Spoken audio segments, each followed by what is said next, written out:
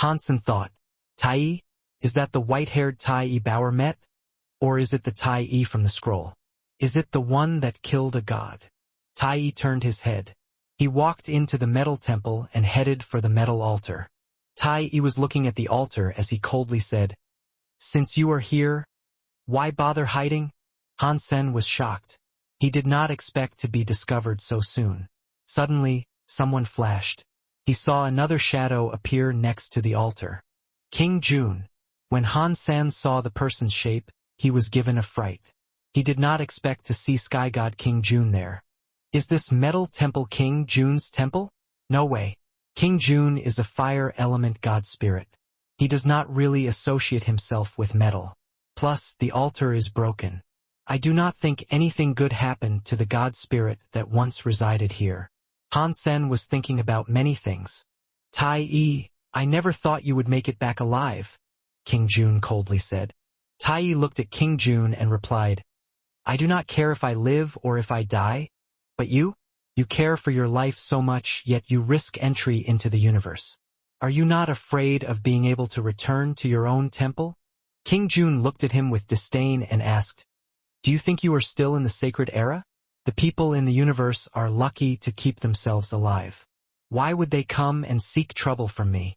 At this time, no matter how bad things become, there are still God's sadnesses, right? Tai asked with a laugh. King Jun's expression was cold. He grunted. Tai, Night God was murdered inside a temple, and that thing was stolen. Was it you? I was just taking back what belonged to me, Tai icily replied. Did you not know that thing was so important to me?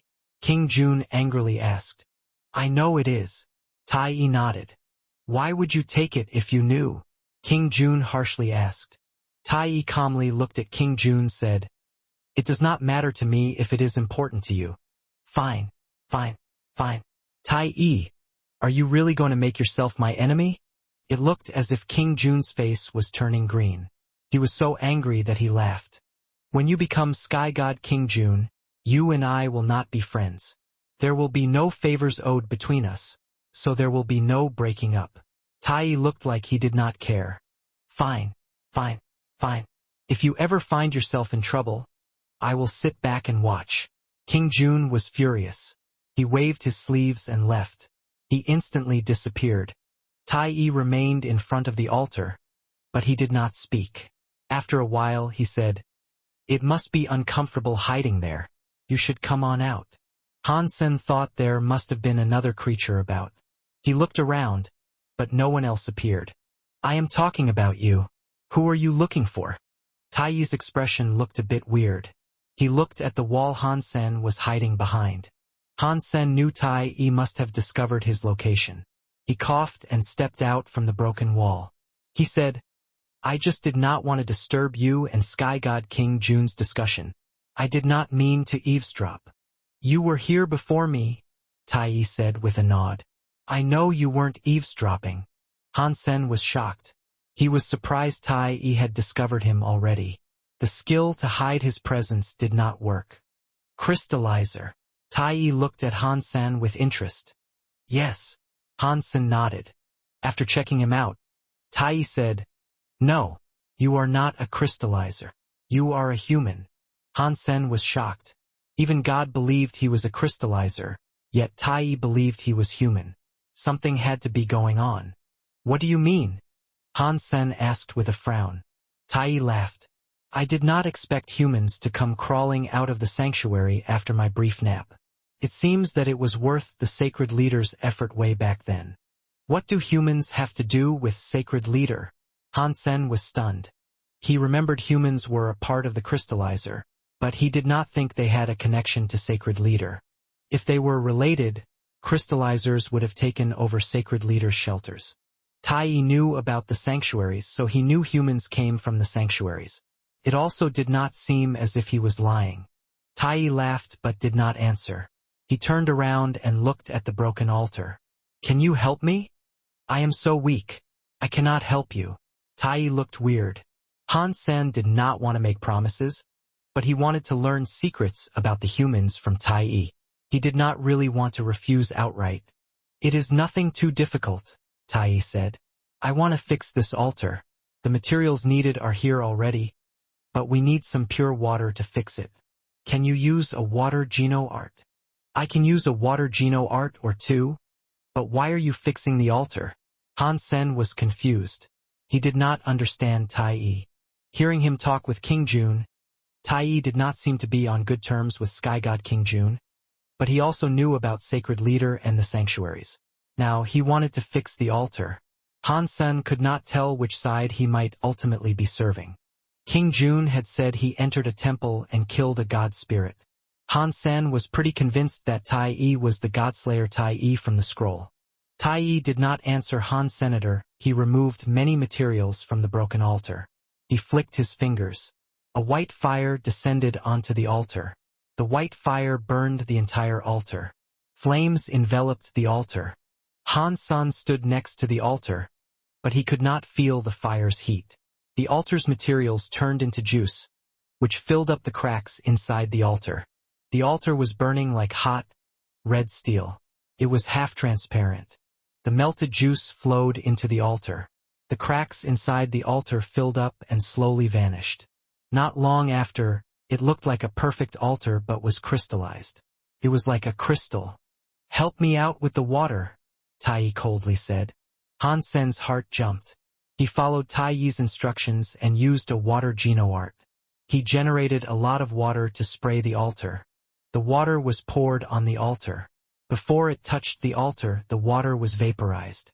We need more to cool the whole altar down, Tai said. Han Sen increased his power. He got more water to hit the altar. Han Sen tried his hardest, but the water was unable to douse the altar. Despite being like the tide, the water was vaporized in the air. Very powerful Tai. Now Han Sen had a better understanding of how scary Tai's firepower was. Since Han Sen had already committed, he was not going to give up. He clutched his ancient water god origin and simulated ancient water god's presence. He then fired water at the altar. Chi! The water hit the altar. White smoke rose from the altar. The burning, crystal-looking altar was stone again. The altar was broken, but it no longer had any cracks. It had recovered and looked like new. There was still no godlight or god spirit spawning on the altar. Thank you so much, little brother. This is your reward. I trust we will meet again. Tai threw something to Han Sen as he walked to the altar. Han Sen watched the altar shine with a bright light. The light was spreading everywhere. Wherever the godlight touched, the broken metal buildings appeared to rewind. All the broken pieces rose up and flew backward. The palace was repairing itself. Suddenly, the entire temple had a bunch of metal pieces flying everywhere. All of the buildings, statues, and tools were recovering as if they were rewinding. Due to the power of the altar, the entire temple started to tear space. It was heading into space. Han Sen did not dare follow the temple into space. He exited the temple and watched it recover from outside. When the temple was 70% to 80% recovered, Han Sen was able to see that the structure of the temple was in the image of a large metal bird. The big metal bird coldly looked across the universe. It gave people the feeling it would shake its wings and fly for 9 nights. The metal giant bird kind of looked like the sun gold bird Han Sen had killed before, but it was a little bit different. The temple was becoming more and more complete, and it was going into space. It suddenly disappeared. Han Sen realized that he had not asked Tai any of the questions he wanted to ask. He lowered his head and looked into his hands. The thing Tai had thrown him was like an egg. It was the size of an egg too. It looked rather heavy and had a metallic sheen to it. What the hell? He gave me an egg. Am I supposed to cook it? Han Sen felt depressed. He did not know the egg's purpose. Han Sen used the Dongxian aura to look. He did not see a life force in the egg. It looked like a small art piece that was built from metal. I have no idea what the hell Tai is up to. He is so mysterious. He can open the temple, so there is a 90% chance he is the god spirit of this temple. After looking at his face, he did not seem to look like a god spirit. This is so weird. Han Sen did not understand, so he stopped trying to think about it. He put the metal egg away, looked around. He still did not understand which direction to head, so he randomly used galaxy teleportation. He hoped he would be lucky enough to find a place with people in it. At least, they might be able to confirm his location. Because he was unable to locate his position, galaxy teleportation was dangerous. If Han Sen randomly teleported into a place, he might end up in the giant mouth of some random beast. He might have even ended up inside a hot pot. The worst thing would have been him teleporting into a knife which would stick in him and cause injuries. Fortunately, Han Sen's body was strong. Although it would likely not hurt him, Han Sen was still going to be careful. After teleporting, Han Sen realized that his body was in water.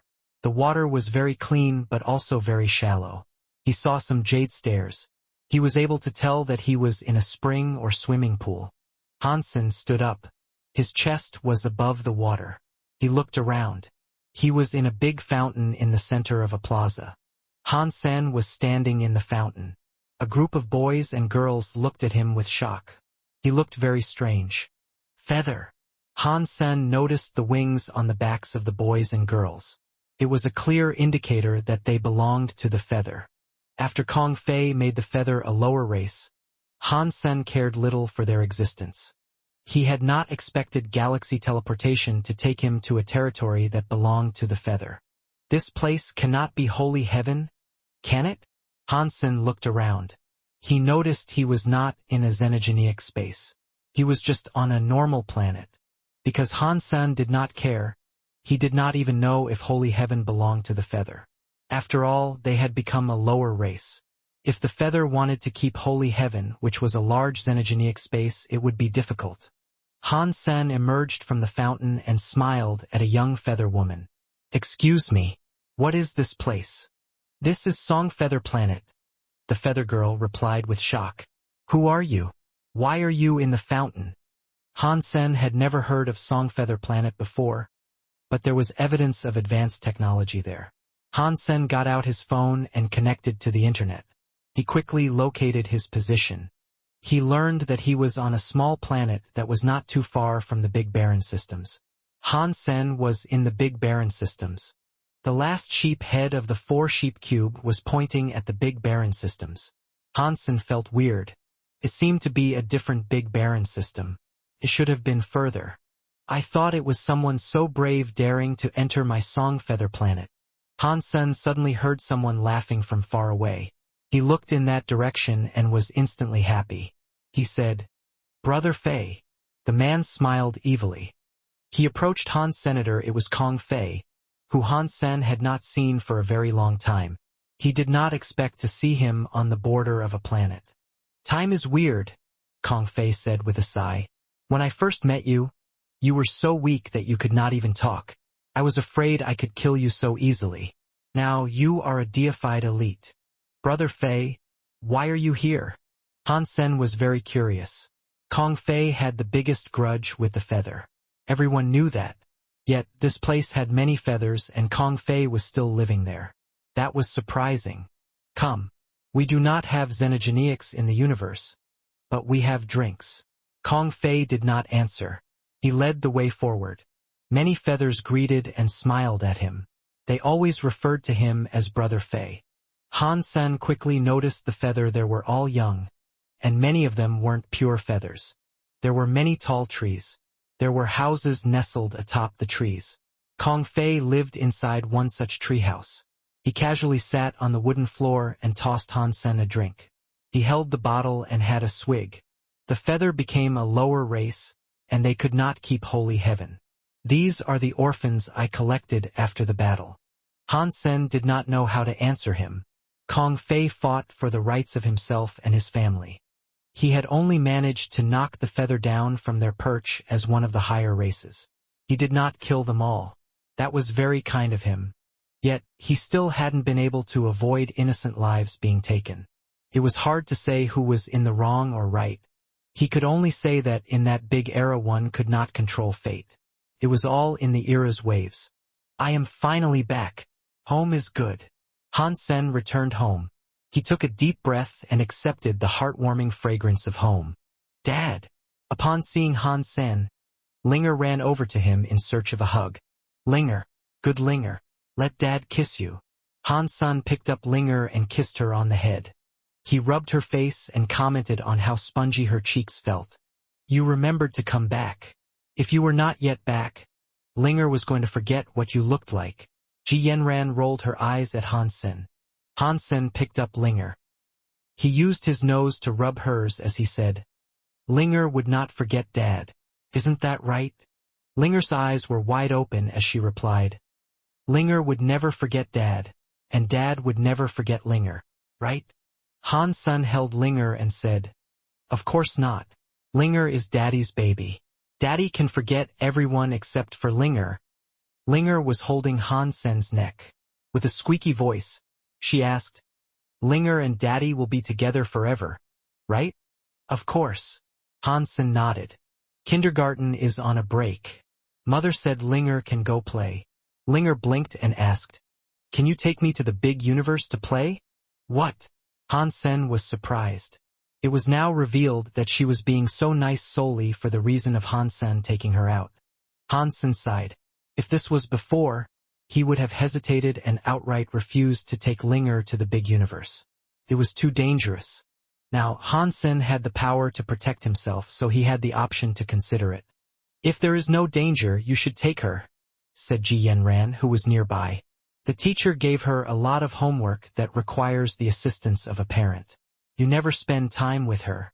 Take this as a trip to finish the homework. Why not? Out there I have a place to stay. Bower and Little Red Bird are there. I bet they miss Linger a lot. Han-sen nodded. He looked at Ji Yanran and asked, Are you coming with us? I am not going, Ji Yanran said. Recently I have been researching Shenmen skills. I have discovered something interesting.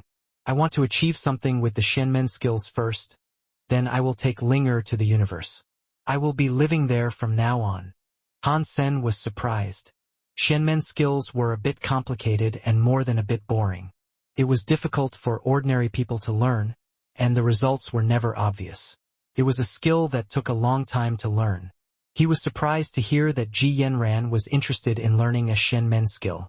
The next morning, Han-sen took Linger with him on his teleportation back to the universe. He said goodbye to Kong Fei and used galaxy teleportation to return to Space Garden. Linger was very good at adjusting. The universe's powerful pressure did not affect her. She was able to adjust to its environment pretty quickly. It was surprising. How powerful is Linger's body? When I just leveled up and came here, it took me a while to adjust to the pressure of this universe. Han-sun looked at Linger with a strange expression. She was merrily jumping around. Her two pigtails were swinging. Han-sun was feeling cocky and said, I cannot blame her. After all, her daddy is the one and only Han Sr. The holy baby was released by Han-sen again. With a look of depression, he waddled over to sit next to him. There were not many changes in Space Garden, but there were many changes in the people there. Bower, Little Red Bird, Little Angel, Zero, Huang Fujing, Qin Xian, Tang Jinliu, and Wang Yuhang were all there. Most importantly, many people had already used the resources of Space Garden to become deified class. Aside from the few that showed up on the Genogod list, Moment Queen and Little Star Star were deified too. This is all because of Little Red Bird, Wang Yuhang excitedly said. If it was not for him, we would not be able to start hunting plant xenogeneics so fast. We would not have as much genofluid to use. By the way, this is such a great place. Deified xenogeneic plants are all over the place. Bower pulled Linger away to play elsewhere. Little Red Bird shook its butt and followed from behind. After following them for a bit, it went back. It flapped its wings and flew around Han Senator. It circled him a few times. Kept looking at him. It seemed as if he was searching for something. Are you looking for this? Han Sen's heart jumped. He brought out the metal egg that Tai Yi had given to him. Little Red Bird was excited and screamed. It flew over to Han Sen and opened its mouth, obviously wanting to eat the metal egg. I cannot give this to you yet. Han Sen smiled and put the egg back. Little Red Bird was disappointed. He was not going to allow Little Red Bird to gobble it up before he figured out what the little metal egg did. Space Garden was not very big, right? They were mostly human creatures and spirits there. Their powers were not bad. Hansen thought. It looks like we can bring more interesting guys here. Space Garden has so many resources now. I can bring a few hundred more people and we'll still be fine. The next place Hansen planned on going to was the realm of the Buddha. He was still hesitant about choosing whether or not to challenge the Buddha and knock them down from being one of the higher races or just going to their lands and stealing the knife back. Taking down the Buddha was the best choice, but Hansen did not want to do it as a human. If he used his crystallizer's name, he did not know if humans would benefit from the act. Ordinarily, after a race's lantern was lit, the creatures of the same race would receive a buff via the lantern. The genes in their bodies increased. Hansen and the others were not pure crystallizers. If he used the name of the crystallizers to light up a lantern, he did not know what the outcome might be. So far, the name of the crystallizers to light up the lantern might yield better results. Wang Yuhang said. Things about humans should not be too obvious. Plus, the ranking of the Buddha is low. It is not worth risking humans to take. Everyone thought using the name of the crystallizers to fight the Buddha was better. After seeing the Genogod list, they knew their powers were much weaker than others in the universe. It was not enough for them to keep a grip on their throne. All right, Hansen nodded. He planned on using Dollar's identity for humans to light up a lantern. To do that, he was not going to select a low-tier race to target. He was going to make sure that when the humans were ready to make themselves known to the universe, they would immediately get into the top 5. Qi Qingqing, Qin Xian, and Han San were talking about the details. They confirmed that they would take down the Buddha as crystallizers and replace the lantern. Bauer, you take good care of Linger. Dad has some things to do. Hansen gave Linger to Bauer. He used galaxy teleportation to go where the Buddha were. Upon seeing Hansen leave, Holy Baby looked very happy and had a murderous expression. He walked over to Bauer and Linger, who were playing together. In the Buddha Kingdom, Burning Lamp seemed to be in a fairly fine mood. Previously, he was just larva class. With his age and energy, he was not able to level up more. No one knew that through the process of making the knife blank, he had a few surprises. When the knife was forged, he felt the power of the knife. It let him level up to butterfly class. Afterward, things got even better. The Genogod list randomly opened. He was able to rely on that knife and reach the top 100. He ended up in the 80th position. He received a true god weapon and the material of a true god. After all that happened, he felt incredibly lucky. Burning Lamp himself found it difficult to believe. My luck is not bad. I got a random true god weapon like this. With this god doll, that means the Buddha have another true god elite. When the oil of my lamp runs dry, I will not have to worry too much about leaving the Buddha without anyone to continue the legacy. Burning Lamp was looking at a black doll, which was as tall as him. He looked excited. The black doll had many weird and mysterious markings. It was just standing there. It gave people the feeling that it possessed powerful magic. That god doll was the true god weapon Burning Lamp had received. He just needed to activate the god doll for it to follow his commands in combat. The power of it was like the power of a true god elite. But Burning Lamp was only butterfly class. He did not have enough power, so he could not keep using the god doll to fight. The power of a true god, even if it was used for only a short amount of time, was still able to deal damage that could not be imagined. That satisfied Burning Lamp. As long as there was a deified around, they could make use of the god doll. The duration it could be used for was all based on how much power could be put in. Although the time limit was short, even if Burning Lamp died, someone in the Buddha could still make use of the god doll. The Buddha could still maintain their power. With this god doll and the cause karma knife, unless a top-class elite wants to fight the Buddha, we'll be fine. We still have the backing of the Extreme King. There won't be many changes. If we successfully refine this material, Burning Lamp was looking at a 3-foot-long red bone. He looked excited. That bone was the true god material he had earned. The bone was called the Break Soul Bone. It was the arm bone of a true god xenogeneic called Break Soul Beast. Burning Lamp thought, it is a shame to refine the causal karma knife. The Buddha have used almost all the savings of this generation. We will not be able to afford another true god weapon. We will have to put his bone into the Buddha light pool. If we let it get rinsed by the Buddha light, it will become pure in around 1,000 to 10,000 years. Perhaps then the Buddha might become very famous, and we might have the resources to create another true God weapon. He was going to put the break soul bone into the Buddha light pool, but his expression suddenly changed. The Buddha's light pool was shaking. It was not just the Buddha's light pool, but the whole Buddha kingdom was shaking. It was like an earthquake was happening. Everyone in the Buddha kingdom felt the earthquake. The sky and ground suddenly changed color.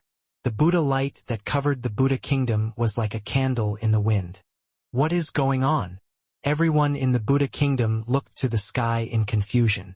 They shockingly realized that a man was floating above Buddha kingdom. That man was just standing in space. One of his hands was touching the Buddha light that protected the Buddha kingdom. For centuries, the Buddha light had not been moved. Now the man was touching it and swinging it.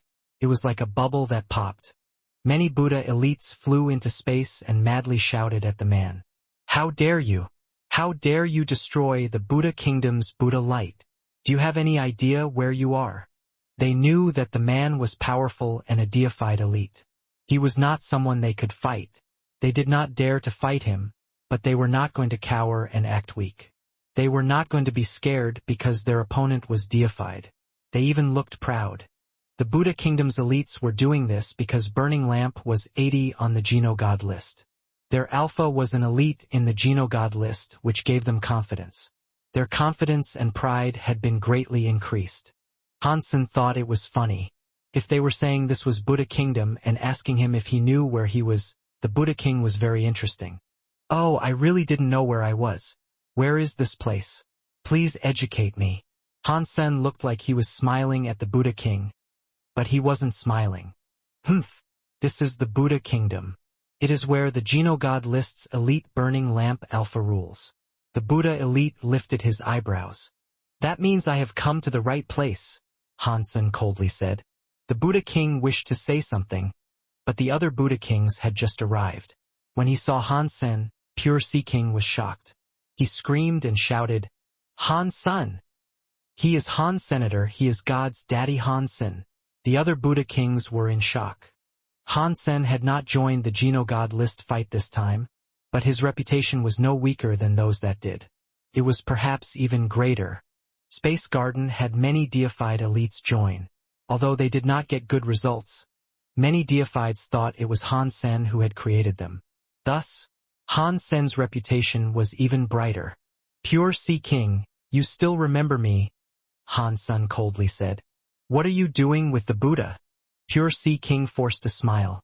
Back when Burning Lamp stole Hansen's knife blank and turned him into an ant, Pure Sea King had been nearby. He knew Hansen really hated the Buddha, so he knew this was not a polite visit. Yet Pure Sea King was not scared. Hansen was famous, but his power was not that great. Burning Lamp Alpha had just been number 80 on the Genogod list, and he had beaten Pluto Peacock, which was true God class. That made Pure Sea King very proud. Plus, the Buddha belonged to the Extreme King. If Hansen wanted trouble from the Buddha, he had to worry about the Extreme King. I am here to make you pay, Hansen said. We Buddha do not owe anything to anyone, Pure Sea King said with a dim look. Hansen coldly laughed. Ha! Ha! You don't owe anything? If you say that, then I will say something else. I do not want you to owe me anything. By that I mean I will make your race extinct. How dare you? Is the Buddha a place where you can talk like a crazy man? Many Buddha elites were so angry and started shouting. Hansen menacingly laughed. His fingers had strength. The protecting Buddha light, which had protected the Buddha kingdom for 1,000 years, broke like a bubble in his hands. The entire Buddha kingdom was left exposed in space. All the Buddha looked shocked. They fell back. Without the Buddha's light for protection, their security was reduced by 50%. They would not dare fight Hansen. Amitabha! The Buddha's catchphrase was up. Burning Lamp was wearing Buddha clothing. He was on his way, and he was quick to arrive before Hansen did anything else. Mr. Alpha! As they watched Burning Lamp Alpha descend, all the Buddhas felt considerably safer. Burning Lamp waved his hand. signaling for them to no longer talk. He looked at Han San and coldly said, Mr. Han has come to the Buddha kingdom and broke our protective Buddha light.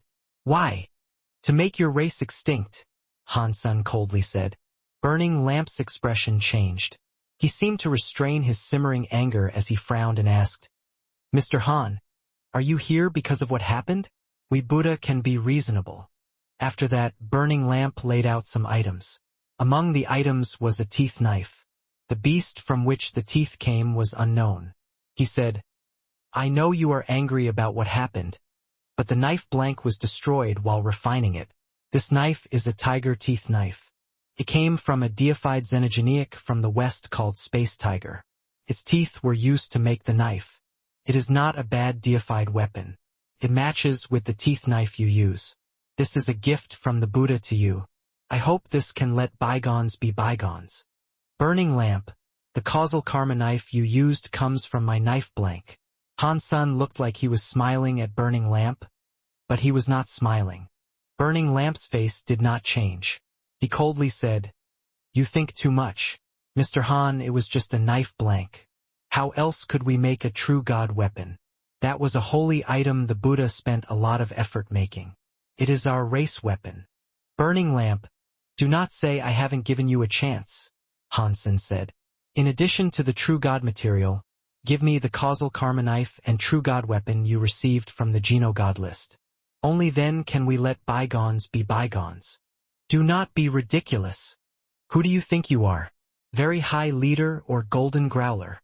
Mr. Alpha, there is no need to talk to a prick like this, who does not know his place. He destroyed our protective Buddha light. We should kill him. All the Buddha kingdom's kings were incredibly mad.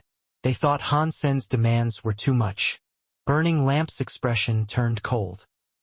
He looked at Han San and said, In respect to Knife Queen and Sky Palace, if you go now, I will pretend you were never here. If you are really going to be this ridiculous, then do not take it out on us for being cruel. Han San knew this was going to happen, so he icily said, Burning Lamp, I have just given you and the Buddha a chance, but you are too greedy and have not cherished it. Burning Lamp wished to say something, but he suddenly saw Han San wielding light. It was like a volcano erupting into the sky. It was quickly dyeing the whole of space a weird color. All the stars went dark. I, by the name of Han San, who is a crystallizer, am going to light up the race lantern. Han Sen's voice boomed across the universe. It was like the whole universe was sending his voice out to echo across the dark corners of the cosmos.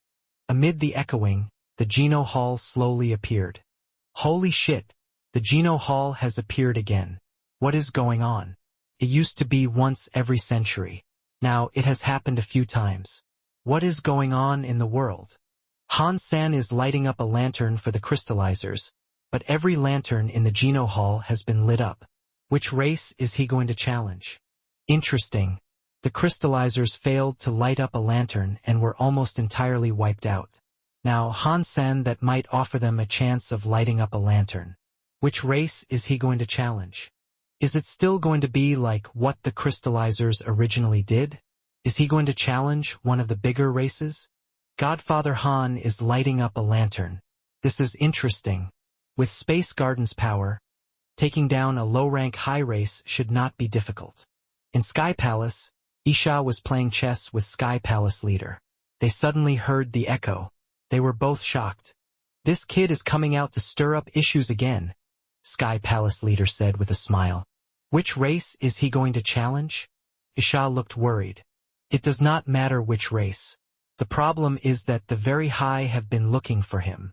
If he shows himself now, the very high might find him. I am afraid that with his anger, he will probably challenge the Buddha. You know what Burning Lamp is like now. That kid is not dumb, Sky Palace leader said with a laugh. If he dared to show up, he must have a plan. There is no need to worry. Inside a building on the other side of Sky Palace, Yoon Sui's pretty eyes looked strange. Han San is lighting up a lantern for the crystallizers. Which race is he going to challenge? In the Extreme King, Queen Bai Wei saw Han San in space. She looked conflicted. In an abyss, the leader looked at Han San in space and said, Crystallizers, They are making a comeback. Lighting a lantern for the crystallizers, Blood Legion leader said with a smile. Hansen is interesting. Across the universe, many creatures were tuning in to watch the fight. At the same time, in the very high, Exquisite looked worried and said, "When did he come out? He is also showing himself in public and wants to light up a lantern. He is just asking for my people to catch him. Do not worry, big sister. He must have a plan if he is going to do this." Likir tried to offer her comfort. Exquisite practiced very high sense, but she could not help but worry. "I am not worried about whether or not he can light up the lantern. Even if he does, with the involvement of our people, he won't succeed. He really shouldn't have shown himself now." Every race looked into the sky. They saw Hansen standing in front of the Geno Hall. They were curious to learn which race he was going to challenge. The faces of Burning Lamp and the Buddha turned pale. They knew which race Hansen was going to challenge, but they did not dare believe it. No matter how famous Hansen was, this was just because of his blessing skill. With his real power, he was nothing compared to Burning Lamp, who was ranked 80th on the Geno God list. It was hard to believe Hansen would dare challenge the Buddha. The Geno Hall was completely visible. Hansen pointed his finger. His finger had a drop of blood on it. The blood was going to the Geno Hall's gate. When the blood got close to the Geno Hall's gate, the gate doors opened up. The doors were wide open. All the lanterns of all the races were shining in the Geno Hall. They shone across the whole universe like it was daytime. Everyone in the universe stared at Hansen and the open Geno Hall doors. The lanterns were shining inside. This proved the Geno Hall had approved Hansen's challenge.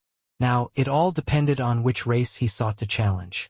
Hansen looked at all the lanterns, which were burning brightly. They were like beasts staring at him with hungry eyes. Hansen's face did not change. He moved his lips and said one word, "Buddha." When Hansen spoke that sole word, the other lanterns seemed to dim. Only one lantern blazed fiercely, and its light became brighter. It flew out of the hall with a murderous aura. The starlight was shining. The symbols on the foreheads of all the Buddha in the universe started to shine. Even in the faraway reaches of the universe, the stamp could be used to pull themselves to the Geno Hall to protect their lantern. Angry roaring sounds echoed across the universe as infinite numbers of Buddha traveled through space. Even the most casual Buddha, who didn't have the power to fly, was able to use their race's stamp to fight. Countless Buddha gathered before the lantern. Their bodies burned with Buddha light. Everyone was giving their power to the lantern, which made the Buddha lantern's flame blaze even brighter. It was like a northern light shining across every creature in the universe. It released an unimaginably scary power. "Hansen, are you really going to fight the Buddha to your death?" Burning Lamp looked calm, but his eyes could not hide his seething desire for murder. "I am only destroying the Buddha," Hansen coldly said. "It can't be that difficult." After hearing Hansen say that, everyone in the universe had a strange expression. Buddha power was not great in terms of a higher race, but Burning Lamp, the Buddha Alpha, was an exception. He had surprisingly reached butterfly class. During the Geno God list fights, he had managed to beat a Pluto peacock. He destroyed a powerful true god Xenogeneic to achieve the 80th rank. Even people from higher races or ranks would have thought twice about challenging the Buddha. Plus, the Buddha had the support of the Extreme King. The Extreme King would not sit idly by and watch the Buddha get attacked. If they did, no one would place their trust and faith in the Extreme King anymore. Godfather Han is too arrogant. Although there are many deifieds in Space Garden, they are all just primitive. How can he compare to Burning Lamp, who was in the top 100 on the Geno God list? Godfather Han is challenging the Buddha alone. Everyone was talking. Isha looked weird and said, "Of course, he challenged the Buddha and did it alone." Sky Palace leader laughed and said, "I see Hansen's level is not too low. He might succeed. But what?" Isha asked. The crystallizers failed their challenge back then. It was because an outsider joined the race fight. The high race that appeared back then might show up once more to stop the crystallizers again. Even if they do not show up, The very high might not be willing to let Hansen go. This will still be very difficult. Sky Palace leader shook his head. Back then, who interfered and prevented the crystallizers from becoming a higher race? Isha asked with a frown. It is hard to say. It has been a long time. Whatever creatures witnessed that fight are most likely all dead. Even the old antiques that are still alive won't talk about it anymore. Sky Palace leader laughed and said, regardless, the people that stopped the crystallizers have already become historical cosmic dust. They might not appear again. What Hansen needs to do now is deal with Burning Lamp and the Very High. While they were talking, the Buddha were furious after hearing what Hansen said. Mr. Alpha, this guy should be killed.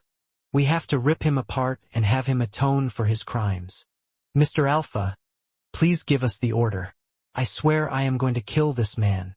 Burning Lamp continued to look calm, but the murderous fires in his eyes became wilder. He coldly said the Buddha's catchphrase, Amitabha, if you really are going to do this, then you cannot blame the Buddha for being mean to Sky Palace. That sentence was obviously not meant for Han Senator, he was saying it to Sky Palace leader and Isha. After saying that, Burning Lamp's Buddha blazed with Buddha light. He waved his hand and cast a weird Buddha light. It was a transformation skill that turned Han Sen into an ant. Now, Burning Lamp was butterfly class. He was stronger than he was before. This transformation light, as a result, was stronger than before. Under his palms, it was like he could claim the whole of space. The Buddha saw Hansen had no reaction. When he was hit by the shape-shifting Buddha light, he looked happy. When the shape-shifting Buddha light struck Hansen, it was like a breeze across his face. It did not change the shape of Hansen's jeans. It was not even able to ruffle his hair. Hansen remained coldly standing in space. Not even his sleeves had moved. Along with Burning Lamp, the expressions of many Buddha elites changed. When Burning Lamp began the Geno-God list fight, he used this shape-shifting Buddha light to turn a primitive deified into a toad. Hansen just stood there.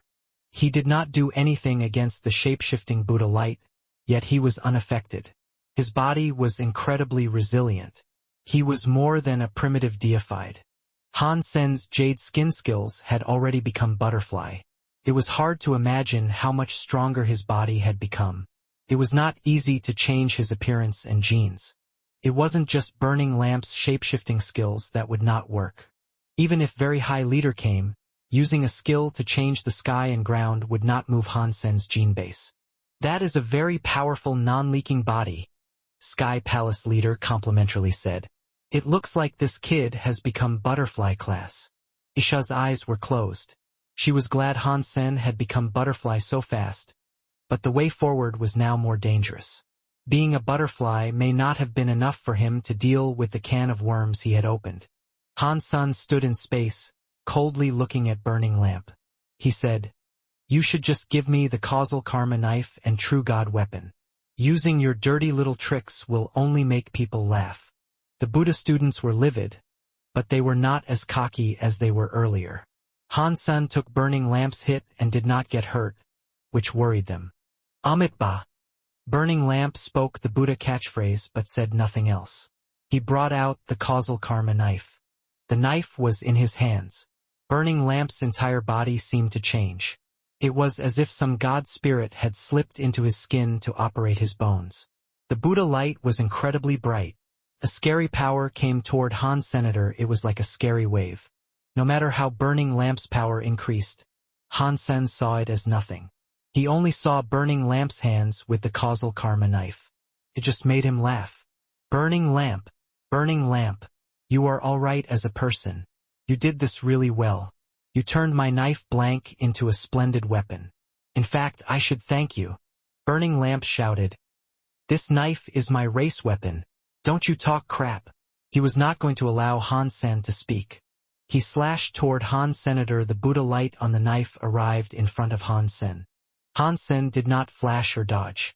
He turned his hands into a knife and used teeth knife for an eye-to-eye fight. The purple knife light came out of his hands. It went across Burning Lamp's Buddha shadow knife light. The Buddha light looked strong, but Hansen was able to crack it with just one slash. The purple knife light was powerful. It appeared in front of burning lamp. He was shocked by this, so he tried to dodge it. He was too late. His Buddha clothing was cut a little. The universe was shocked. Burning lamp was in the top 100 of the Geno God list. His power was not great, but he was still a butterfly.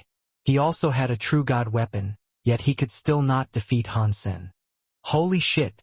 When did Han Sen become this strong? Godfather Han is exploding. He has suppressed burning lamp in a single strike. What has this guy been up to all this time? How could he level up so fast? It is a shame Han Sen did not join the Geno God list fights. If he had taken part, they would have been even more exhilarating. It is no wonder why he has chosen to challenge the Buddha. He really is quite strong. I know who Han Sen is. He is God's daddy. How could he do something that he was not confident with? Every Buddha looked nervous and strange. In the past, no one would have believed that Han Sen could suppress burning lamp, who was in the top 100 of the Geno God list. The Buddha had a lot of faith in burning lamp, but Han Sen's knife had suddenly lobbed their pride and confidence into the abyss.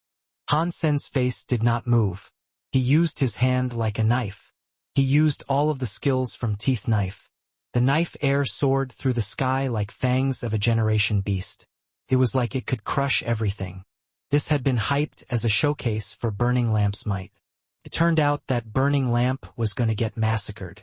He was at a total disadvantage. Burning Lamp could not repel Han Sen's knife air. He kept dodging. When he could no longer do so, he used his causal karma knife to block Han Sen's knife air. The knife air hit the causal karma knife. Burning Lamp and his knife flew away like an asteroid through space. His face turned white. His organs had been rattled quite a bit. They are both butterfly class, but Han Sen's power far exceeds that of Burning Lamp. How did that guy do this? Extreme King's fourth uncle complimented him. Second uncle by Bai laughed and said, Han Sen should not celebrate too soon. He is strong, but he is not stronger than the Pluto Peacock. Burning Lamp used the knife to defeat Pluto Peacock. It will be hard for Han Sen to win.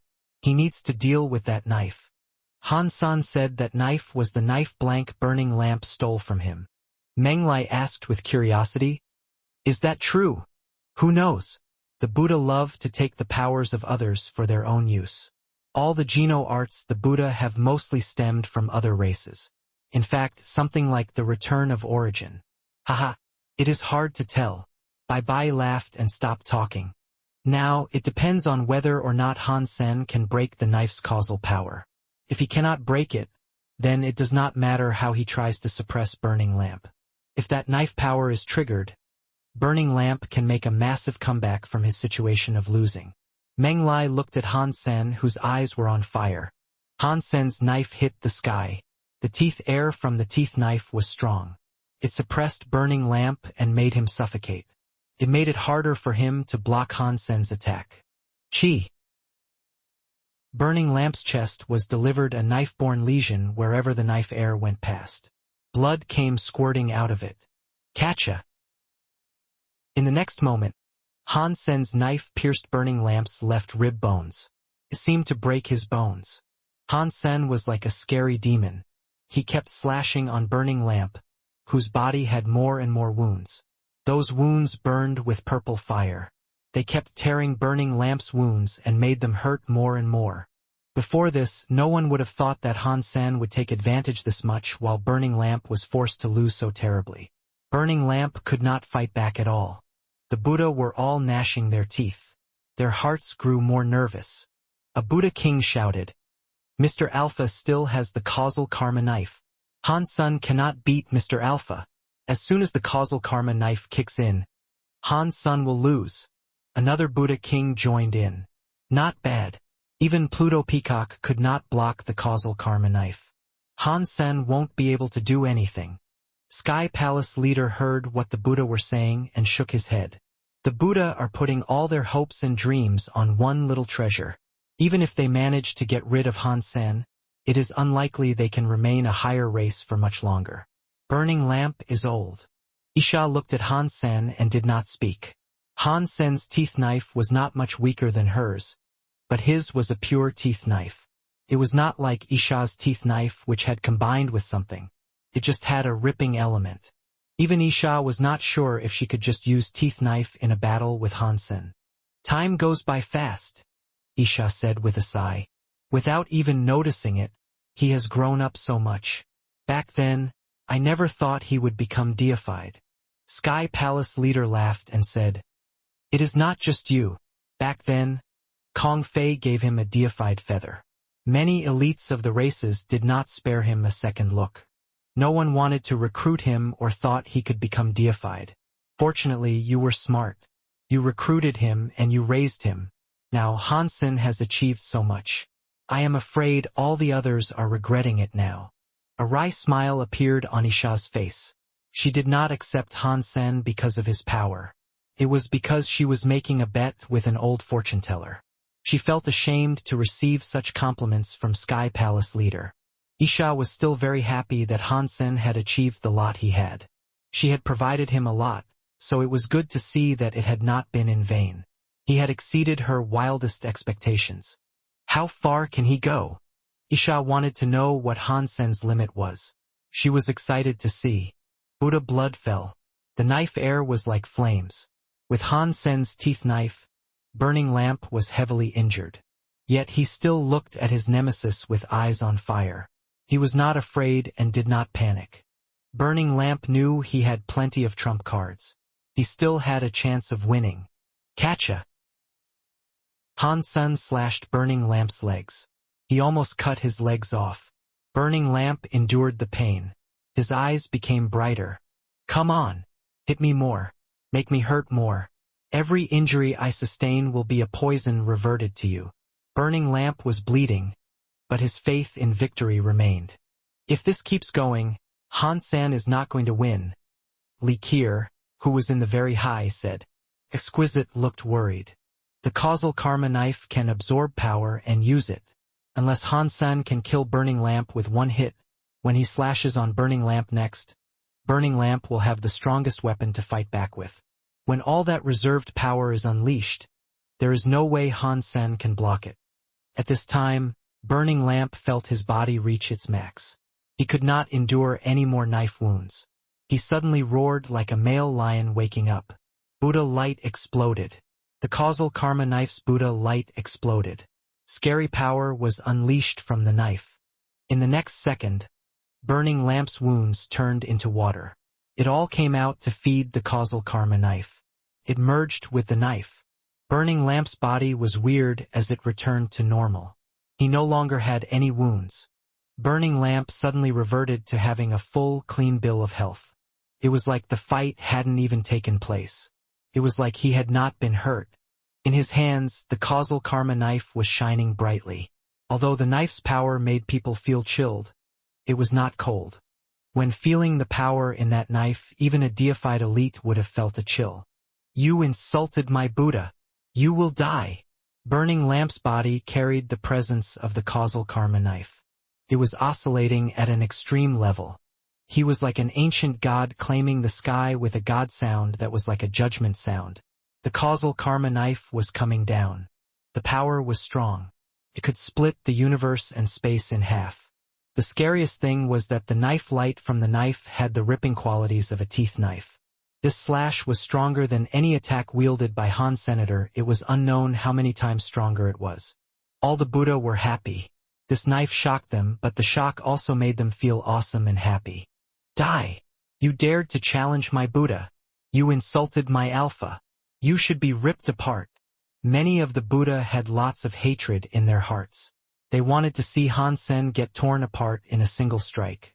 Seeing knife lights come like the end of the world, Hansen complimented it. Like turning expectations on their head, that is a very powerful causal karma knife.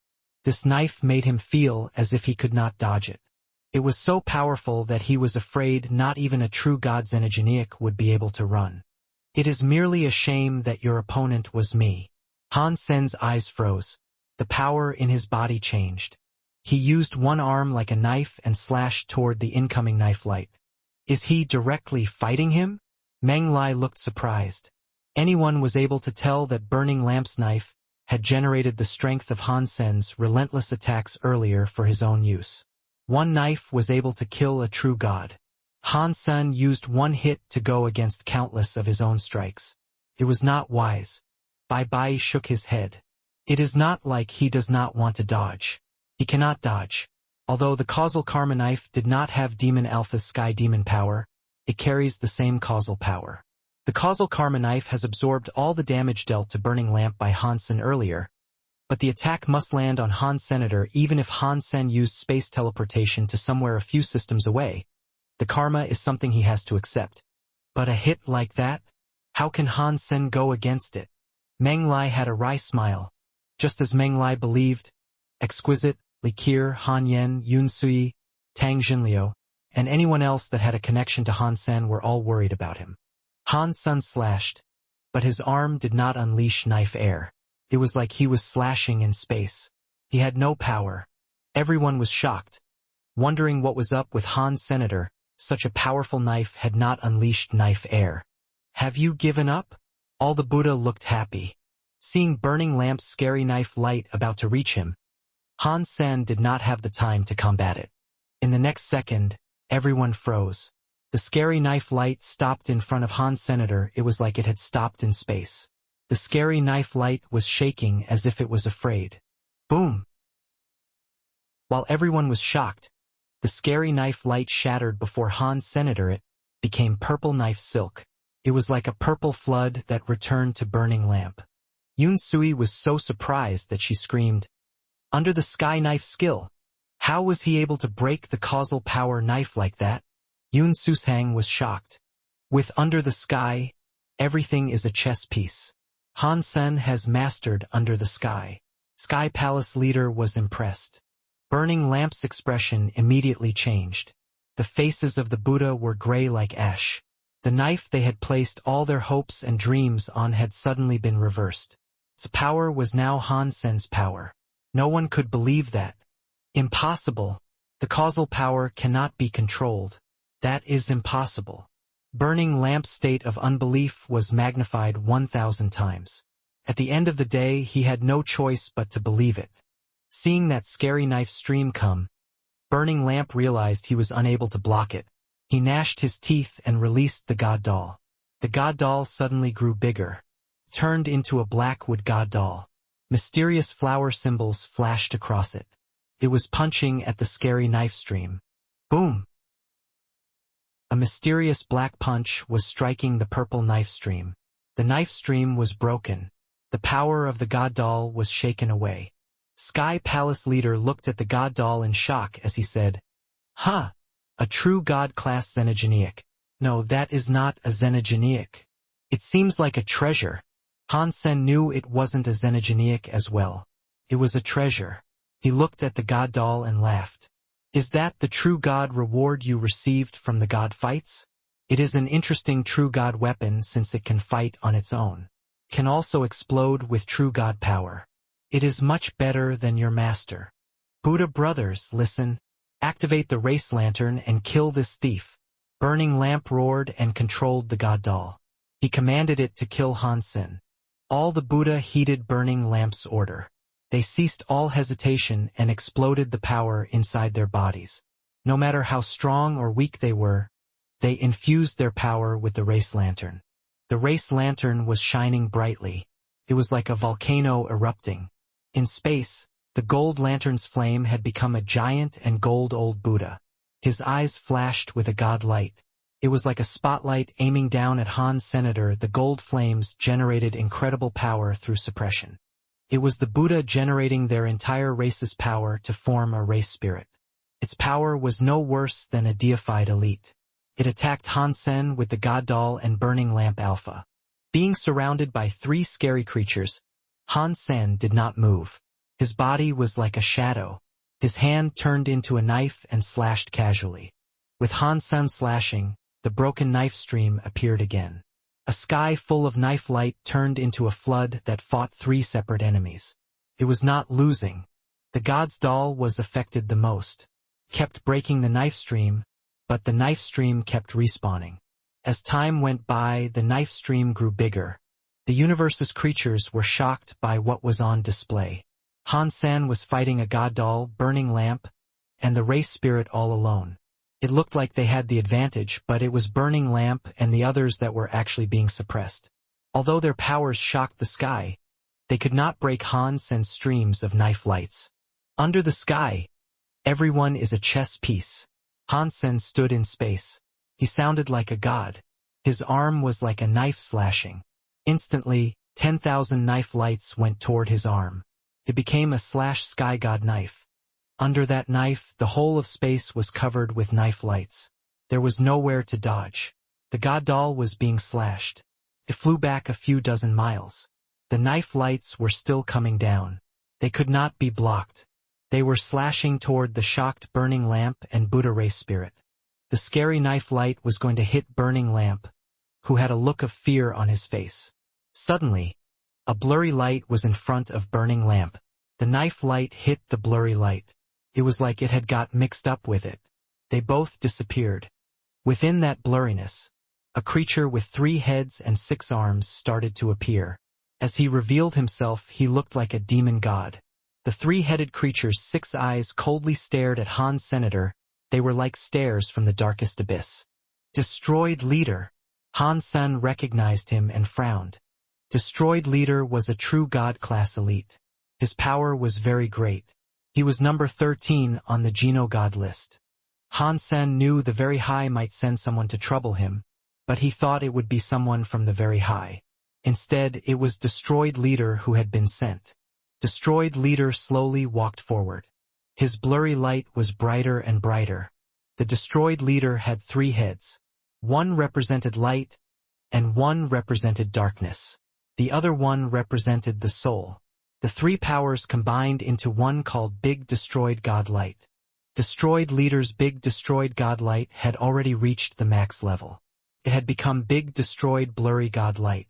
It was one of the Geno arts that made the most destructive powers. It was almost indestructible.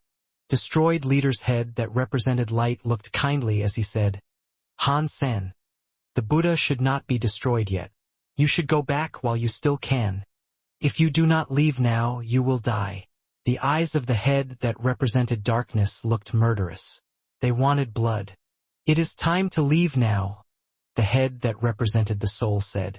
The 3 heads spoke in a different tone of voice. Destroyed Leader's blurry god light expanded. It was headed for Han Senator. If Han Sen did not leave, he would probably be attacked. All the Buddha were happy. They had not expected things to take such a wild turn. The Buddha did not have a good relationship with the destroyed, yet they were actually helping them. Today I am going to erase the Buddha from the list of higher races. It does not matter who gets in my way. Han Sen was in space. Countless streams of knives spun and surrounded him. It was like the galaxy was protecting his body. He stared at Destroyed Leader. He did not look as if he was going to retreat. Then go and die. Destroyed Leader's 3 heads used a different tone of voice to say the same thing. The Big Destroyed Blurry God Light was shooting toward Han Senator. It was too fast. There was no time to dodge. Pang! The blurry god light hit Han Sen's evil-looking, purple metal shield. The eyes of the evil-looking pretty lady engraving on the shield started to open. The blurry god light was frozen by her vision. It was like a great galaxy had frozen in space. Today, the crystallizers must become a higher race. No one can stop me. Han Sen raised his shield and walked toward the Buddha's race lantern. Big Destroyed Leader's Big Destroyed Blurry God Light was strong, but it could not shatter the shield of the Medusa's gaze. All of the Big Destroyed Blurry God Lights froze in space. They did not deal any damage to Han Sen. Burning Lamp and the Buddha were falling back. They were close to the race lantern, but they looked terrified.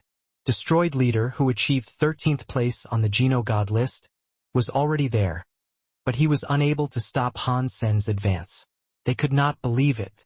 Seeing Han Sen almost come before the Buddha's race lantern, a scarier presence ripped space and appeared. It was powerful. The Geno God lists number 17, Kill Ghost. Geno God lists number 21, a true god from the Tribulation race. The Geno God lists number 39, Northern Light Alpha. Many scary existences went into space. They all arrived within a single second. A dozen scary elites had come. Some of them were on the god list whereas others were not on it. Regardless, the powers each of them had already reached true god class. Burning Lamp was as much shocked as he was happy.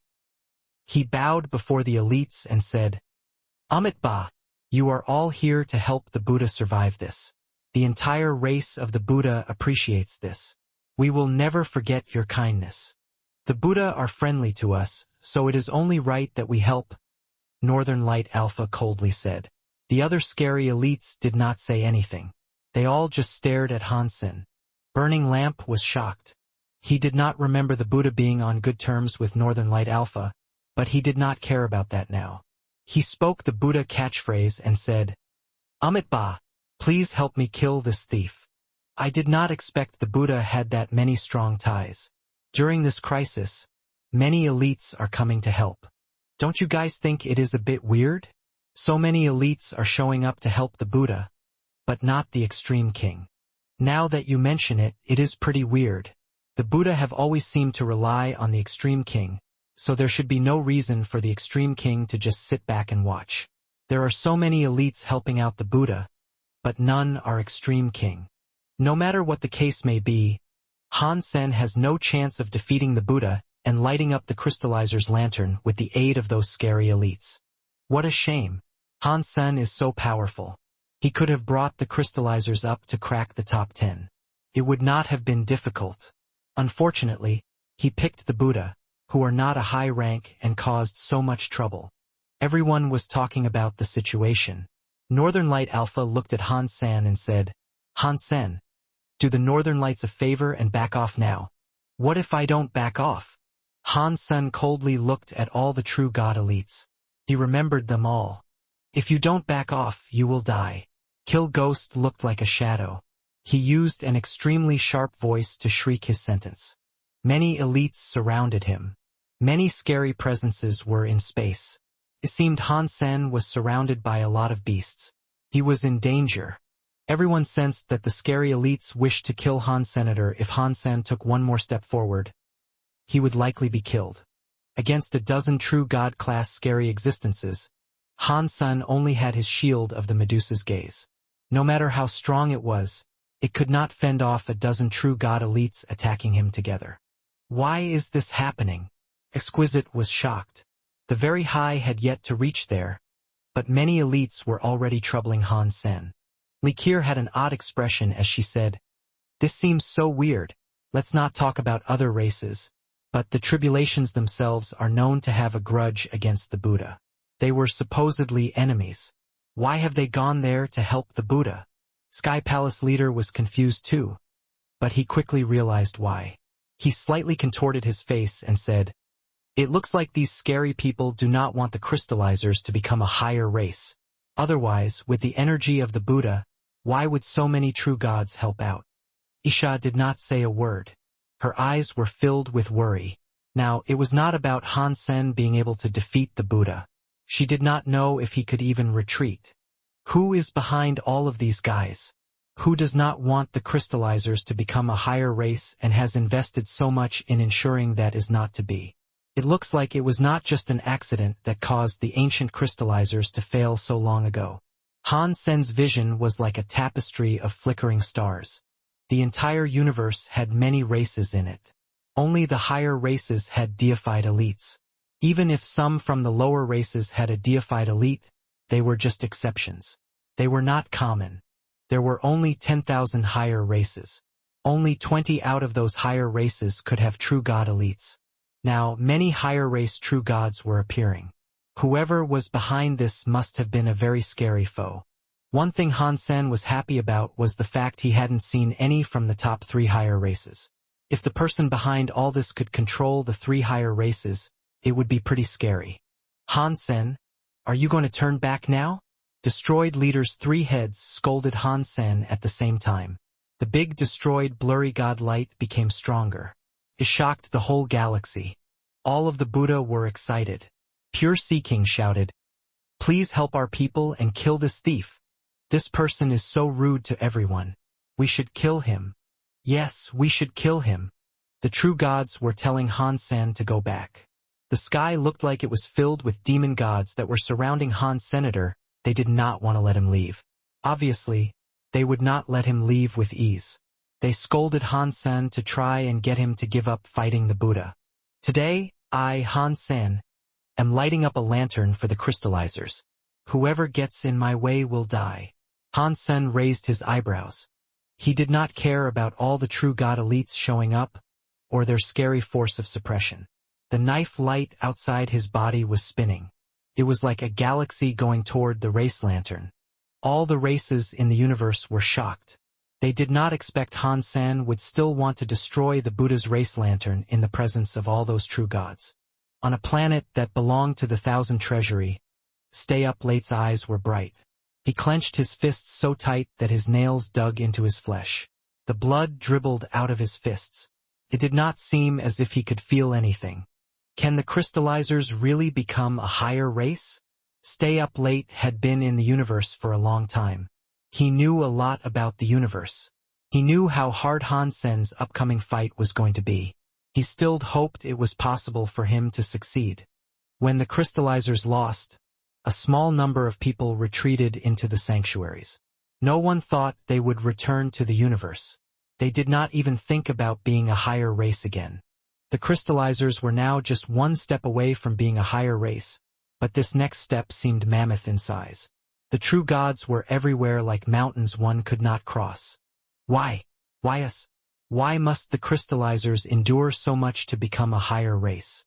Why do all these true gods want to make it so difficult for us? In the universe, all the leftover crystallizer children wept. Their eyes were red like Stay Up Late's. They were so angry that they roared.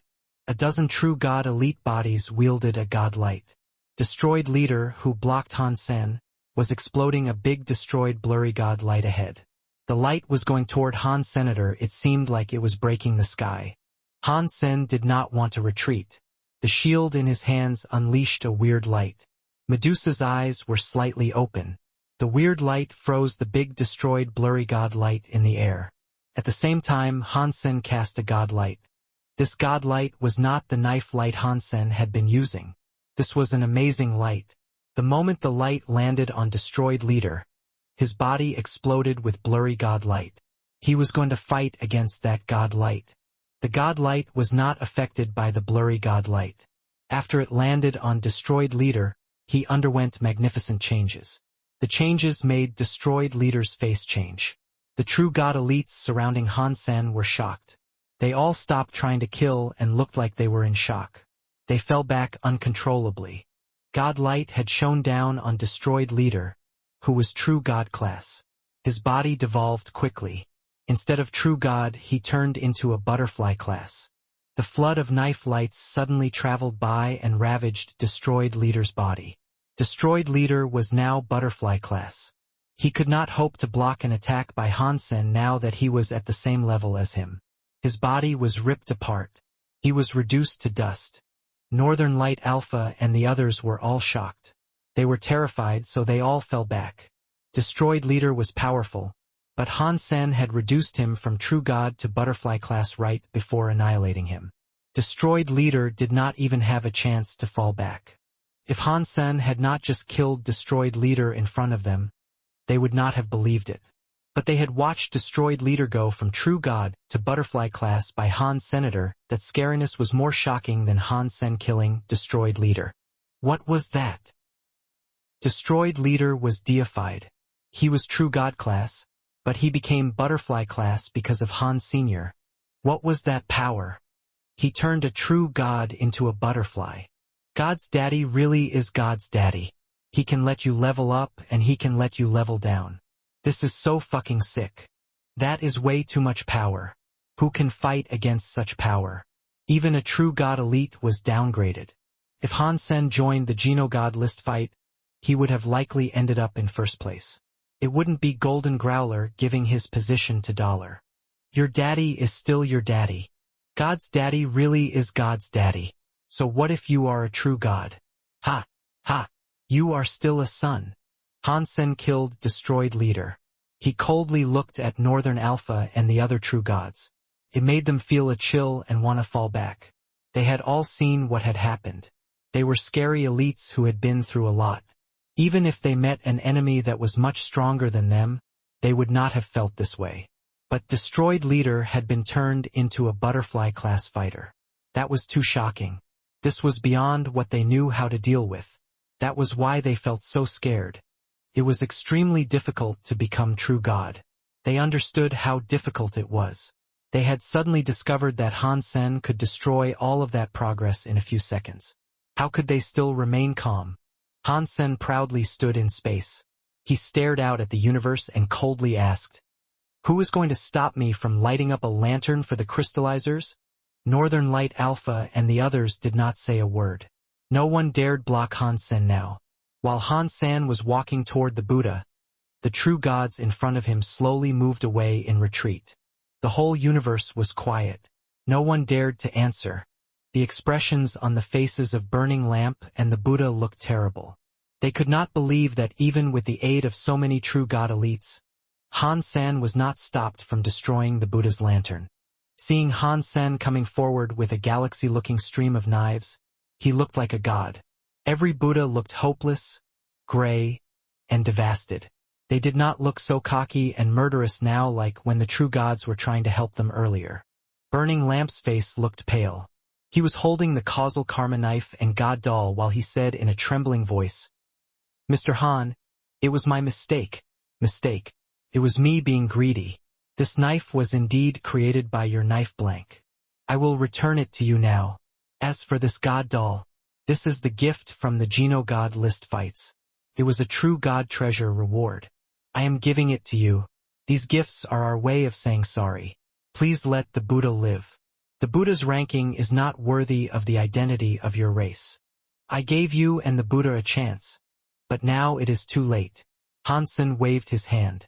Tens of thousands of knives descended on the Buddha's race spirit. Boom! The race spirit was shattered. The flame on the race lantern was extinguished too. The faces of the Buddha looked pale. The marks on their foreheads disappeared. It made their bodies violently shake like they had been hurt. Their bodies were in pain as they shook. Their life forces decreased. Blurg! Burning Lamp Alpha spat out some blood. He went from butterfly to larva class. All of the Buddha's levels were decreased by one as well. The boons provided to them by the buffs that came from being one of the higher races were gone. The race lantern, which had no light, was flying into the drop Hansen's drop of blood. The blood went into the lantern. It turned into a fire that relit the race lantern. The fire grew brighter. The lantern was crystal clear like icy jade. People were unable to feel the heat from it. It actually made them feel cold. When the race lantern lit up again, the lantern shone brightly. The Buddha sign on the lantern disintegrated into dust. The race lantern was in front of Han. Senator Hansen moved his finger. He used the blood to write crystallizer on the lantern and said, "The crystallizers are now a high race. From now on, no matter your association with the crystallizer bloodline, pure or not, and no matter how much blood you carry, you are a crystallizer. You are a part of us, and you will be protected." When Hansen's voice boomed, the race lantern's words were shining like a sun. It shone on the entire universe. In that light that shone so bright, Stay Up Late and the other crystallizers had a race mark appear on their foreheads. The shape was like the letters that composed crystallizer, which was the word Hansen had just written. Boom! Stay Up Late had already reached King class. He was at the max level. When the crystallizer mark formed, his body quickly changed. He was suddenly made into a deified. In every corner of the universe, the leftover crystallizer bloodline that had been exiled were all changing. They all leveled up once. By being one of the high races now, their talents also increased. Their genes were modified by a weird power. They were all enhanced. In Space Garden, Tang Jinliu, Wang Yuhang, Huang Fujing, and the other humans had a mark appear on their foreheads. Even the foreheads of Bauer, Linger, and Hang Menger had the mark appear. Catcha! Huang Fujing's body changed. She became a transmutation class. Other people ended up the same way. All of them started to evolve thanks to the race mark. Only Xiaqing King, Moment Queen, Little Silver, Little Star, Xenogeneics, and Spirits did not get the crystallizer race marks. Clearly, their bloodline did not have a connection to the genes of the crystallizers. In a hidden space in a red dwarf, God's Retribution and the other Blood Legion members' foreheads had a mark appear. Clearly, their blood had a crystallizer gene. There wasn't much, but it was there. Whichever creature in the whole universe had genes of the crystallizers in them, no matter how pure or not or how much or little they had, as long they had some, they would have the buff that was now applied to the crystallizer race. One shameful thing about it, though, was that the Buddha rank was quite far behind. The effects of their buff were nothing exceptional. Their genes did not improve by much or very fast. If they were able to get to the top 10, the gene modification level would be increased. It would make the talent of the whole race increase by a lot. Han Sen's lantern was different from Kong Fei's because Kong Fei was a feather and had been abandoned by the feather. He was exacting revenge on the feather, so he chose to be a separate race. He refused the lantern's power that would provide him a buff. Han Sen chose to buff his entire bloodline. No matter how much crystallizer blood one had, even if it was only just a little, one could get the crystallizer bloodline's buff. Even if that person had another high race's blood, as long as the body had some crystallizer genes, they could get the crystallizer bloodline's buff. They could also have the buff that applied to another bloodline. That was what most high races did. Han Sen chose this because the blood of humans was not pure. If he only selected a pure blood buff, he did not think there would be many humans that could enjoy the crystallizer race lantern's buffs. The crystallizer race lantern was shining brightly. The Geno Hall's lantern was bright. It was like celebrating the birth of a high race. It looked like it was fighting to be the brightest. It shone across the whole universe. After the crystallizer lantern flew into the Geno Hall, the gates of the Geno Hall closed. The universe returned to normal. The new marking on the many crystallizer creatures started to fade. It was not blatantly visible anymore. The buffs that modified their bodies remained. Us, crystallizers, we finally become a high race, stay up late, who was always quiet, roared to the sky. He looked as if he was going to unleash all the sadness and anger he used to have. Crystallizers, we are a high race. Many of the crystallizers were shaking. They looked at their bodies. They could not believe that this was true. All the races in the universe looked at Han Sen, who was in space, with a conflicted feeling. Han Sen went over to look at Burning Lamp and the rest of the Buddha. They felt Han Sen's vision. Burning Lamp was shaking. He looked terrible. He thought having the causal karma knife would make it the ideal time for the Buddha to shine, but this was how things had ended up. This really is because of karma. If I had not stolen this knife blank, the Buddha would not have ended up like this. Burning Lamp felt lifeless. He put the causal karma knife, God doll, and break soul bone in front of Han Senator. He bowed and said, "This was all my fault. It is not the fault of the Buddha at large. The Buddha are not worthy of these items. I can give them to you and you can also take my life.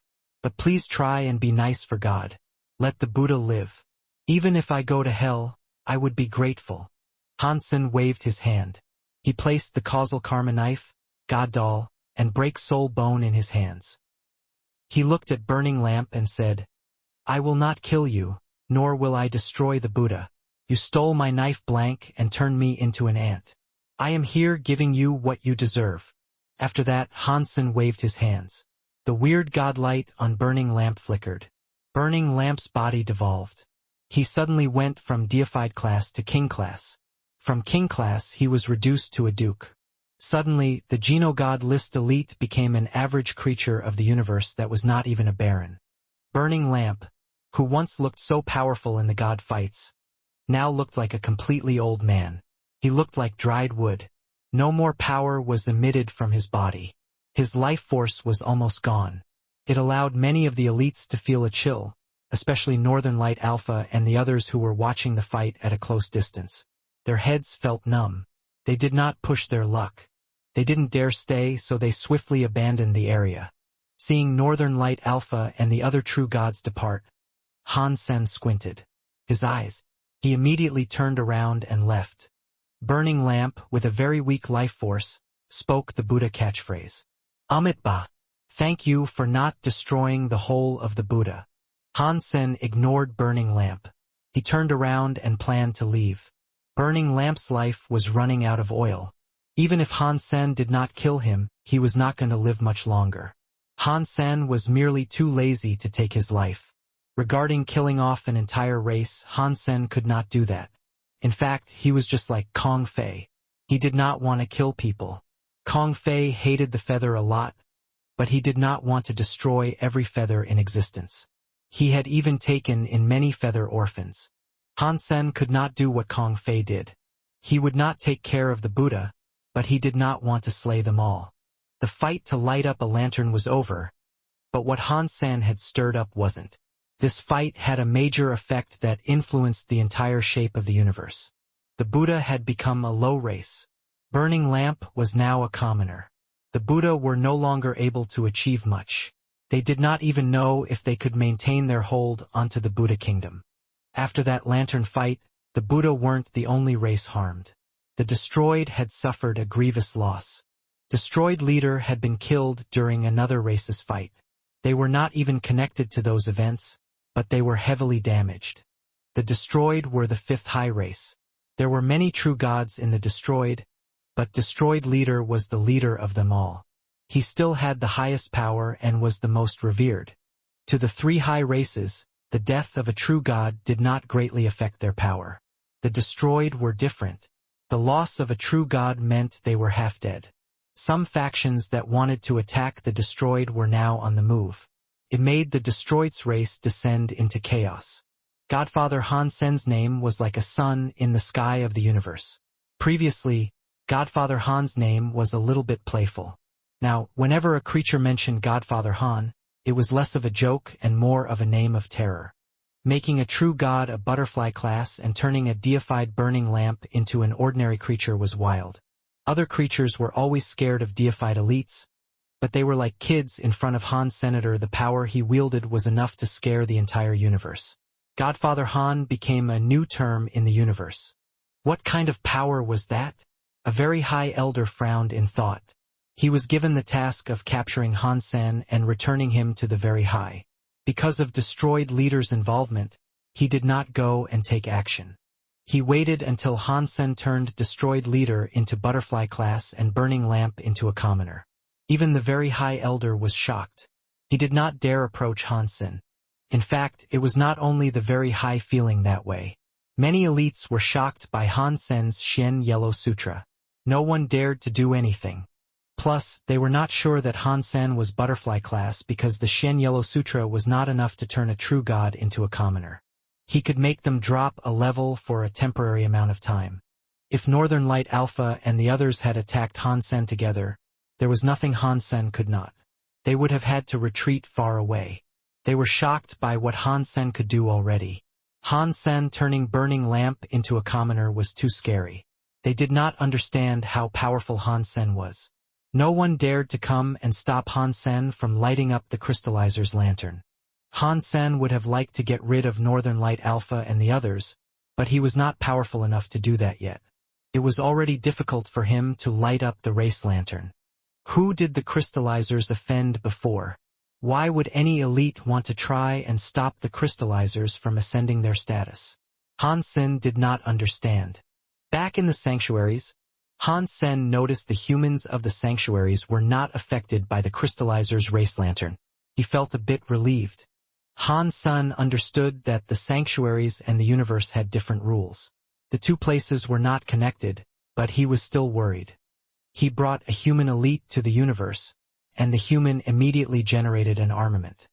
He was made a baron, and the crystallizer's race mark appeared on his forehead. After becoming a baron, the race mark started to fade. Of course, after entering the big universe, you will be affected by the Geno Hall's rules, Hansen thought. With Space Garden as a base, Hansen's power in the universe was already quite good. Hansen did not need to worry about too much anymore. He brought as many xenogeneics, creatures, and humans to Space Garden as he could. They all used Space Garden's resources to quickly develop. Making a race powerful was not something that could be done solely by one person. If he wanted humans to be powerful in the universe, he needed everyone to become stronger. It was just Space Garden though. No matter how many resources there were, they could not become a top high race through them alone. Hansen needed 100 or 1,000 xenogeneic spaces that were similar to Space Garden to compete to make humans and the others that supported Hansen able to attack the high race. Hansen was taking his first step forward, but it was the hardest step. After that, Hansen no longer remained in Space Garden. Although it had many resources, they were just primitive xenogeneic plants. It was not enough to support the growth of butterfly elites, such as Hansen. It was not just Hansen or even Huang Fujing, who was larva class, needed to find more resources to keep leveling up. Hansen was hesitant, but he decided to use Holy Baby's identity to return to the Extreme King. He needed to be there so he could become a true god faster. The real Holy Baby was stuck in Space Garden. Holy Baby was being very honest. He spent some time with the six-ear macaque. He had been following Bauer a lot. He kept calling Bauer Sister Bauer to make her feel good. Hansen did not know what went on while he was away, but he knew Holy Baby was suppressed by Bauer. Hanlinger's forehead had the crystallizer mark on it, but she was the same as Bauer. She had not leveled up. Hansen, who lit up the lantern, was very much the same. He had not leveled up either. He only received a few benefits via his genes. Hansen again used the 4-sheep cube as a springboard. He successfully used the Holy Baby's identity to infiltrate 9 Defense Palace. He was planning to go and see Time Ghost at Palace number 0002. Time Ghost was a deified class xenogeneic. If he was able to kill it, it would help fill up Hansen's deified genes. It would make it easier for him to become true god. Hansen was thinking about how to become true god. He used the Sky God crown to look inside the Geno Hall and see if there was any difference. He went to the palace that held Time Ghost inside, who was still sitting. It was retrained by the traps, but it did not look as if it wanted to move or even look at Hansen. Hansen knew the xenogeneics there had their spirits removed. Although their spirits could be reborn, they were trapped there for a long time. Their new spirits seemed to be weak. Their intelligence was very low. Hansen drew his Sky Vine Radish God Lance and thrust it at Time Ghost. Time Ghost seemed to feel the power inside the Sky Vine Radish God Lance. So it opened its eyes and looked at the lance heading straight for him. A power was emerging from Time Ghost. One could not even see how it spread. The tip of the Sky Vine Radish God Lance was going to pierce Time Ghost's chest. But that small distance suddenly seemed enormous. Hansen was striking for a long time, but the tip had yet to reach Time Ghost's chest. Time power. Hansen was shocked. In the binding of the restraints, Time Ghost was still able to make use of powerful time powers. It was no wonder it was considered a top-class time element xenogeneic. Hansen thrust forward a few times. He cycled through a few different geno-arts. No matter which one he used, it felt as if there was no end. Reaching Time Ghost seemed impossible. He couldn't touch him. God laughed as he approached Han Sr. Unless you are able to break through that time limit, no matter which geno-art you use, you will be unable to do anything to it. Its absolute time geno-art can make time have no end. Some actions that only take a second to be performed can be delayed indefinitely. Hansen knew what was wrong with it. He wanted to break Time Ghost's absolute time. To do that, he had to break the time power area or unleash a speed that could blister through the delaying of time. After all, Time Ghost's absolute time did not stop time. Time still went by, but it was at a much slower pace. If the speed was faster than the delay, Hansen could hurt it. Hansen's speed was not at that level yet. He could try it once he reached True God class. For now, he had to find another way to break through the absolute time. How is Golden Growler in the Geno Hall? Hansen directly asked.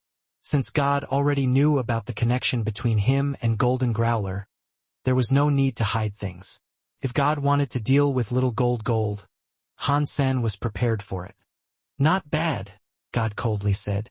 After all, he has the blood of the Growlers in him. Destroyed class spirits are unable to harm it, but it is hard to tell if it has a higher level God spirit. Let's see what it can do. This answer surprised Han Senator. He thought God would use little gold to lure him to the Geno Hall. But it seemed as if that wasn't the case. After pausing, God smiled at Han Sen and said, "Did you watch the fight involving the crystallizers lighting their lantern?" "Yeah," Hansen replied. "What's the problem?" "Hansen's fitness level is not as good as yours.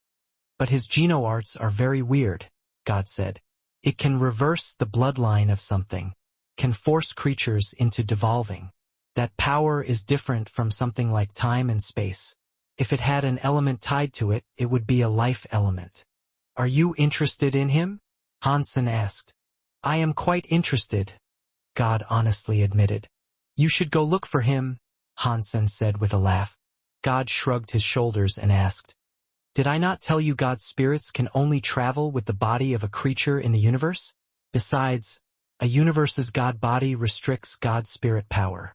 That is why I am using this body to travel around the universe despite the danger.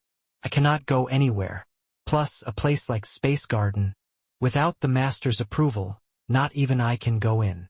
After pausing, God said, "Plus, I have no time.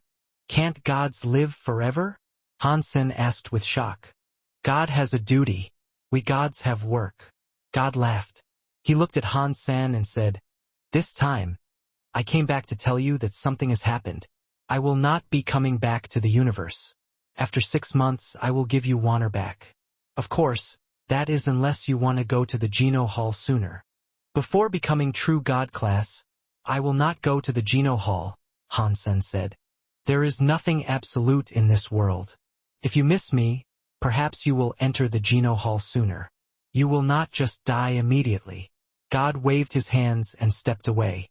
The sky suddenly presented a set of stone stairs. After God stepped on them, he quickly disappeared with the stone stairs. After God left, Hansen felt relieved. He was worried God might notice Hansen and Dollar were the same person. But he believed God hadn't noticed anything. That was expected. The ordinary Hansen and Hansen in xenogenic mode were two completely different species. Unless the person knew there was a connection between the two, they would have to inspect their genes to come to a conclusion. Otherwise, there was no way to tell it was the same creature. What happened in the Geno Hall that made God return? Hansen wanted to use Sky God Crown to enter the Geno Hall and have a peep, but he resisted. He held back his curiosity. If Little Gold was not yet in danger, Hansen planned to become true God before going to see Little Gold. Hansen looked at Time Ghost. Normally, he could not kill Time Ghost. Now, Time Ghost was locked down there. There was likely a way. Hansen opened his Dongshin Sutra. He used one hand to go to the Time Ghost. Just like before, when Hansen's hand was about to touch the Time Ghost, it felt like his hand was slowed. It felt like he would never be able to touch Time Ghost. Hansen's eyes flashed. His hand started to swirl. Since time was going to stop, Hansen ripped a crack in it. Boom! Super spank. Hansen's hand broke the absolute time area's substance chains. It broke layers in the absolute time. Even though it was being restrained, the power of the Time Ghost was still extremely strong. Super Spank was only able to break a few layers of the absolute time. He could not break it entirely. If it did not work this time, let's give it another go. Hansen put his hand forward and made a move. It made the area have some swirls. Hansen attacked and attacked. He broke the absolute time. His power proceeded to punch the Time Ghost. It made the Time Ghost's body shake. It was unable to break its armor. True God Xenogenics really are something else. Hansen was holding the Sky Vine Radish God Lance. The moment he ripped absolute time, he waved his lance at the Time Ghost. If Time Ghost had not already been trapped, its spirit hadn't been taken, and the newborn spirit was not yet grown, Hansen did not think he could deal with it. But Hansen put in a lot of effort. In the end, he was able to kill the Time Ghost. Xenogenic deified hunted. Time Ghost. Deified xenogenic gene found. Obtain Time Ghost deified beast soul. Hansen was happy. There was a time when he did not get deified beast souls, but the Time Ghost power was special. Perhaps the beast soul contained its special time element.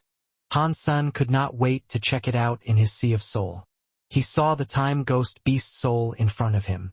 Deified beast soul time ghost. Area type. Perfect. Han Sen was excited.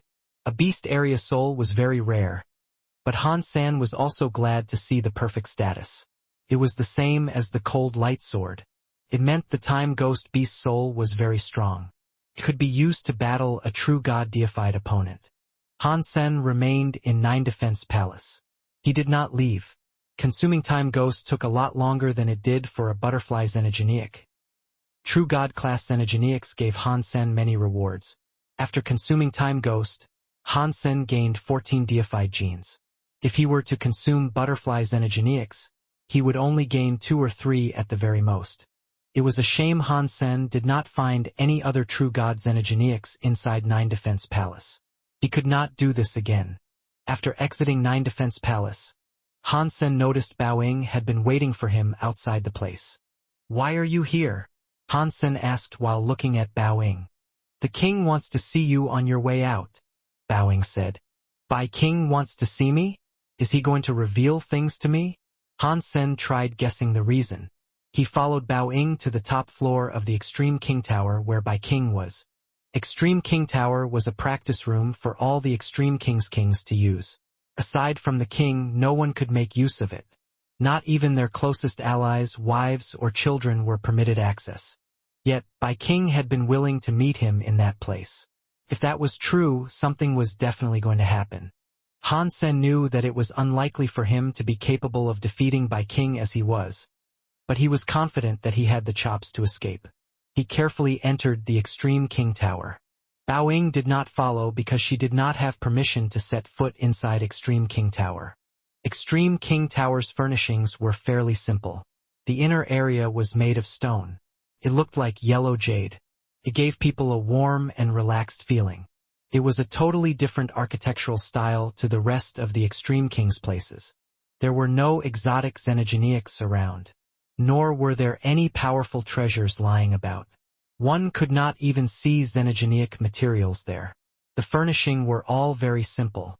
Han Sen walked to the Extreme King Tower's top floor, but he did not see anything special along the way. "Holy baby is here. Come in." Bai King's voice boomed from the top floor. The closed stone gate opened.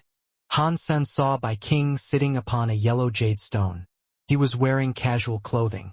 If his presence hadn't been so special, would not have been able to tell that the person before them was the leader of the Extreme King.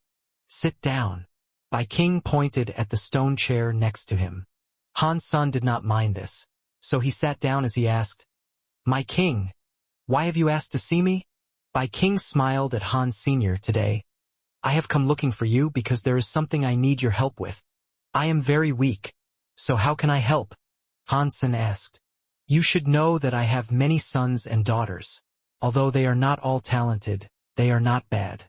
So, there is something that has really annoyed me about this. If you were me, which son or daughter would you give the throne to?" Bai King seemed to be very troubled. He was holding his jaw. Han Sen was shocked. "This is a big matter that concerns the whole of the Extreme King. I am just an outsider.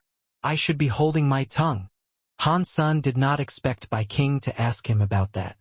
"You are my only student, so you are not an outsider," Bai King casually said. "There is no need to worry. Just tell me how you feel." After thinking for a moment, Han Sen said, "I do not really know much about your sons and daughters, but I have heard the most talented one is by Wuchang, whereas the smartest one is by Wuxia." When Han Sen said that, an evil thought crossed his mind. They were 2 biological brothers that had the same mother and same father.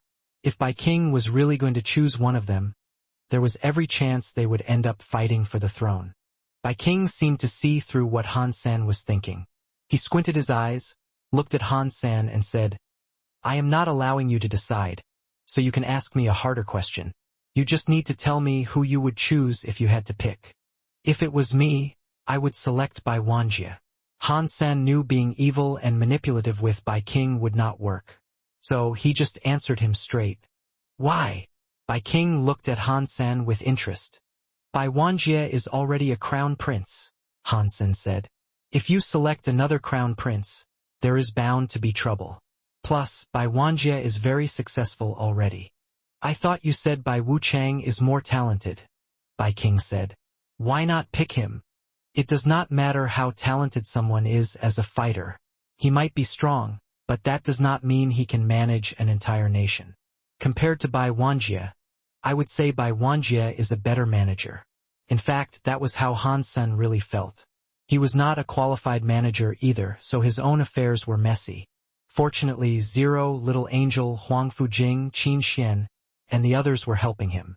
Without their help, it would be hard for him to maintain order whether he was in Planet Eclipse or Space Garden.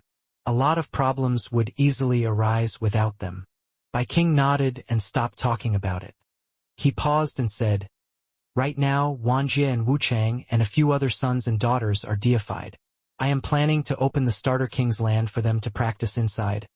But Starter King's land is very dangerous. Even by leveling up to deified, venturing there does not mean they are guaranteed to return. So, I need people to protect them. When their lives are threatened, you must ensure they live. There are countless extreme king elites. Aren't there many true god elites too? Just send any. Han Sen knew Bai King wanted him to babysit them, but he did not want to go babysitting. I can find a way to protect them, but that would ensure they depend on their bodyguards, Bai King said with a laugh. It will hamper their practice, so it must be you. I definitely cannot do this. With the little power I have, I can barely protect myself. How am I supposed to protect them? Han Sen shook his head. In the time he had, he would prefer to kill a few more xenogeneics to fill up his deified gene tally. You can, and that is because you are dollar, Bai King said with a smile. With a wry smile, Han Sen thought, Ah, you were able to tell I was dollar. He did not admit it, but he did not deny it. Why are you giving such an important task to an outsider like me? He asked. Aren't you worried about me protecting them but failing in some capacity? Then all your sons and daughters would end up dead. That won't happen, Bai King said with certainty. I know you wouldn't do something like that. Han Sen did not know what to say. He did not know why Bai King was this confident and being so nice. Bai King paused, smiled and said, Even if they all end up dead, I can make a few more babies. I am not that old yet. Han Sen was speechless. He could not refuse this task, so he accepted it. After all, he had taken so many goodies from Bai King, so it was hard to refuse the offer. Aside from protecting the sons and daughters, Bai King told Han Sen that he could also practice in Starter King's land. This would help Han Sen level up. Han Sen was confused about that, so he just nodded. Han Sen received the list of people who were bound for Starter King's land. He found Bai Wei's name on the list. Han Sen looked at the list. Aside from Bai Wei, there were a few princes and princesses he knew about. They included Bai Wanjie, Bai Wuchang, Bai Lingxiang, Bai Qingxia, Bai Konglang, and Bai Jianxing. There were around 20 princes and princesses on the list. Han Sen thought, there are so many princes and princesses that are deified now. How many resources has this cost them?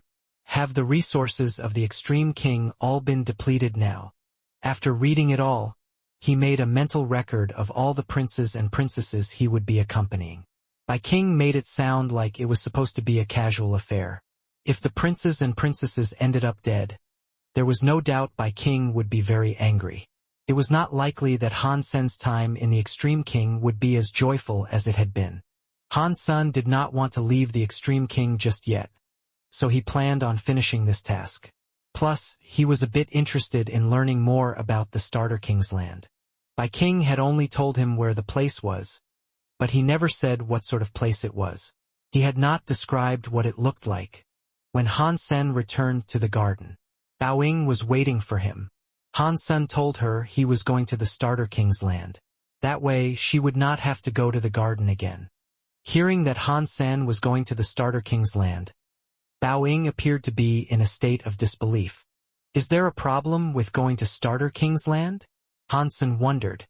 He looked at Bao Ying. Bao Ying shook her head. The king must really love you a lot. In the past, only princes and princesses could enter Starter King's land. I would never have expected the king to give you permission. Do you know what kind of place Starter King's Land is? Han Sen wanted to find out more about Starter King's Land. Bao Ying shook her head. Only princes and princesses can enter. Whatever happens in Starter King's Land is never spoken upon when they return. I do not know much. I only know that Starter King's Land is a secret place left by the Alpha King. That place was for testing the mettle of the princes and princesses. It was for choosing the one who would rightfully ascend the throne. Normally, the better they performed in Starter King's Land, the higher the chance they could get the throne. But you are not of the king's bloodline. I suppose, no matter how well you perform, you won't get anything out of it. Bao Ying seemed to be trying to remind Han Sen not to offend the princes and princesses. This will be interesting. Han Sen stroked his jaw and thought, why would Bai King let me go to a place like this? Is there some conspiracy at play? Is something going on behind the scenes? No matter what the case might have been, Han Sen still had to go there. He was definitely more curious about Starter King's Land. The Extreme King's Alpha King was Sacred Leader's servant.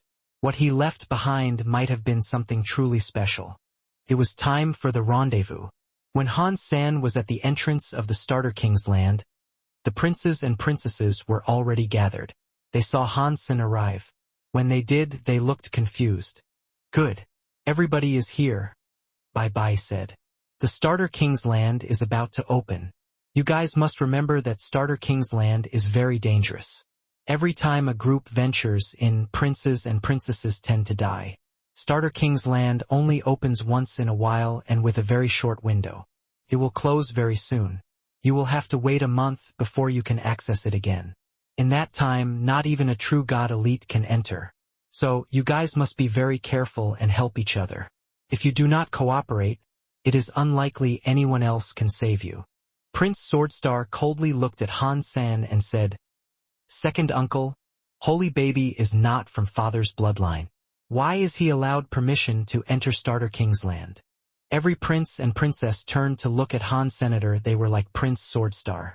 They thought letting an outsider xenogenic student into Starter King's Land was a ludicrous prospect. This is a decree by the king, Bai Bai coldly said. If you have any questions, you can go and take them up with the king. Upon hearing what was said, Prince Swordstar did not speak again. He just angrily stared at Han Sen. Han Sen shrugged his shoulders and did not say anything. He was only in charge of keeping the sons and daughters alive. Han Sen would not care if they got injured. If they were stupid enough to fight him, he did not mind that either. As long as he battered them around and did not kill them, all would be fine. Of course, Han Sen was still in charge of recording their performance in Starter King's Land. Although he did not plan on doing anything on the record, if they were really going to be mean, he did not mind describing how dumb and pathetic they were. Could heavily affect Bai King's ultimate decision. Most princes and princesses were similar to Prince Swordstar, but they were even eviler. They did not show their distaste for Han Sen's company like Prince Swordstar did though.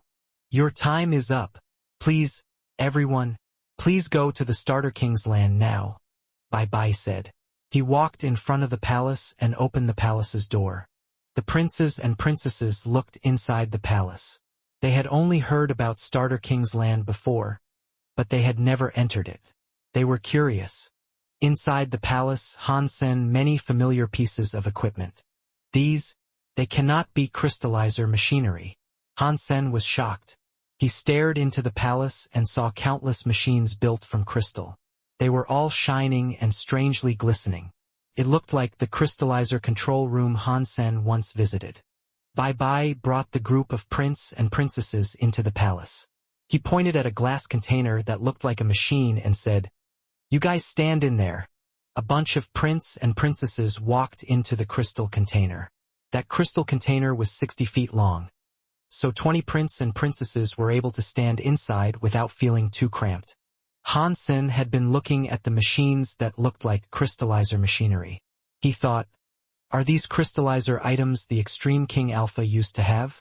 Did these machines belong to Sacred? While Han Sen was thinking, Bai Bai stood before a crystal wall that looked like a control room. His finger moved quickly across the crystal wall. Each time he touched the crystal well, there was a flash on it. As Bai Bai pointed at it, Han Sen noticed the crystal container was starting to spin. The bottom was spinning in a different direction to the crystal ball.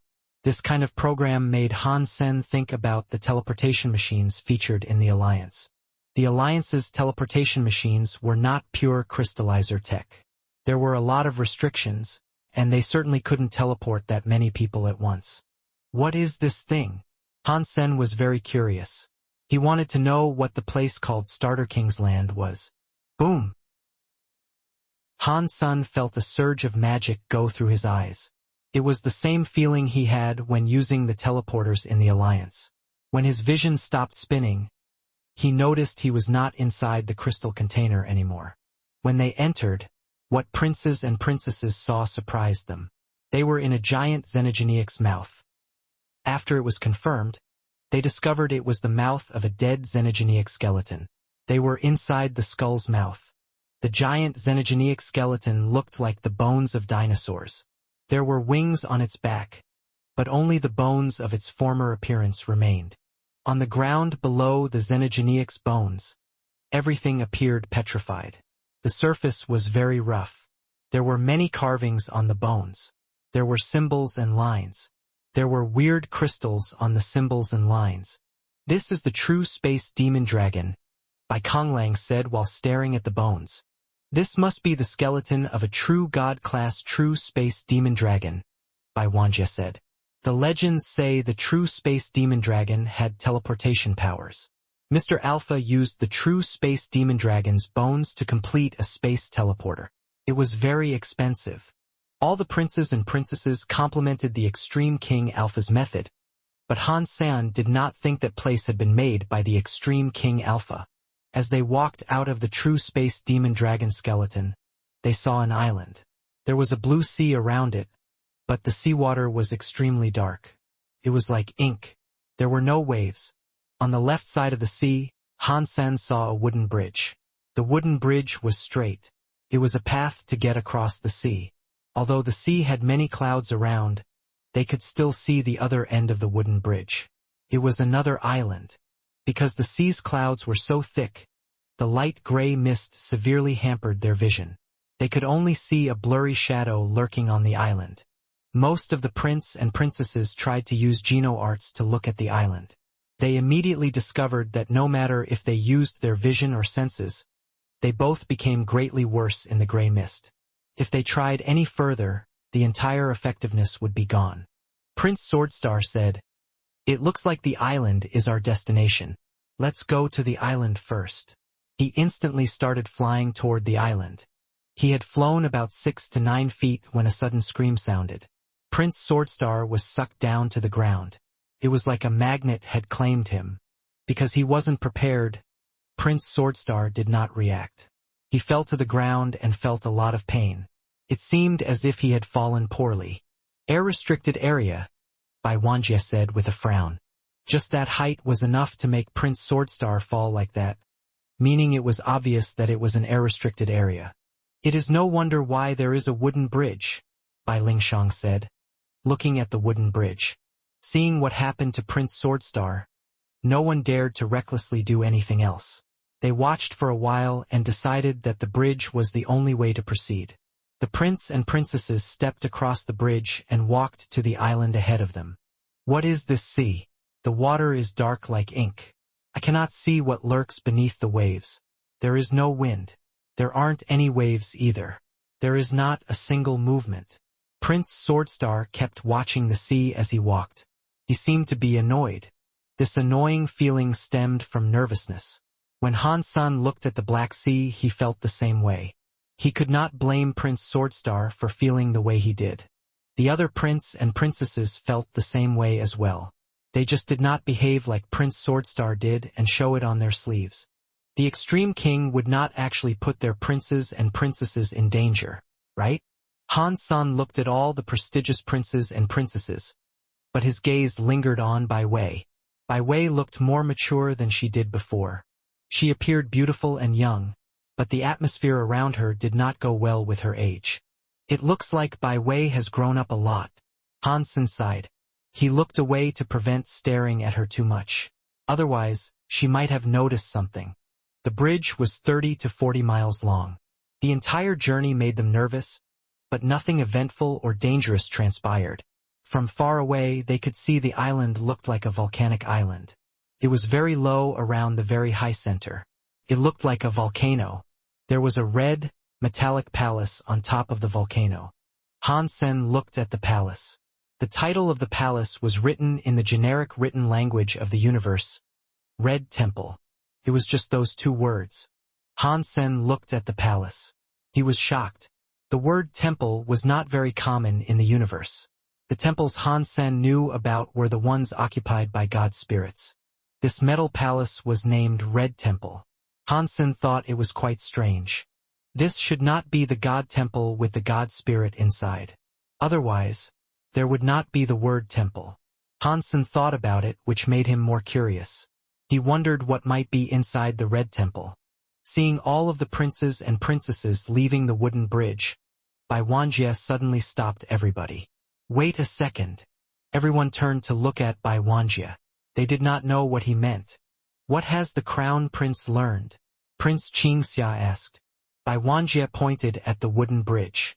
He pointed at a wooden said. It said, "Thousands of armies on the wooden bridge. Red Temple only keeps the undead." Earlier, everyone was lured in by the Red Temple by its peak. They had not observed the bridge. Now, Bai Wanjie pulled their attention to the sign. Bai Lingshang did not understand what it meant.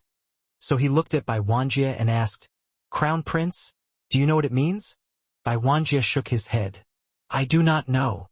Prince Qingxia said, "Thousands of armies crossing the bridge is not difficult to understand. It means out of many, many people that cross, only one goes through. This has a similar meaning to the 1,000 dry bones that are now famous. If it says only one of us can go across this bridge, it makes little sense. It also says that the Red Temple is home to the undead. That cannot be understood. The undead means us or the people in the Red Temple. Nobody knows. Since we are already here, there is no point in turning back," Bai Konglang said. "Let's go to the Red Temple first." He walked forward and stepped off the bridge. Seeing Bai Konglang be so brave, Han Sen smiled. He could guess what Bai Konglang meant. Thousands of armies crossing the bridge one at a time likely meant something. Perhaps the first that crossed would be the recipient of something good, which is why Bai Konglang said that. It was not that he was born brave. Plus, the more he walked, the more careful he was. The princes and princesses saw Bai Konglang exit the bridge without danger. They quickly decided to follow. Seeing all the prince and princesses safely arrive, Bai Konglang looked a bit disappointed. They walked up the Red Temple stone stairs. They noted how the entire structure of the temple was built from metal. From afar, it looked like a bead of fire. Pang! Everyone was checking out the Red Temple when they heard a loud noise. The Red Temple's door opened by itself. The princess and princesses instantly retreated. They all gathered up their powers. No one dared to play with their lives. Han Sen gathered up power too. He looked toward the Red Temple, which was opening, but he did not see a temple. That made Han Sen feel relieved. Han Sen saw a metal box that looked rather like a coffin. It was just there, silently inside the Red Temple. The box looked like it had been made of red metal. One side was a little big, whereas the other side was a little small. It was 3 feet tall and 6 feet long. It looked like an extra-large coffin. Aside from that, the Red Temple was empty. There was nothing else to be found. Before going there, no one told the prince and princesses what was inside the Starter King's land. They were very confused. No one dared make a daft move. Catcha! The Red Temple made a crunching sound. The metal coffin box moved a bit. It was like it had some kind of switch inside a cog gear. The metal box's lid opened up. It was like a lift opening from both sides. Before Han Sen and the princes and princesses could see what was inside the metal box, a shadow came out of the metal box. Han Sen saw that the thing coming out of the metal box was actually a person. But the body was not composed of flesh. It was a semi-transparent, soft crystal that formed the shape. The crystal itself had no color. There were countless red blood vessels and organs inside the crystal. They were glowing with red light, which made the entire body glow red. "What is this thing?" Bai Lingshang asked with a frown. Before the princes and princesses answered, the weird creature opened its eyes. It jumped out from the metal box. Its fist had red light like a laser, and it was headed for Bai Konglang, who was up front. Bai Konglang coldly grunted. He pulled out a knife and slashed towards the incoming creature. His knife was like the waves in the sea. In a short period of time, it was unknown how many times he unleashed his strikes. All of the slashing powers combined to make a 1/power reach transmutation class. Pang! The knife lights hit the red light. The red light broke. Bai Konglang was shocked. His body was following the tide. It was very dangerous, yet he managed to evade the punch. The prince and princesses stopped to combine their powers. Bai Lingshang cast a cold light. He wanted to freeze that creature, but the red light was on his body spinning.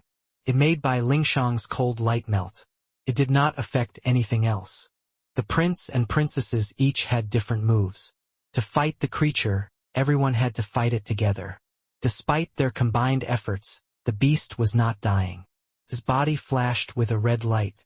It looked as if it might be able to destroy all sorts of power. One punch restricted many of the princes and princesses.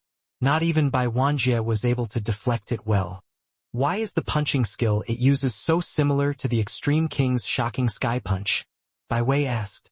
Everyone was able to tell that the creature's punching skill was reminiscent of their Extreme King shocking sky punch. When it was used by their foe, it was strange. It was different from how overbearing the Extreme King shocking sky punch was. It looked significantly more evil. It looks like this is the test Mr. Alpha gave us. The place is so small. It won't open up. Let's back up now. Bai Wanjie spoke and quickly departed the palace. Everyone else left the palace too.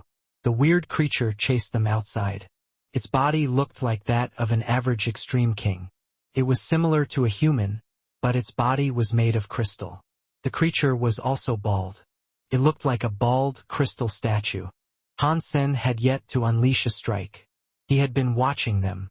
This creature's power was just primitive, albeit at the top level. Bai Wanjie and the others should have been able to deal with it.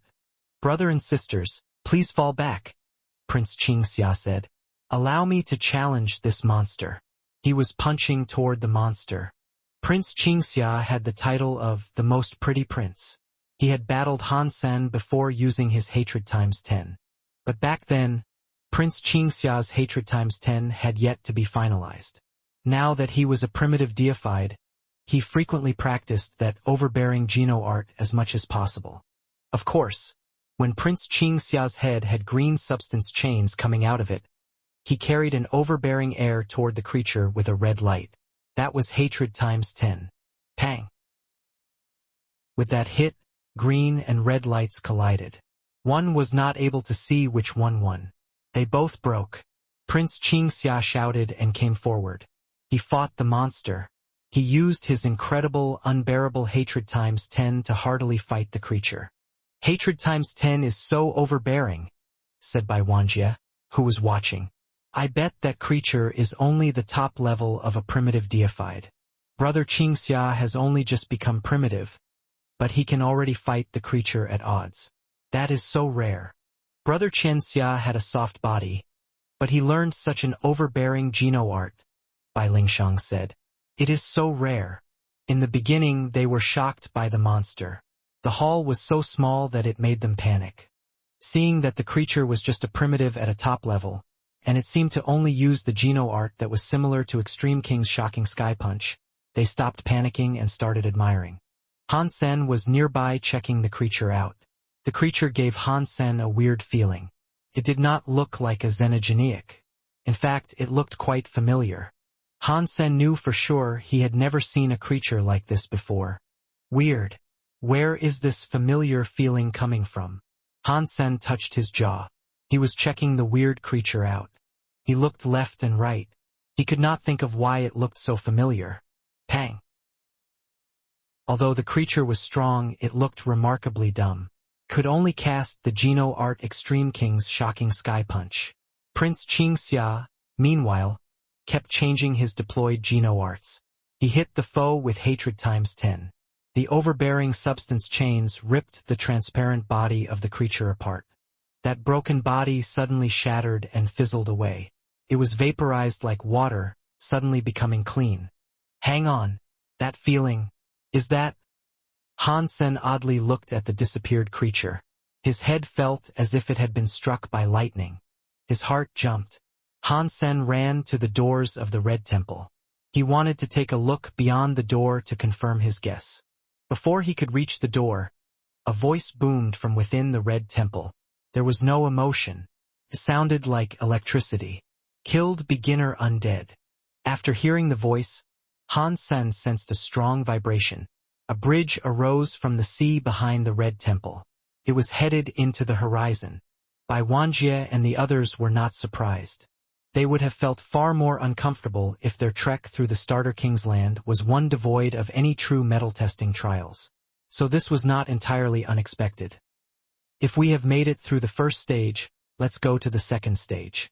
Bai Wanjie raised his feet and walked toward the bridge that had arisen from the sea. All the princes and princesses followed, but Han Sen did not. He walked into the Red Temple and went into the building via the doors. Catcha! The closed metal box opened again.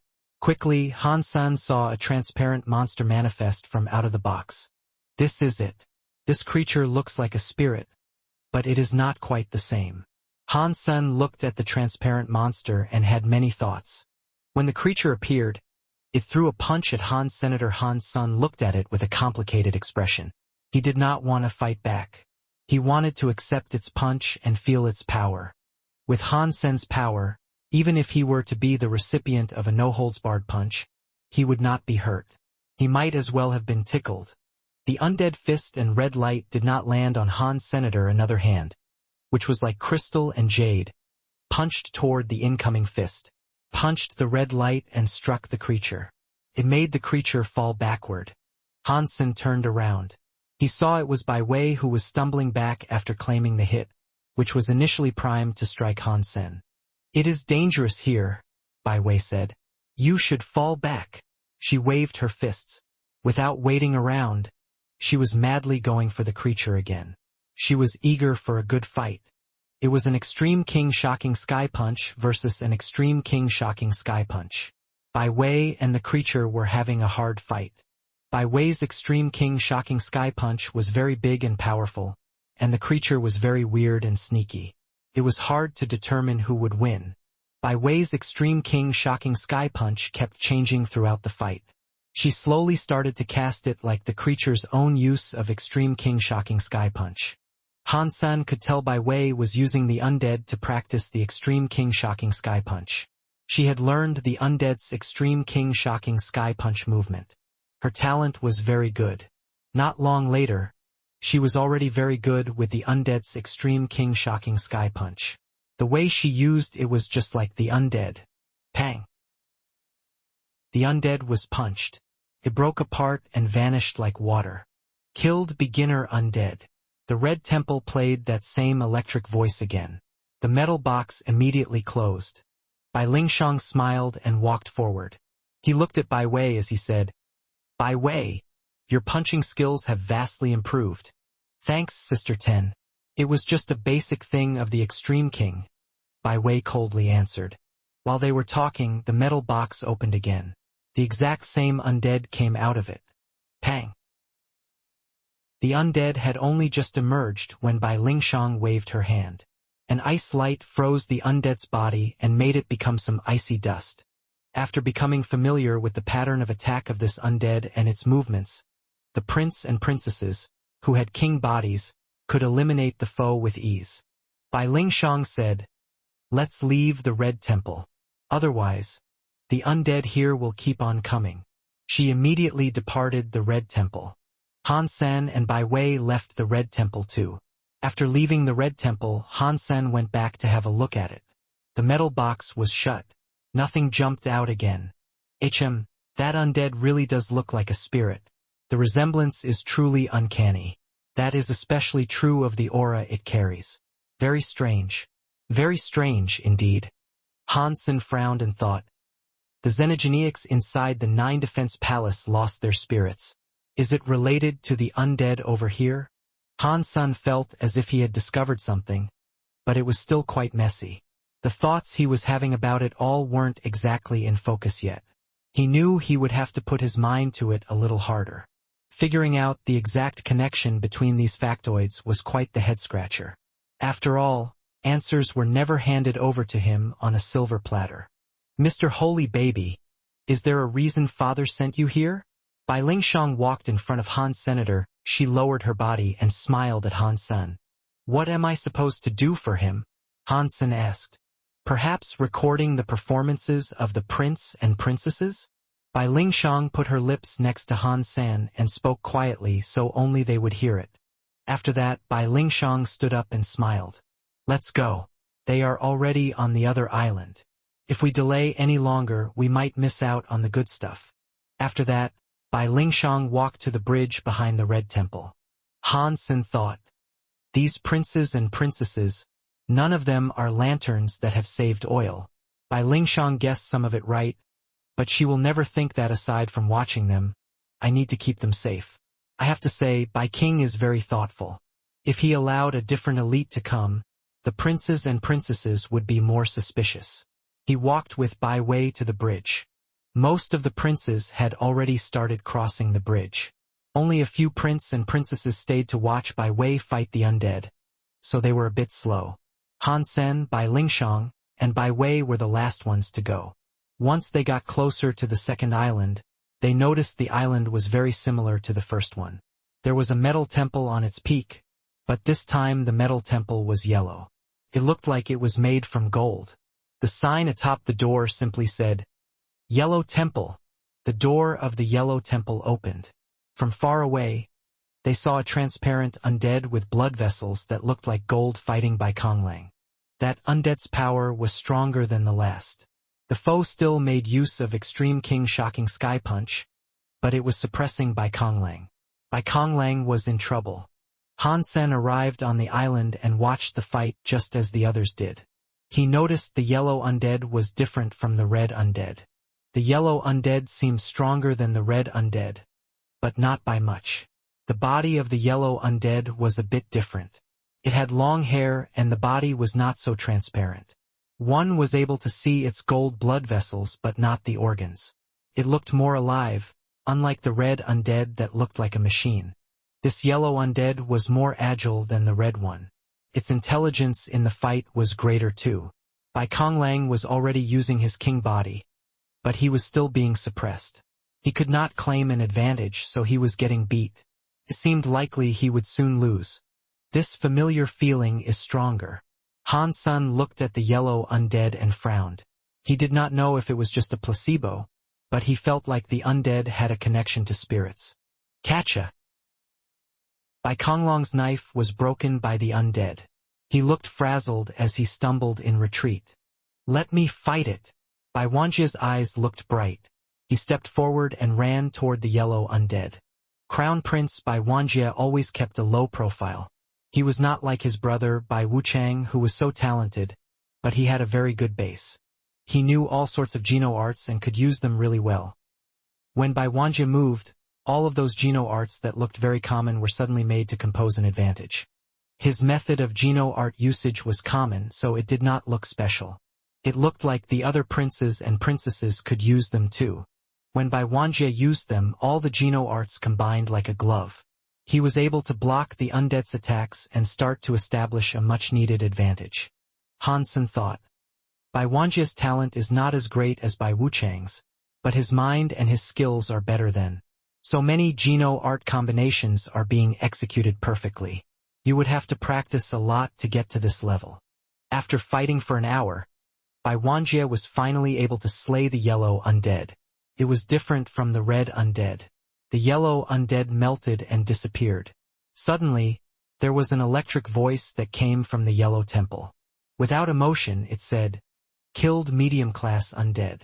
Boom! A bridge appeared from the sea. It was leading to a third island.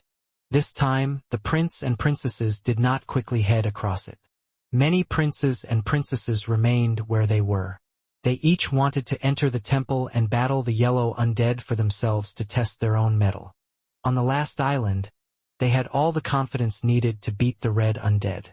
It was not a foe they found too formidable, so they were happy enough to proceed and head to the next island. They did not feel as confident when they came to the yellow undead. It was not something they could easily defeat, if at all. It was natural for them to assume they would only encounter harder trials and stronger undead enemies the further they went. If they could not beat the current task, it would only put them in harsher danger by going forward. They could have chosen to proceed, but they preferred to stay and practice with the yellow undead. When they were able to beat the yellow undead, they would keep on going.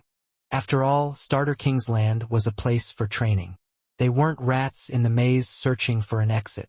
There was no rush, so a bit of practice was in order. Many of the princes and princesses thought that way. They entered the yellow temple. More yellow undead appeared from the metal box. They fought the yellow undead to increase their battle power. Only Bai Wanjie, Bai Wuchang, Bai Qingxian, Bai Lingshang, and Bai Wei went ahead on the next bridge. They merrily went along to the next island. Han Sen followed. There were so many prince and princesses there, so they should have been safe. Bai Wanjie and the others might encounter danger, so Han Sen was keen to see what the next undead looked like. Upon seeing him, Prince Qingxian said, "Holy baby, you should stay here. If you are in danger, no one here can protect you." "I can protect myself." Han Sen laughed. Prince Qingxian said nothing further. Bai Wanjie, who was up ahead, had almost reached the third island. Bai Lingshang and Bai Wuchang followed with haste. Of course, Han Sen noticed the island had a temple of its own, as expected. This time, however, the temple was blue. When everyone went before the blue temple, the door opened on its own. It revealed the interior, which had a blue metal box inside it. Bai Wanjie and the others swapped stares with one another. In the end, Bai Wuchang stepped into the blue temple first. Cha-cha-cha. The blue metal box opened up. An undead came out from it. This undead looked like an extreme king or human. His body was not as transparent. It looked like it had been built from porcelain. Although there was a layer of crystal, one could not see the structure inside the body.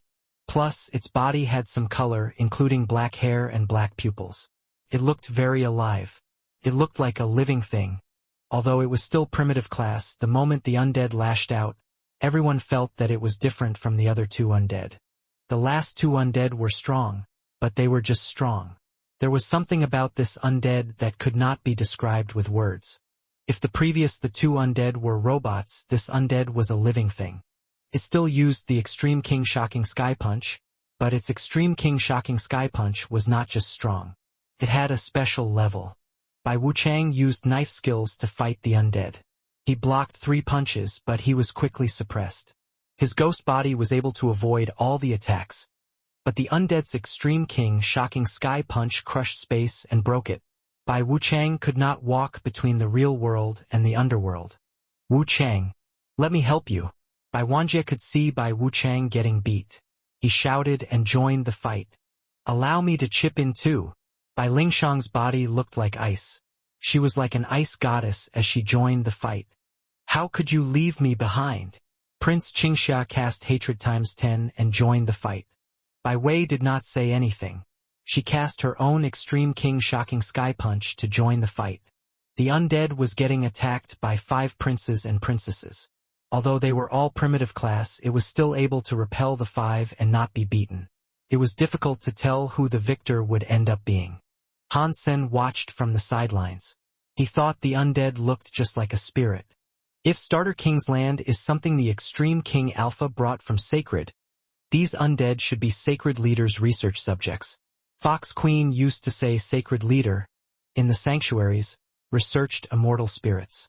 The holy spirits should be these spirits now. Are these undead the spirits Sacred Leader tried to make? If so, how did he create them? After thinking about that, Han Sen's expression changed.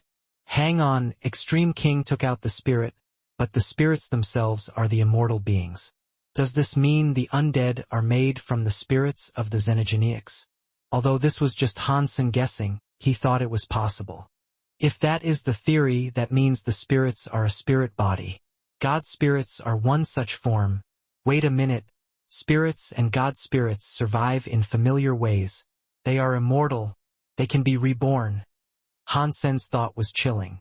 There was something in the middle that could not be explained. Spirits were only exclusive to the sanctuaries. They did not need the body of another creature, yet they could still fight. God required another creature's body to fight in the universe. This was like the undead spirits, but the undead were not as perfect as a spirit. It seemed as if there were many flaws. Hansen's heart jumped. He thought of something else that was possible. I have heard Fox Queen say Sacred Leader researched immortal holy spirits in the sanctuaries. I thought the spirits existed in the sanctuaries before Sacred Leader, so he went there to research them. What if it was all the other way around? If the truth was the other way around, Sacred Leader came first. The spirits came after. If that is the truth, it would also be easier to understand. Hansen was happy. It was like he had found light in the darkness. If spirits were invented by Sacred Leader, it would be easier to sort out this theory. Sacred Leader wanted to kill God, but he found out God was a spirit body. He was immortal and could reborn, which meant there was no real way to kill them. Sacred Leader researched this a lot and found a way to take a spirit out of a xenogeneic. He then used the spirits to make creatures that were similar to God's spirits. They were the spirits. As for these undead, I wonder if they were failures of Sacred Leader's research. Perhaps they are the products Extreme King tried to copy. Hansen thought this was possible. Hansen thought there was too much that could not be explained. If the spirits were composed of the God spirits Sacred Leader tried to replicate, why did the spirits have a true body that could not be exterminated?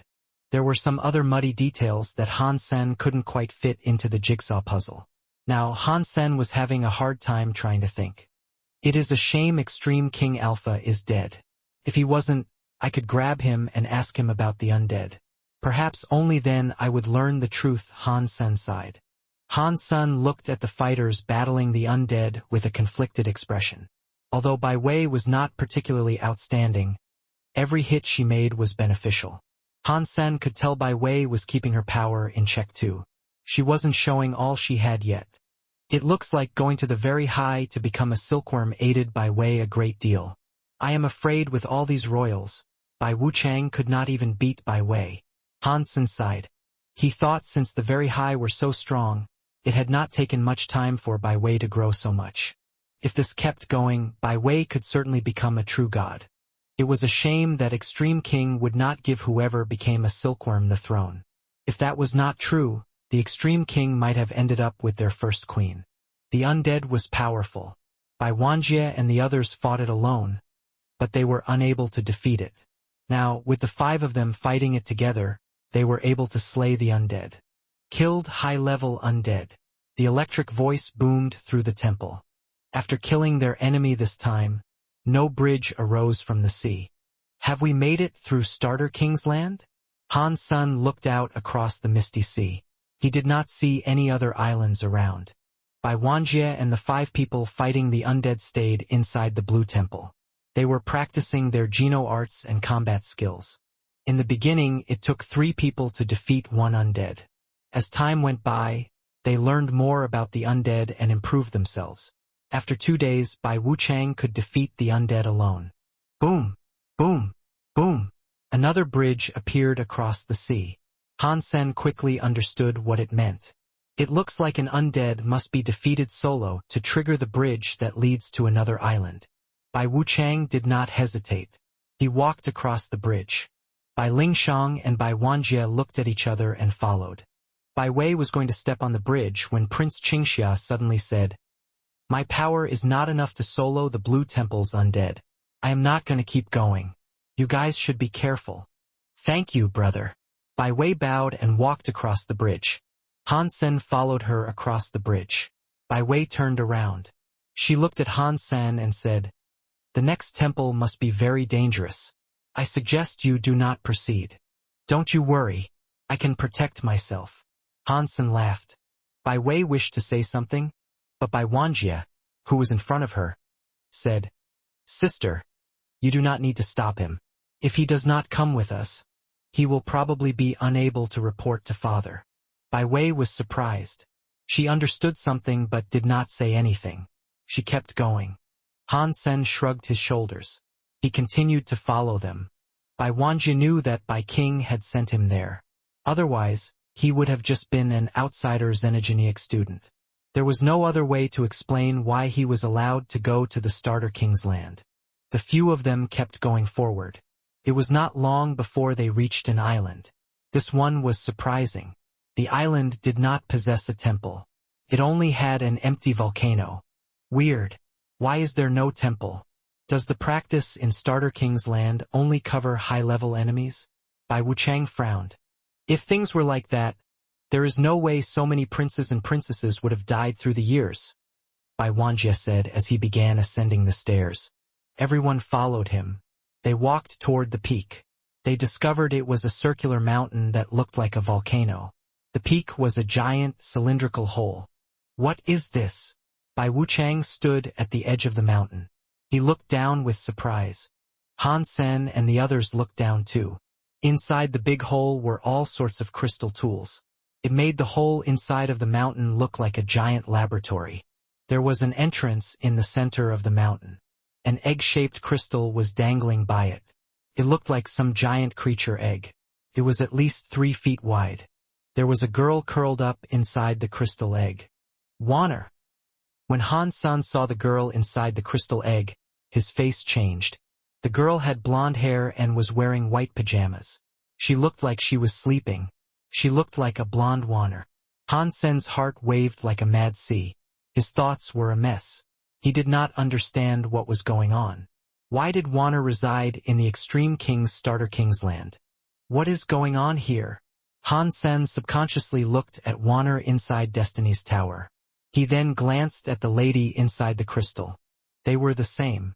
There was nothing that was not the same. They looked like a copy-and-paste entity. What is inside this black egg that is below? Bai Wuchang asked as he stared at the crystal egg. It cannot be another high-level undead. When Han Sen heard him, he was shocked. He looked at Bai Wuchang and thought, is this guy colorblind? There's no way he is that blind and cannot tell the difference between black and white. I don't know, Bai Lingshang said. Maybe we can try to break this big black egg to see if there is an undead inside. Han Sen was shocked and thought, what is going on? Do they all see a big, black egg and not a giant crystal? Bai Wanjie and the others were guessing what was inside the big egg, which confused Han Senator. He kept looking. That giant egg was transparent. The blonde girl was fast asleep inside it. He rubbed his eyes to take another look. He knew he was not seeing things. The giant egg was really transparent. Why is this happening? Does it have to do with a part of my bloodline belonging to the crystallizers? Is it because of Wanner inside my Destiny's Tower enabling me to see the lady in the egg? Han Sen could not think of a reason, but he knew for sure that Starter King's land was not built by the Extreme King Alpha. He bet there was a 90% chance it had something to do with Sacred Leader. After Sacred was destroyed, it somehow fell into the Extreme King Alpha's lap. He went ahead and turned it into Starter King's land. Han Sen wanted to get the blonde girl out of the big egg to see what was going on, but he did not rush the process. The Extreme King had the big egg for a long time and it was still fine. It had not been destroyed. Therefore, he believed it could not be so simple. Bai Wanjie and the others were worried. They did not enter the mountain. They merely peered into it from the outside. I have a question that I don't understand, Bai Wei said. Bai Wei, you can ask whatever you want if you do not understand something, Bai Lingshang said with a smile. Let's all discuss it together. Perhaps we can solve the problem you have. Bai Wei thought for a moment and said, everyone must have heard about whenever Starter King's land began. Princes and princesses were dying in Starter King's land, right? That is correct. Although the death rate in Starter King's land is low, the weird thing is that 1 or 2 prince or princesses died every time. Bai Lingshang nodded. That is weird, Bai Wei said. Starter King's land only opens once in a while, and you cannot exit when the way back is closed. The teleporter is active once a month. Even then, you can only exit and not enter. If so, who carried the bodies of dead prince or princesses back? Of course, it had to be the prince or princesses that went there, Bai Lingshang said.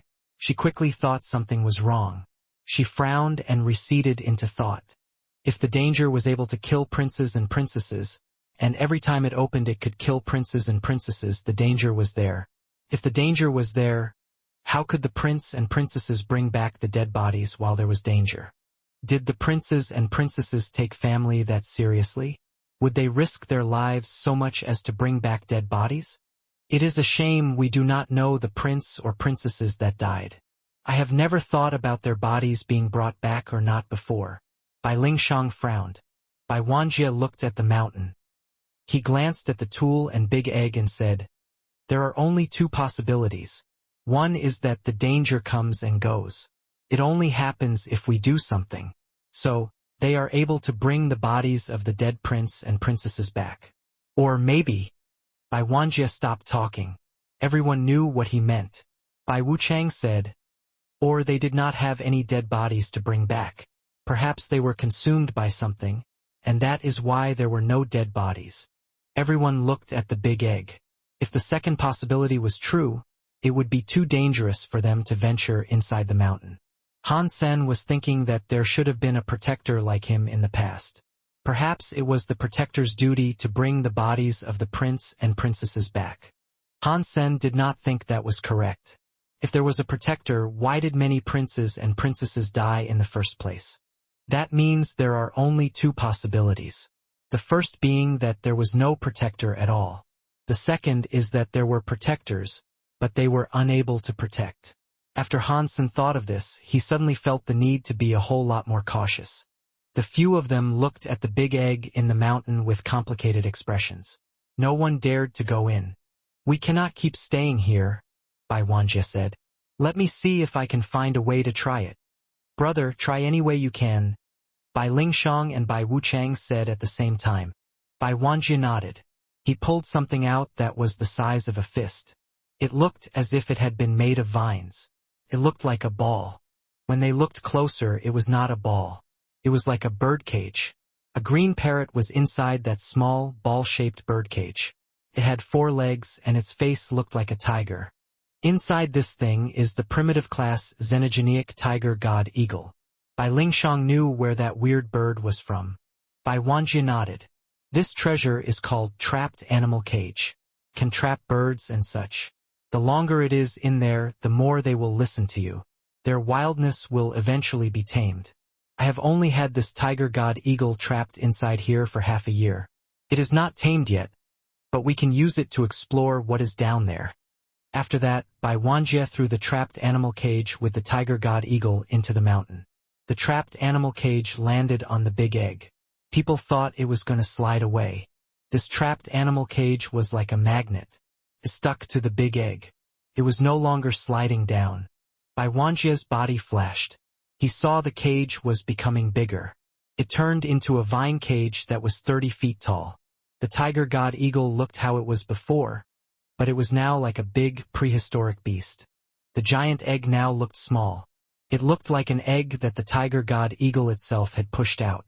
The tiger god eagle grabbed it in its talons. The trapped animal cage turned into a vine, came out like a snake. It went back into Bai Wanjie's hands and turned into a little vine ball.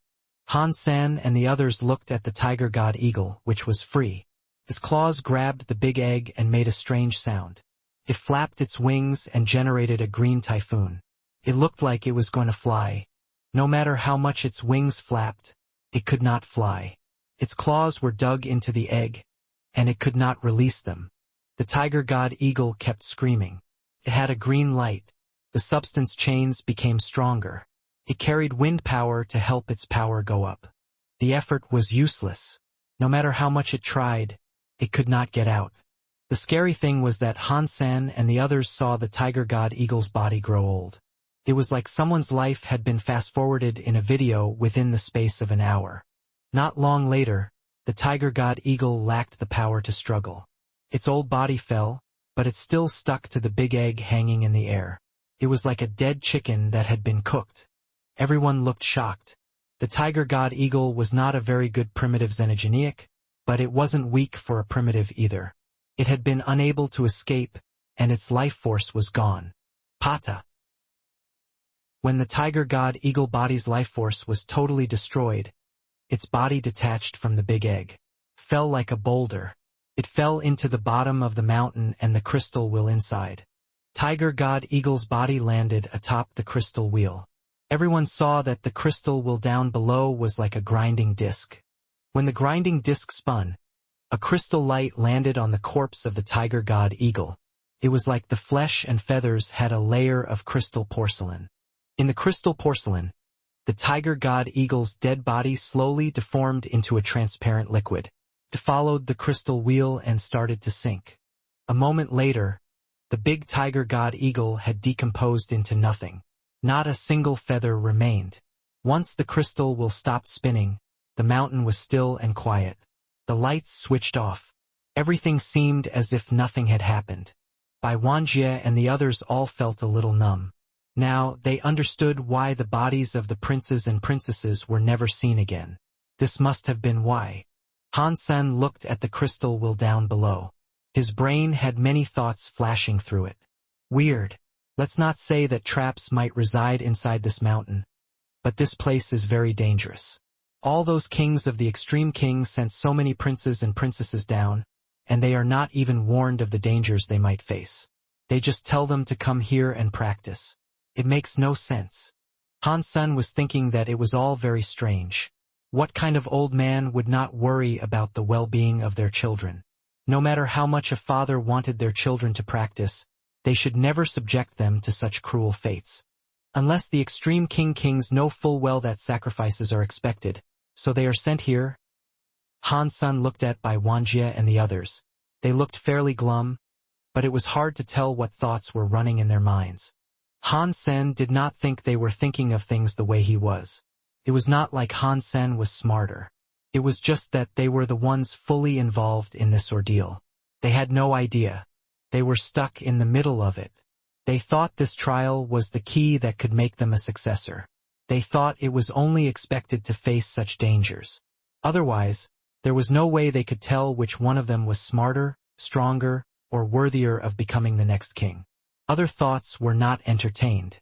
Wuxia looked at the crystal wheel and giant egg and said, "Right now, we do not know if the final test requires us to break the big egg, or if there is actually something else to do. I don't think we should break the egg," Wuchang said. "The princes and princesses that came before us would have most likely tried. By the looks of it, they failed." "Maybe not," Lingshang said. "Like the undead before here, perhaps this big egg has the power to recompose itself. Perhaps no matter how many times it is broken, it can be recovered." Wei nodded and said, "From what we have seen now, the final test has something to do with this egg." Wuxia was silent a moment before saying, "Sister Wei, you have been practicing with the very high for a long time. You must know more than us. Can you see what is inside this big egg?" Wei shook her head. "Outer sky has many xenogeneics, and I have seen many xenogeneic eggs. This is the first of its kind I have ever seen." Wuchang thought for a moment and said, "In the past, the princes and princesses were able to finish their task. There must be a way to do this. We have just yet to uncover what it entails." "Sister Lingshang was correct," Wuxia said. "Earlier, I threw the trapped animal cage and the tiger god eagle down. The trapped animal cage hit the egg and did not get stuck. However, the tiger god eagle did get stuck. It looks like the egg will only magnetize things that are actually living." Everyone's eyes seemed to brighten. If the giant egg's power only worked on living things, that meant they could use their treasures to attack the egg. "If things are indeed that way, then allow me to try first," Wuchang said. He took out his jade knife, which was half a foot long. It looked like a dagger and was seemingly made out of crystal jade. The blade had a murderous look. Wuchang clutched the jade knife as he stared at the crystal egg. His hands were unleashed, making the jade knife turn into a green light that launched itself at the big egg. Dong! When the jade knife hit the big egg, it made some crunching sounds like it had struck a stone. Many green substance chains were set forth. They hit the crystal wall and shattered. The big egg had been hit really hard. It was like a light bulb that had been turned on. forcing it to release some light. The big egg glowed with light. The crystal tools in the mountain started to run. It was like a signal tower. All the halos lit up, making the whole mountain shine. Seeing that his attack failed, Bai Wuchang took his jade knife back. The jade knife did not adhere to his command. It landed on the crystal wheel. When the wheel started to spin, the primitive treasure was reduced to nothing, just like the corpse of the tiger god eagle. It became a liquid that spilled into the slits and slots around. Bai Wanjie and the others were frozen. They felt a big chill. The crystal wheel was able to decompose flesh and treasures. Han Sen was not surprised. It was because the primary material of any treasure was a xenogeneic gene. The tiger god eagle's body was the xenogeneic gene itself. There was no difference between them, so it was natural for it to be decomposed. What Han Sen felt was strange was that when the small jade knife hit the egg, the woman in the big egg reacted. It was like someone had disturbed her slumber. She frowned, but her eyes did not quite open. After a while, the crystal tools of the mountain stopped spinning. The lights of the egg began to dim. Bai Wanjie was looking at Bai Wuchang as he asked, "Wuchang, what is going on?" With Bai Wuchang's power, controlling a xenogeneic treasure was not difficult. The small jade knife should not have fallen down. Bai Wuchang was silent a moment before replying, "After hitting the big egg, the connection I had with the knife was strangely gone. I tried my best to bring it back, but it did not work. The power vanished when it fell into the mountain." "This is annoying," Bai Wuchang said.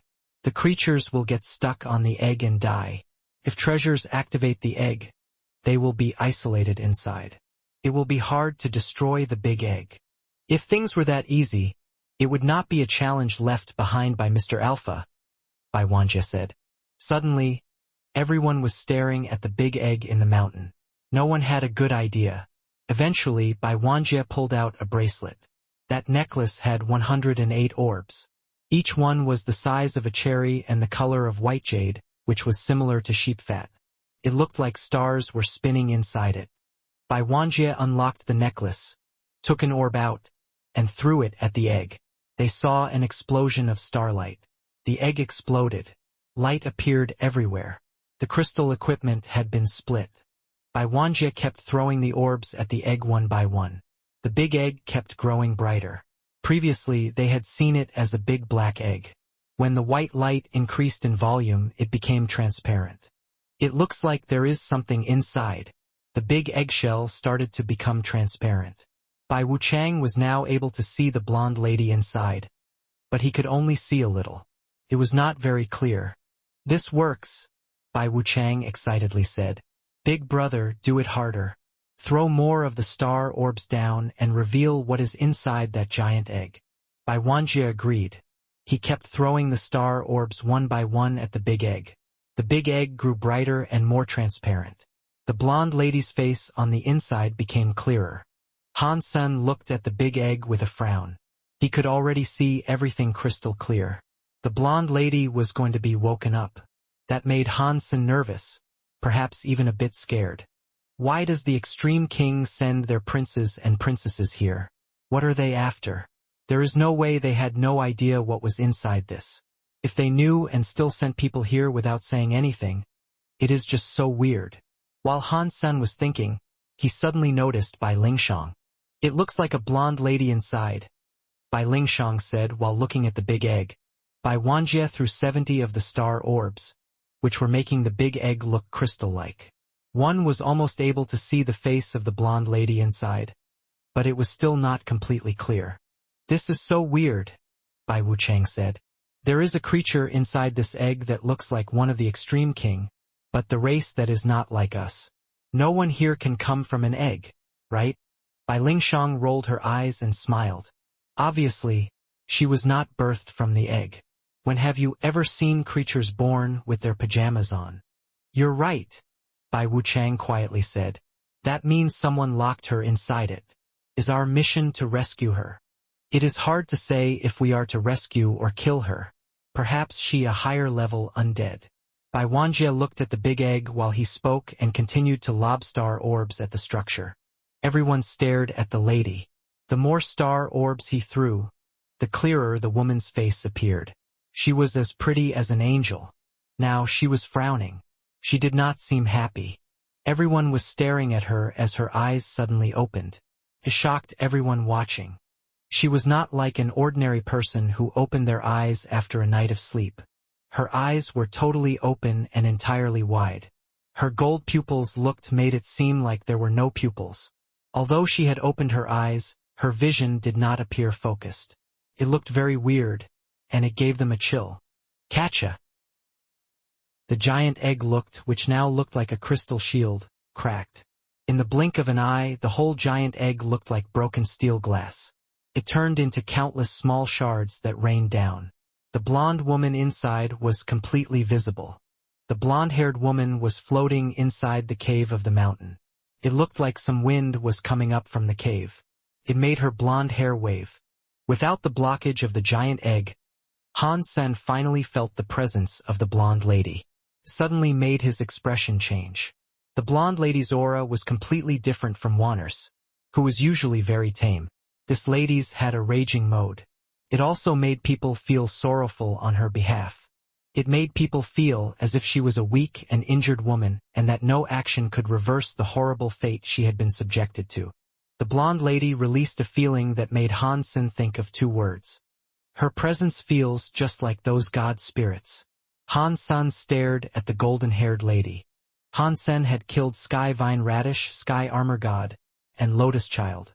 This blonde lady before them felt just like they had. Their presence was not very clear. Kings and gods did not exude this feeling. The god spirits that released this feeling were the ones that combined with creatures of the universe. Now, the blonde lady made Han Sen feel a familiar sensation. Is this blonde lady a god spirit combined with a creature of the universe? Han Sen looked at the blonde lady as ideas raced through his head. Bai Wanjie and the others generated their own powers and were ready to fight. It seemed as if they could not feel the scary presence coming from the blonde girl. The blonde lady remained suspended. She rose up from the mountain. Her blonde hair and white pajamas were waving fiercely like the wind was pushing and pulling her. "Hurry up and run!" Han Sen shouted. Although Han Sen could not tell how strong the blonde lady was, the god spirit presence could not be mistaken. No matter how weak the god spirit was, it could not be blocked by the primitive Bai Wanjie and the others. "We are here already. Why do we not give it a go before we run? I am not interested in the throne, but this is such a fun task that I absolutely cannot miss out." Seeing the blonde lady fly away from the mountain's entrance, Bai Wuchang laughed. His body turned into its ghost mode. He looked like a ghost carrying weird substance chains. They were waving toward the blonde lady. The blonde lady behaved as if she was not awake. She hung above the mountain. Her eyes were unfocused. She was just frozen watching Bai Wuchang come her way. Bai Wuchang's knife light was strong. It carried the power to break a yellow river. The knife light slashed the blonde-haired lady. Her pajamas were cut. Knife lights landed on her white skin, leaving a slight impression on her skin. Suddenly, the knife light melted and vanished. It had not even left a red mark on her. The blonde lady immediately moved her unfocused eyes onto Bai Wuchang. Bai Wuchang roared with the intent to attack again, but everyone felt a bit dizzy. The blonde lady floating above the mountain simply vanished. Han Sen's expression changed. He turned his head. He saw Bai Wuchang, who was in his ghost mode, have power touching him where none should have been able to. The blonde lady was holding his neck and making it float. The blonde lady's eyes did not look focused. She was small, yet she used one hand to lift the very bulky Bai Wuchang. It was like she was lifting a chicken by the throat. Bai Wuchang looked as if he was drowning. He was struggling and unable to do anything about it. His eyes rolled, and his skin started to grow old. After a few short seconds, his hair looked gray. "How dare you!" Bai Wanjie was furious, but he was also scared. He activated his king body and summoned a hammer that was as big as a bucket. He swung it at the blonde lady. Bai Lingshang and Bai Wei looked ferocious. One pulled out an icy sword whereas the other used Extreme King Shocking Sky Punch. One went left while the other went right to attack the blonde lady.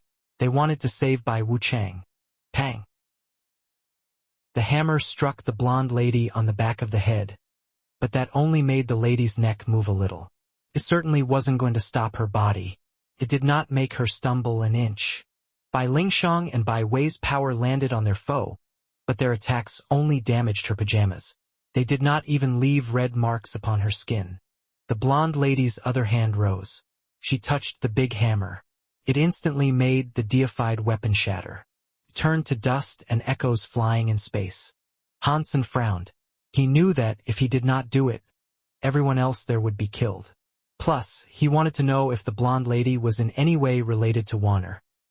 Judging from the power she wielded, it was different from Warner's power. She did not have the gold power that made the super god spirit body bad. She had a power that could absorb or take a life force.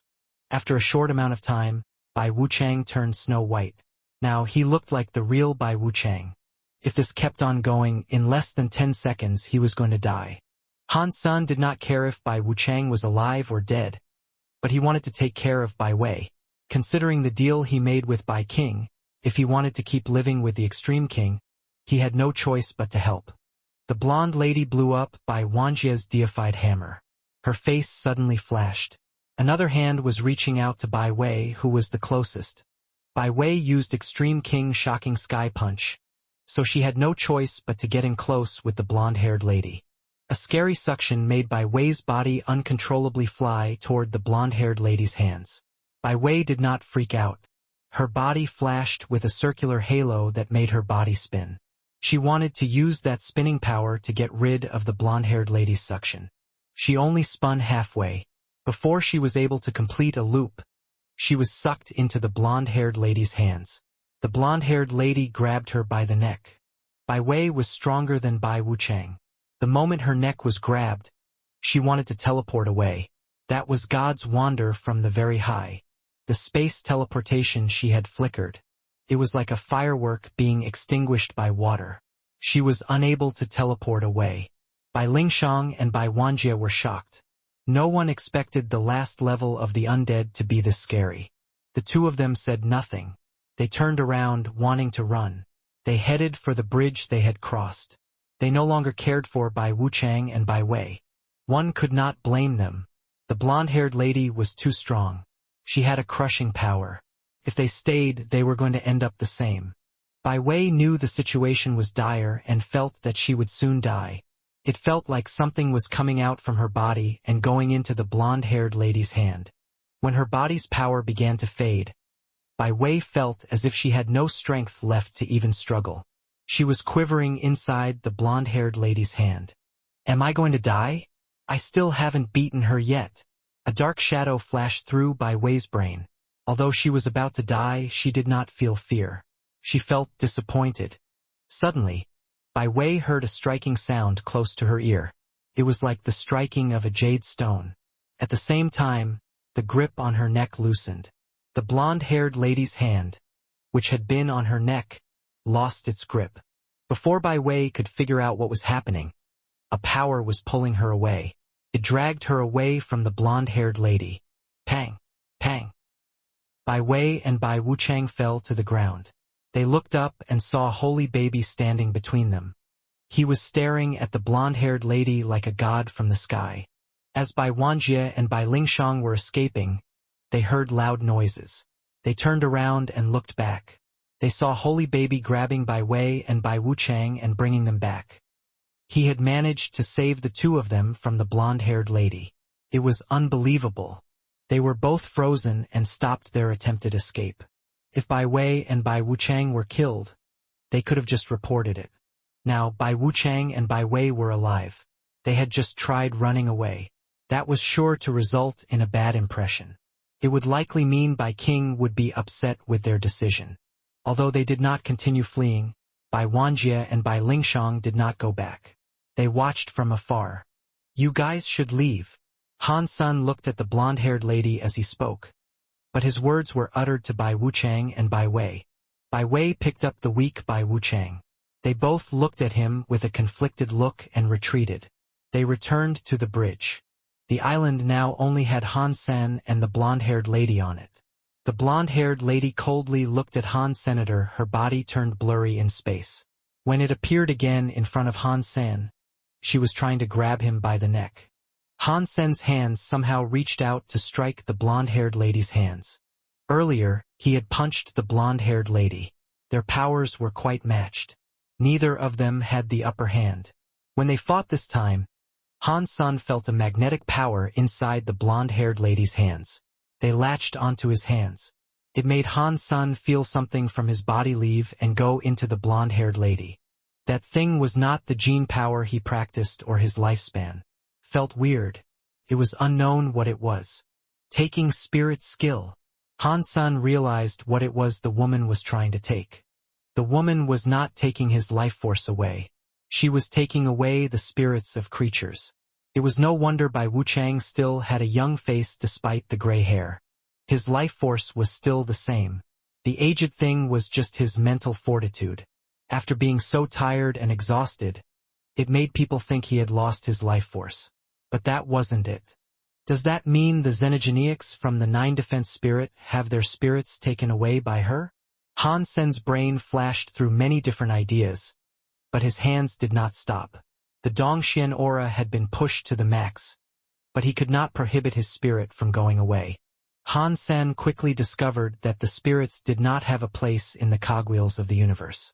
Even if he used the Dongxian aura to stop every cogwheel in the universe from spinning, he could not stop the blonde-haired lady from taking away his spirit. Han Sen used many different powers, but none of them were able to stop the blonde-haired lady from taking away his spirit. Han Sen frowned. It was the first time he had seen such power. He had never encountered an opponent like this before. When his heart jumped, Han Sen cast the Story of Genes. He used Forever Solid Power, hoping to stop his spirit from leaking. When Forever Solid Power activated, Han Sen felt the blonde-haired lady's suction power vanish. His spirit stopped leaving him. The Story of Genes really worked. It is no wonder Sacred Leader created it to deal with God's spirits. It is useful against spirits. Han Sen was happy. He was just giving it a go. But it actually worked. The blonde-haired lady still grabbed Han Sen, but she could not take the spirit away from him. Her emotionless face looked confused. Her gold eyes were focused on Han Sen. Han Sen flipped his hand. He twisted the blonde lady's arm and made her body turn. He then pressed her into the mountain's walls. Bai Wuxia and the others were shocked. They did not expect something like this to happen. It is no wonder Father took him as a student. He did not show off, gloat, or anything, yet he possesses such power. Bai Wuxia frowned. Bai Lingshang said, "It looks like our guesses were not so accurate. Holy Baby did not just come here to evaluate our performance. Father must have asked him to protect us too." When she said that, she sighed. "If I had known that, I would not have had to do what I did earlier. Who could have guessed Holy Baby would have this sort of power? You cannot blame us for what we did. It is fine if he reports it to Father." Bai Wuxia did not regret his course of action. Bai Wei and Bai Wuchang looked at Han Sen with shock. They could not do anything before the blonde-haired lady, yet he was able to suppress her with one hand. That kind of power was quite shocking to behold. Han Sen pushed the blonde-haired lady against the mountain wall and quietly asked, "What are you?" He wanted to know where the blonde-haired lady came from. She was able to take the spirits of other creatures. In addition to that, she looked just like Warner. She had a god spirit presence too. It was very strange. The blonde-haired lady was emotionless. It was like she did not even hear what Han Sen said. She suddenly turned her body around. She did not care for the fact that her arms were captured. She broke her arms just to turn her body. She looked at Han Sen and used another arm to grab Han Sen's wrist. Boom! All Han Sen saw was golden light. He and the blonde-haired lady went inside the mountain where the crystal machinery was shining, created many crystal lights. They covered Han Sen and the blonde-haired lady. Han Sen was shocked. He wanted to teleport away from the mountain, but he felt like the space around him was completely sealed. He was unable to teleport. The crystal lights turned into crystals that one could see. When the crystals got bigger, they took on a circular shape. They looked just like the big eggs Hansen and the others saw earlier. Hansen punched the blonde-haired lady. In the crystal light, the blonde-haired lady's power had reached a scarier level. Hansen's punching power looked like a commoner trying to punch a steel board. He was unable to hurt the lady. The crystal shell wrapped the pair up. It was just like when Hansen saw the crystal egg in the beginning. The blonde-haired lady's broken arm recovered. She held onto Han's senator. A scary power kept invading his body. It was trying to take Hansen's spirit away. In that forever solidified mode, the blonde-haired lady could not take Hansen's spirit. Yet, Hansen could not get free of the blonde-haired lady's grip. They were both stuck in the big egg. Hansen thought, "Did my king treat me so nice to lead me here and have the blonde-haired lady take my spirit?" With that blonde-haired lady's weird power and the help of the crystallizer machines, even true god elites would not have been able to fight her. Bai King had sent him there to protect the prince and princesses. Something had to be amiss. If Bai King was tricking him, he would not know if Hansen was going to fight the blonde-haired lady. That was not something he could control. Hansen could have just left. He was curious about the blonde-haired lady's identity, so that was why he was there. Bai King could not have known Hansen would be interested in the blonde-haired lady, so it did not make any sense. In that crystal egg lights buff, the blonde-haired lady's body suction was stronger. Her entire body was like an octopus holding on to Hansen. Hansen used his power to punch her. He felt like her body had been protected by a layer of a crystal shell. He was unable to break it. In the mountain in Starter King's land, Hansen was grabbed by the blonde-haired lady. The big crystal egg had been filled with crystal. It was like Hansen and the blonde-haired lady were frozen in ice. He could not move. Hansen used his sky vine radish god lance, but he was unable to harm the blonde-haired lady. She was steadily becoming stronger, and Hansen felt as if his body was starting to become loose. He was unable to withstand the suction power of the blonde-haired lady. "It looks like I have to use Super God Spirit mode." Hansen forced himself to make use of Super God Spirit mode. He wanted to use that moment to escape the mountain. When Hansen used Super God Spirit mode, he activated Wanner, who was still asleep. It made Wanner's body shine with gold. Hansen thought the results would be the same. He thought Wanner's power would nullify the power of his Super God Spirit mode, thus enabling him to leave the area before that happened. Who would have known that this time, Wanner suddenly opened her eyes to awake from a deep sleep. Bai Wanjie and the others saw the flash of gold light. Hansen and the blonde lady vanished together. The mountain's crystal light was like a volcanic eruption that blew into the sky. They did not dare get close to the mountain. They waited from afar. After time passed, they still did not see Hansen come out from the mountain. The volcanic eruption created lingering crystal light. The princes and princesses heard Bai Wanjie tell them what happened. They looked at Bai Wuchang, who had white hair. They were so shocked that they did not proceed to the next island. After a long time, when Starter King's land opened again, Hansen had yet to appear from the mountain. The princes and princesses returned to the bones of the true space demon dragon and teleported away from Starter King's land. Bai Wanjie, Bai Wei, Bai Lingshang, and Bai Wuchang were called upon by Bai King. They reported what had happened to Holy Baby to Bai King. They did not hide anything. Bai Wanjie and Bai Lingshang felt conflicted about telling him, but Bai King did not look any different when hearing what he was told. He did not say much. He only asked them a few questions about the blonde-haired lady and Han Senator. He then asked them to leave. "It was fortunate that Father sent Holy Baby to protect us," Bai Wanjie said. "If he hadn't, who knows what would have happened?" "Father, you were so clever," Bai Lingshang said with a smile. "You took Holy Baby as a student and saved Wuchang and Wei." After they left, Bai King frowned as he sat by the table. After a while, he said to himself, he shouldn't have. If he was able to kill Sky Armor God, why was he unable to defeat that tester? Was that tester more powerful than a god spirit? Han Sun looked at all that was going on in front of him. It was all a bit beyond his expectations. After Wanner woke up, her gold light continued to expand. It created a strong reaction with the Super God Spirit mode. It forced Han Sen to let her out. Otherwise, both of their bodies would have been ripped apart by that power that went against each other. After Wanner appeared, the crystal light around him stopped. Under her gold light, the big crystal egg was like ice meeting the sun. It melted quickly. It was not just the big crystal egg melting.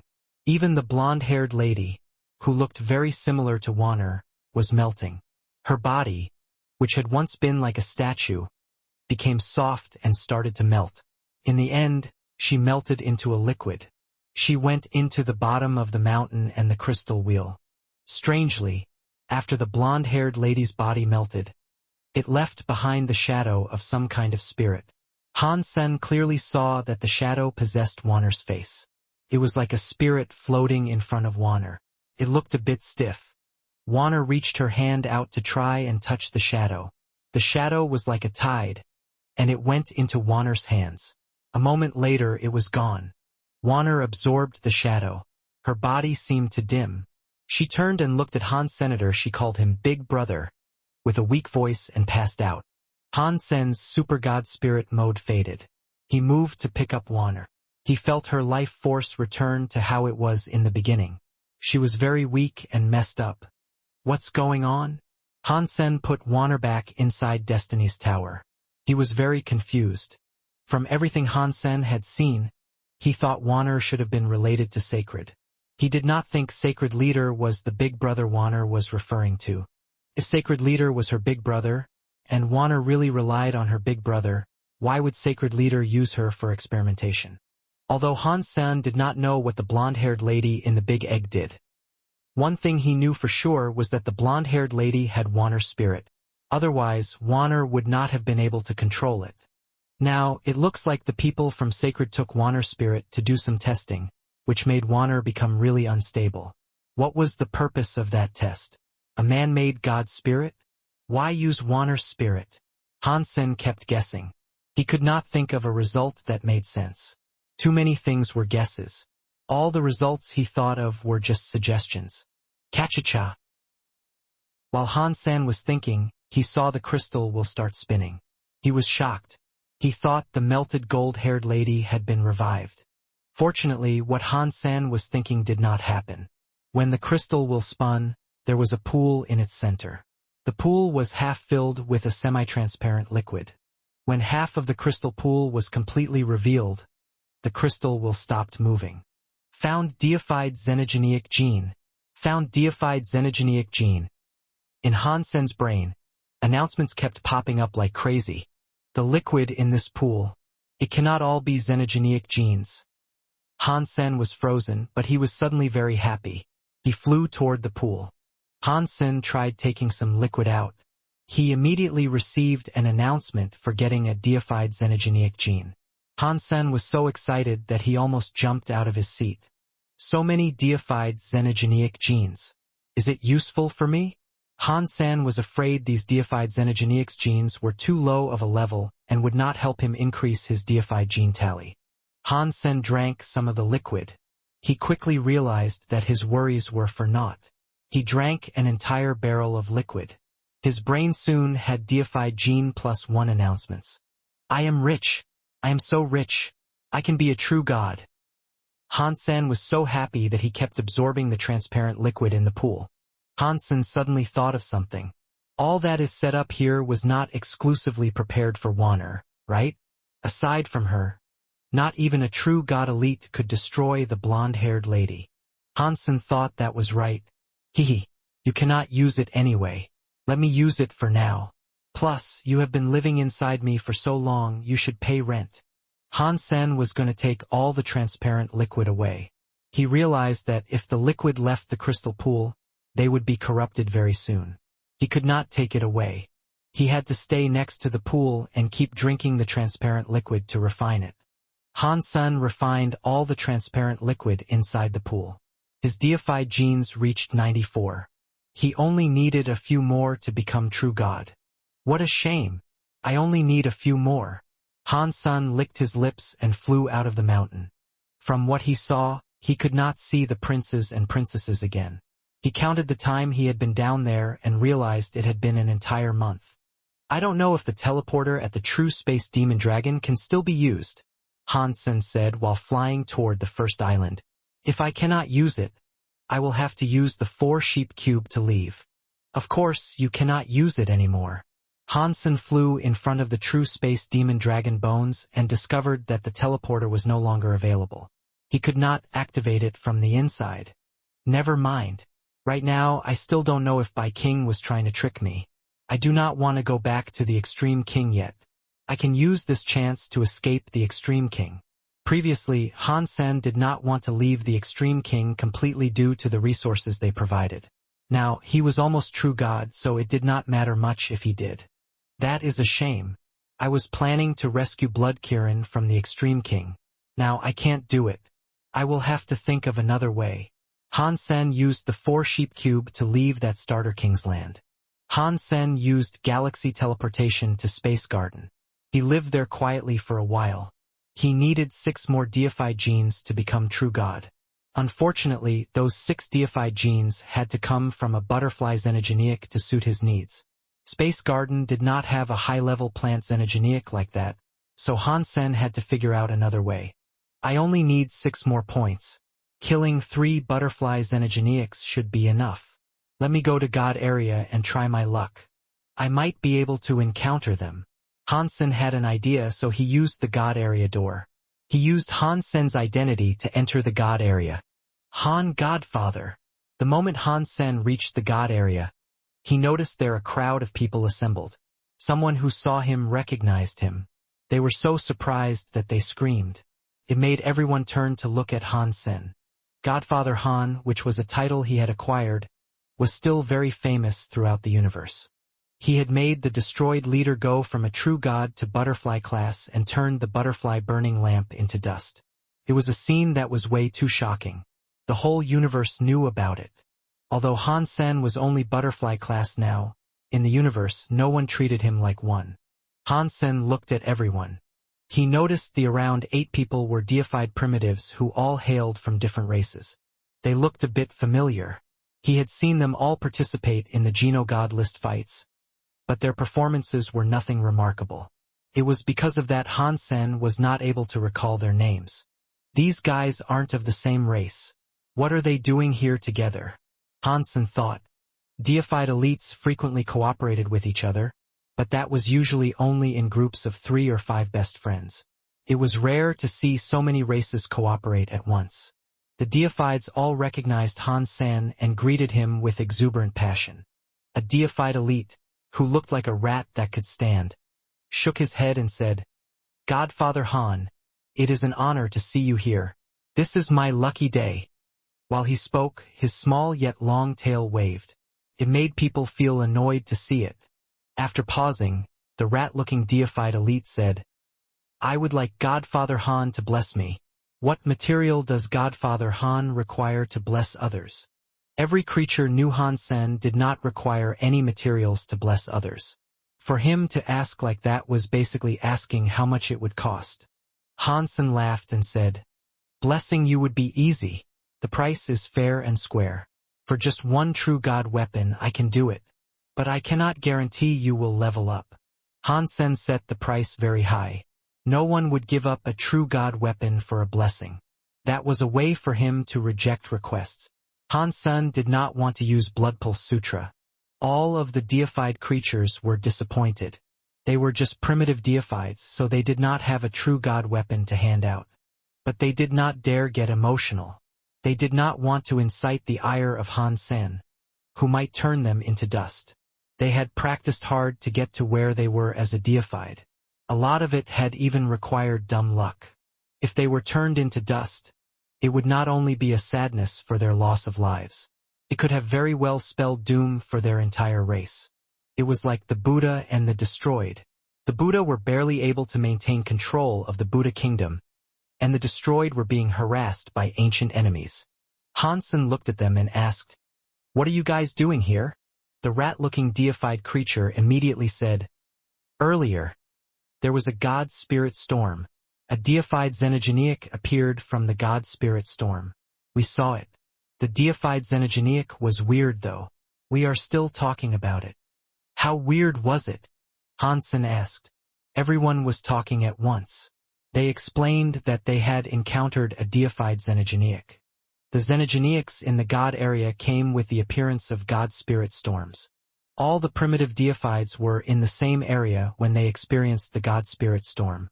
They were all deemed food for the assembling deified xenogeneics. The xenogeneic they saw inside the god spirit storm was different from the usual suspects. That xenogeneic was like a stone tablet that was 30 feet tall. The stone tablet had electricity in it. It was surrounded by a lot of light. Even a blind man could see it from 1,000 miles away. They rushed in front of the stone tablet, but the tablet had no words or symbols. There were no pictures on it either. There were 3 indentations in it. There were 3 slots on the tablet. They were at the top and led down.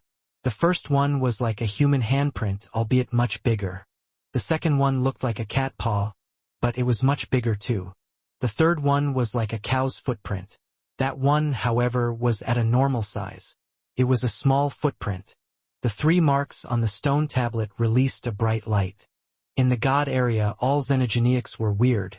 One often found stone xenogeneics too. The primitive deified creatures wanted to destroy the stone tablet to see if they could get a deified xenogeneic gene. When they attacked the stone tablet, they were unable to harm the stone tablet. The light of the stone tablet grew brighter. Ultimately, there was no difference. The power of the stone tablet did not fight back either. How could this happen?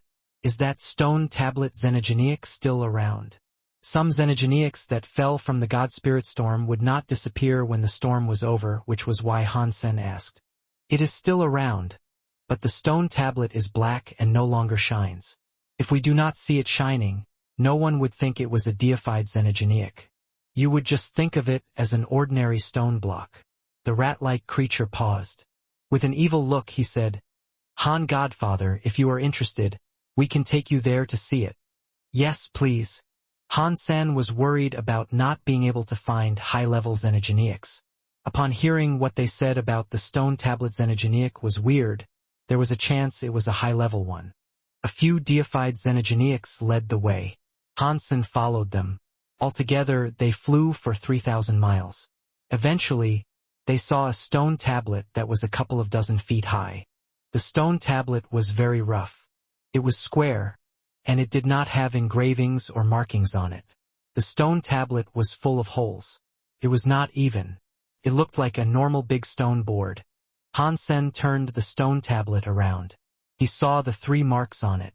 Their shape and appearance were just as they had been described. Aside from the stone tablet, someone was standing before it. It was Bai Wuxiang. He was one of the extreme kings in the god list fights. Hansen had heard Bai Wuxiang was a higher level than Bai King now.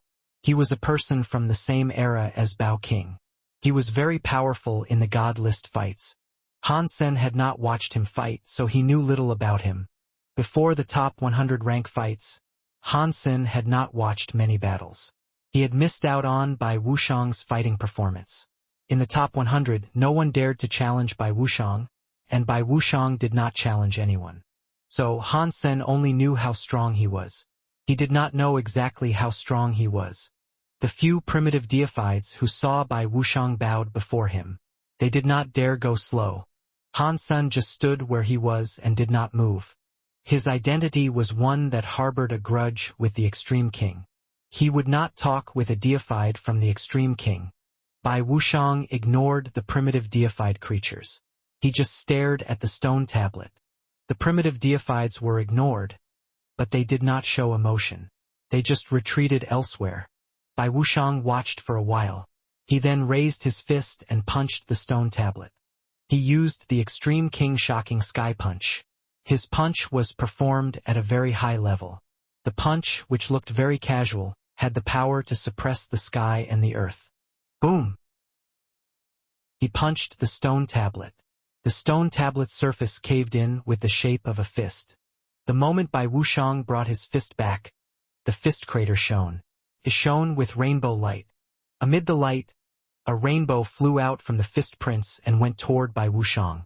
Hansen and the other primitive deifieds looked at the light. The primitive deifieds were especially curious.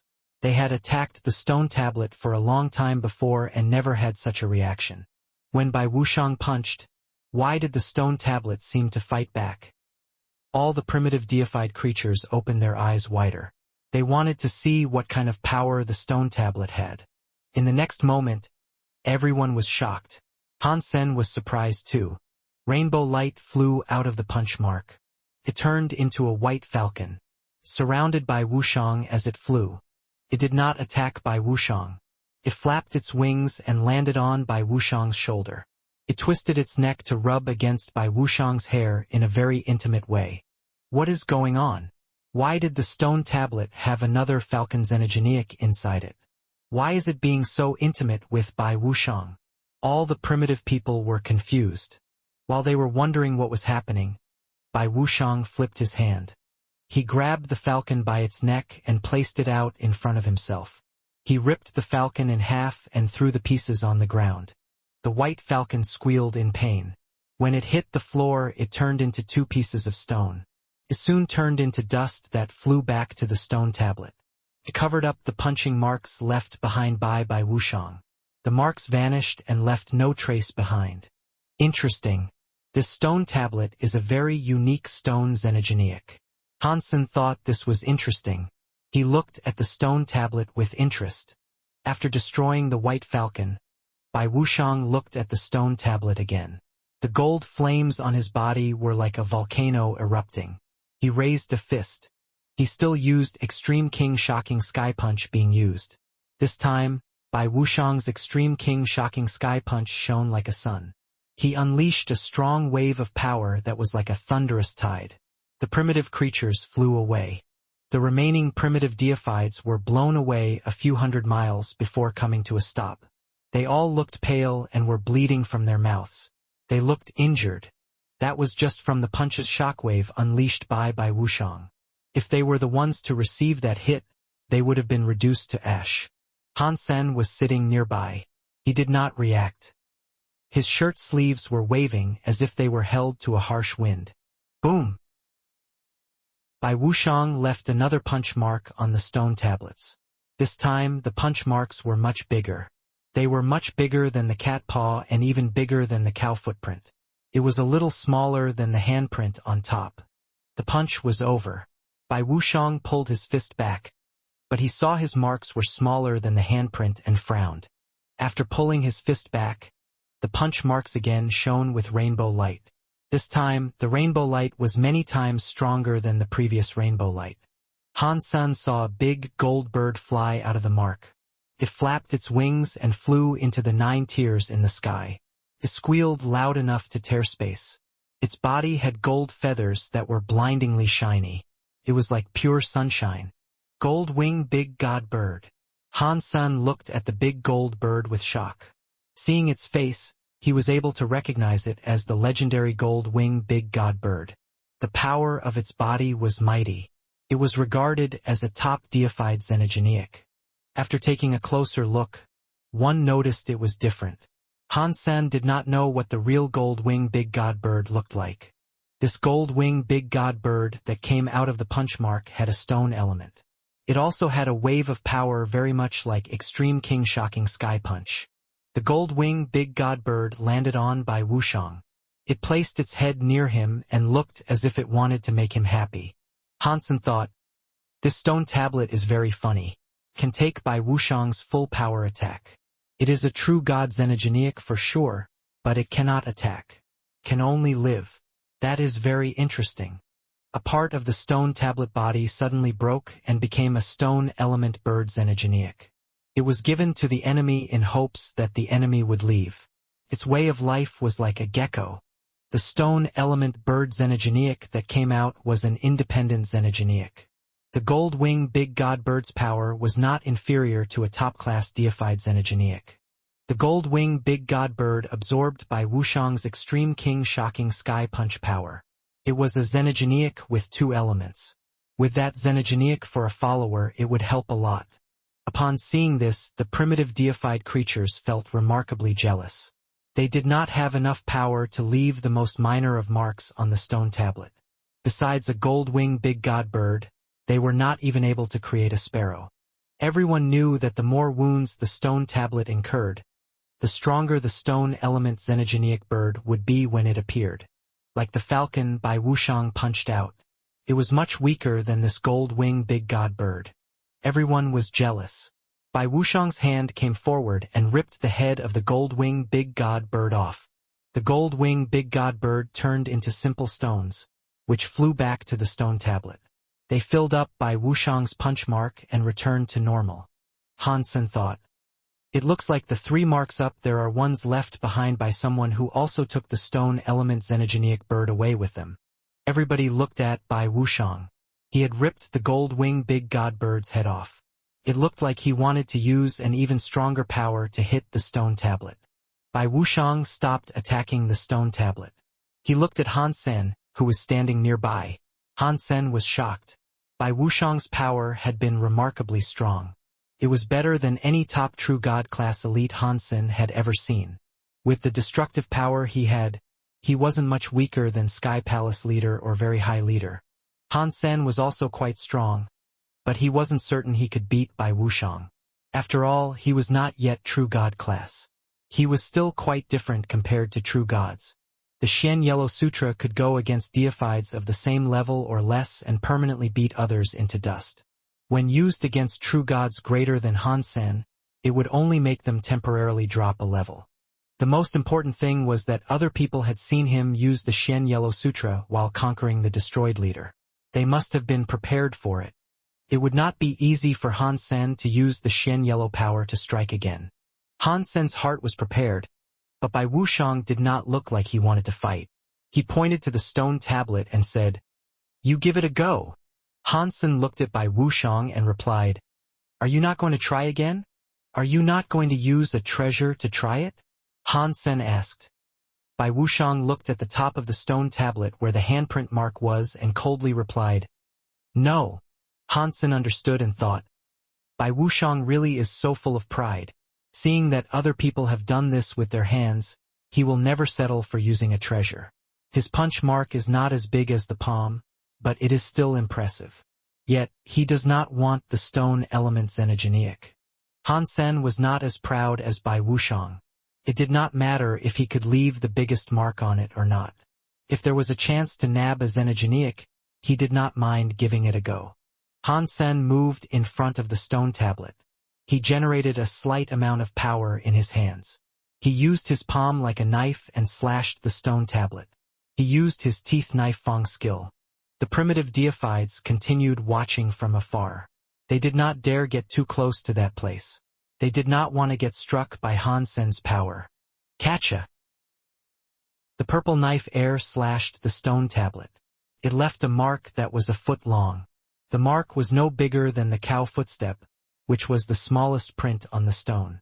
Teeth power did not spread onto the stone tablet. The knife mark was shining with rainbow light. A small bird emerged from it. When Han Sen saw the small bird, he wanted to cry and laugh. It was a little purple sparrow. Could not be compared to Bai Wuxiang's gold-wing big god bird. It was not even as good as the falcon. Han Sen thought, "It looks like my absolute power is still quite bad. I cannot really do this like a true god Bai Wuxiang can." The small purple sparrow flew around Han Sen for a while. It landed on his shoulder and rubbed its head against Han Sen's neck. It looked very nice and cute. Although it looked very alive, one was able to tell that this little sparrow was made of stone just by touching it. Even its feathers were made of stone. The primitive deifieds that were far away whispered, "Godfather Han's genes are powerful, but he is only butterfly class. Comparing his power to Bai Wuxiang, who is a true god, he is a little bit weaker." Bai Wuxiang looked at the sparrow on top of Han Sen's shoulder, but he did not say anything. Han Sen was not as prideful as Bai Wuxiang, so he did not plan on stopping now. His heart jumped. He summoned a black doll. It was the god doll he had received from Burning Lamp. It was a true god item with true god power. Han Sen only needed to put his power inside it to be able to activate it. He could make it cast a true god power. The god doll accepted the command. His body was full of power. It made a scary wind sound as it punched toward the stone tablet. The moment the god doll hit the stone tablet, The sparrow on Han Sen's shoulder suddenly flew up. It returned to the initial knife mark Han Sen had left on the stone tablet. It melted into the stone tablet and fixed the knife mark. Han Sen knew that the stone tablet was not just letting its tail go to survive. Each creature was only able to earn one stone bird's energenic. If people attacked the stone tablet again, the stone bird's energenic would return to the tablet. Pang! The god doll left its punch mark on the tablet, but it was not very deep. It also wasn't any bigger than the cow's foot. It was just like the knife mark Han Sen had left behind before. Han Sen was shocked. The power of the god doll was true god. Although it was a weaker true god, it was still a true god. It only left behind a knife mark similar to what he had done before. Despite the fact I am not true god, it seems like my body is already like a true god. I just cannot compare with a top-class true godlike by Wuxia. Han Sen felt like he had underestimated his fitness. His ordinary self couldn't be compared with a true god. If he entered xenogenic mode, he would be even stronger. Although it was not as good as by Wuxia's ability, it was better than a true god. The fist mark's rainbow light spread. Another sparrow emerged. It was similar in size to the other one Han Sen had created. This time, however, the sparrow was black. Top-class true gods like Bai Wuxiang are too strong. This is a simple comparison. We are both practically true gods. But he is much stronger. Han Sen looked at Bai Wuxiang. He was still just standing and watching. His expression had not changed. Don't you want to use your god-hitting skill to try? Bai Wuxiang suddenly asked. Han Sen had no idea what he was talking about. Han Sen thought about it for 2 seconds. The god-hitting skill Bai Wuxiang was talking about was likely the Shen Yellow Sutra. It was the reverse of Blood Pulse Sutra. To be honest, Han Sen was not sure if the Shen Yellow Sutra would work on the strange god Xenogenic since the Shen Yellow Sutra reversed the self-cogwheels of spirits. When he used it, he was able to devolve their self-blood pulse. Han Sen was just butterfly class. The Shen Yellow Sutra's power was barely able to reverse a true god self-cogwheel. The results were also only temporary. For a true god that had a powerful self-cogwheel like Bai Wuxiang, it was very difficult for Shen Yellow Sutra to move and have an effect on.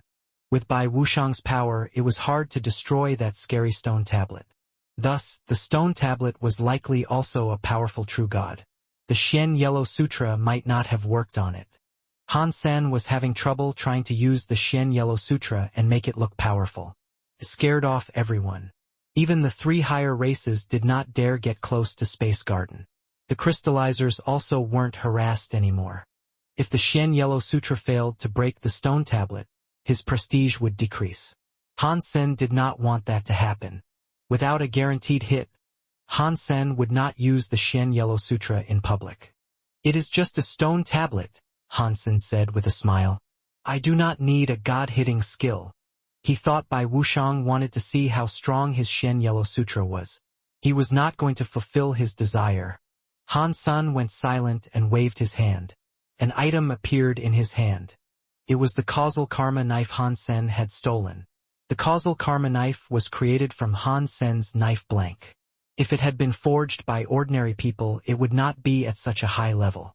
Burning Lamp was able to make the causal karma knife true god because he used a Buddha power. All their efforts across the years had been poured into that one knife blank. That was how they were able to make the causal karma knife a true god weapon. One of the very important materials used was the Buddha's relic. The so-called relic was a race talent of the Buddha. When a Buddha died, the energy inside their bodies gathered up and turned into solid energy. That was the relic. Burning Lamp used countless relics of the Buddha. He then made the causal karma knife. There would never be another causal karma knife because all the Buddha was dead. Thus, there were no longer as many relics as there used to be. Aside from the Buddha's relics, there were other rare materials the Buddha would never get again. The only shameful thing was that the causal karma knife was strong, but its power was very weak. Its material was tough, but it did not have a blade. Han Sen pulled out the causal karma knife. He had no expectations that using the knife would enable him to win. The stone tablet did not deal damage. Han Sen needed something solid. He held the causal karma knife. Han Sen's body boiled with weird power. He slashed downward, but he was not aiming at the stone tablet. He slashed the air. The knife light gathered in the air. It was like it was frozen. Han Sen's knife light went faster, one light after another. It made the central knife light steadily grow brighter. Everyone knew what he was trying to do. In the fight to light up the lantern, everyone in the universe witnessed his under-the-sky knife skill. They knew that Han Sen only required enough time to generate enough knife lights to cast a powerful, top-class true god power. Bai Wuxiang frowned. He wanted to see Han Sen's hitting god skill. He did not want to waste time watching a trick that required time to perform. A real, top-class true god class would not allow Han Sen this much time to gather up so many knife lights and knife airs. Dealing with the stone tablet, which was a weird xenogeneic, Han Sen's gathering of power skill was the most useful. Other people had geno arts that enabled them to build up power too, but they were not long-lasting. They eventually faded away. It was also hard to control 10,000 powers. Han Sen's under-the-sky knife skills left the powers there. They would not fade away, and there were no flaws in the controls. Even with 1 billion knife lights generated, he could control them well. Of course, even if a normal true god could control that many knife lights, they could not cast out that many knife lights without using any power. Han Sen secretly used his Dongxian aura. He forced the energy in the universe to help him with the under-the-sky knife skill adhering to the rules of the universe. That was how he kept on building up knife lights. In a real deathmatch fight, it was very rare to see a few 1,000 or a few 100,000 knife lights used. Now Han Sen kept quickly slashing. There were more and more knife lights. They did not plan on stopping. The knife lights were already uncountable. They were like a galaxy spinning in space that created a scary knife stream. The primitive deifieds were shocked as they watched. They fell back a few thousand miles. If there were only 1 or 2 of Han Sen's knife lights, or even 10 to 20, his power would not be as good as Bai Wuxiang's punch. Now the power was like a river. The power was far scarier than Bai Wuxiang's punch. Bai Wuxiang frowned. There were so many knife lights. Even if he did not have the confidence to control them, it was impressive for Han Sen to be able to control the knife lights however he wanted to. Also, nothing was fading away. That was quite powerful. It was not something achieved through luck. Han Sen kept casting knife lights. Clearly, his control power had not reached the max yet. He had just accomplished something that many top-class true god couldn't do.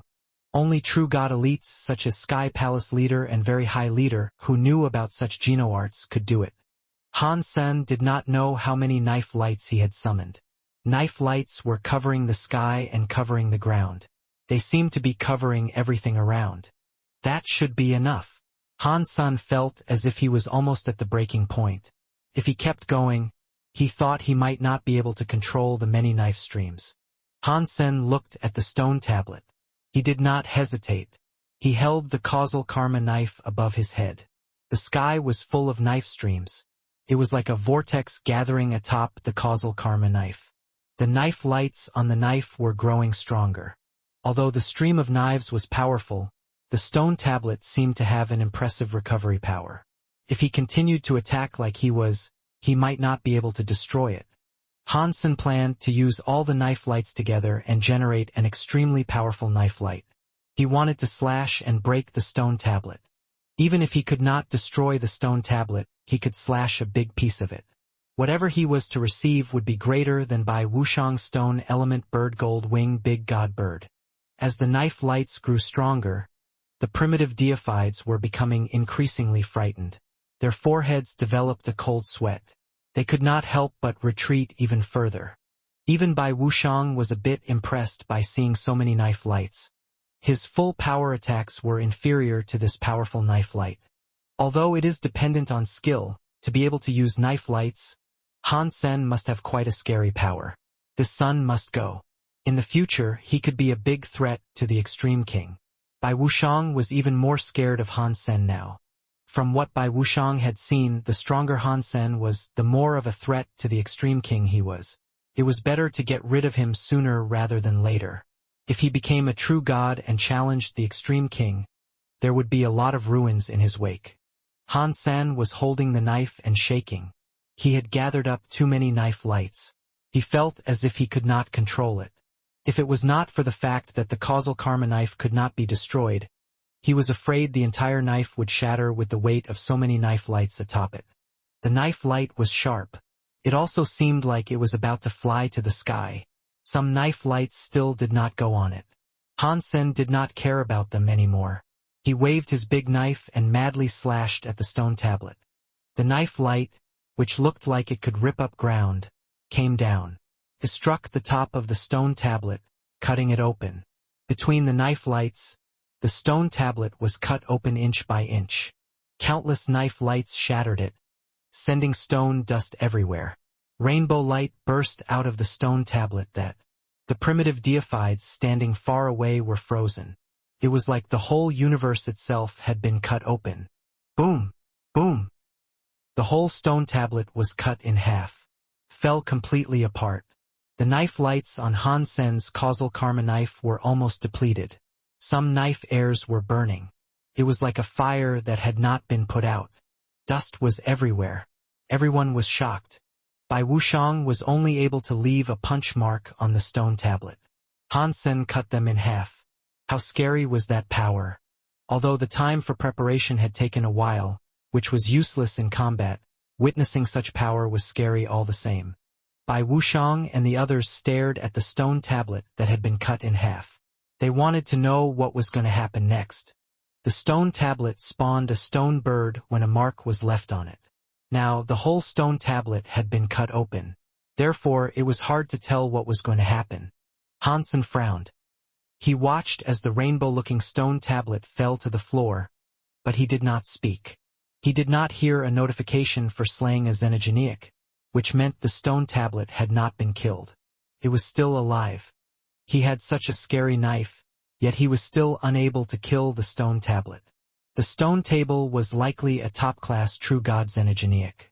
It was a shame it did not attack and could only receive hits. Boom!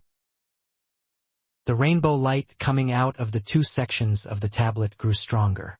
They turned into a scary rainbow flame that burst into the sky.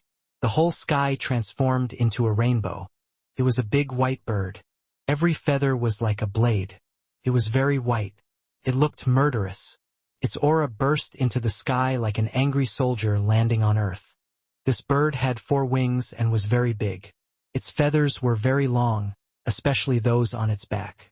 They were like a stream of knives on the creature's back, reminiscent of a waterfall. It had 9 small necks and 9 bird heads. It looked like a phoenix. Its small feathers were like small blades. It was very white and very murderous.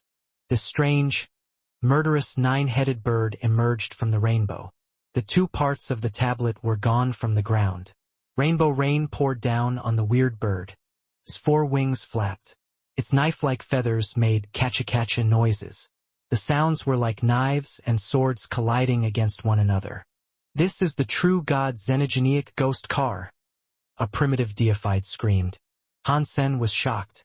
He had heard the name of the ghost car xenogeniac before. Some people said the ghost car had phoenix blood. Some people said ghost car was a murderous bird, and wherever it went, chaos followed in its wake. That was not the reason Han-sen had heard of ghost car before. In the legends, one of Sacred's 4 holy beasts was ghost car.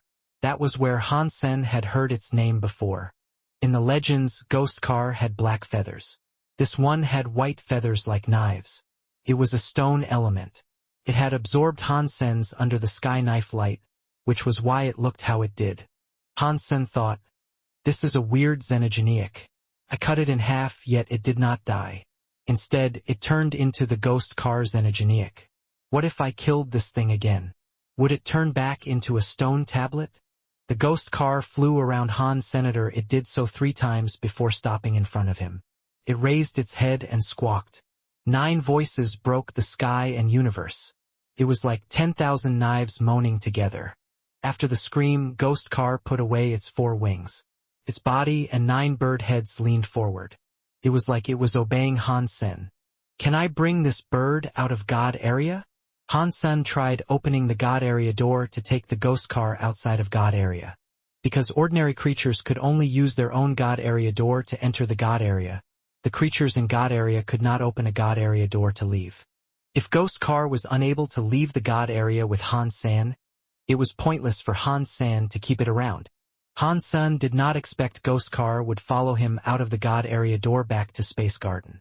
Han San thought it might be because Ghost Car absorbed under the Sky Knife power. It was very curious. Holy shit! Where did this murderous bird come from? Upon seeing Ghost Car, Wang Yuhang was shocked. Ghost Car stared at him with raised feathers. It was scary. It was like a mountain of knives. It is a pet I just claimed, Hansen said with a smile. It looks good. Doesn't it? Pet? What level? Wang Yuhang stared at Ghost Car. True God, Hansen said with a smile. You and your family get all of the luck in the world for yourselves. You just went out there and came back with a true God xenogeneic pet. Wang Yuhang looked very envious and jealous. Come, let me ride it and see what it feels like to ride a true God. Wang Yuhang got close to Ghost Car, which made Ghost Car mad. His knife-like feathers shone. Snow-white knife lights were like a galaxy rising upon him. It covered the sky, ground, and the entirety of Space Garden. Wang Yuhang was frightened and fell back. He waved his hands and said, No, no, no. I was just joking with you. I would not dare ride it. Do not hurt people randomly, Han Sen told Ghost Car. The knife stream on Ghost Car retreated.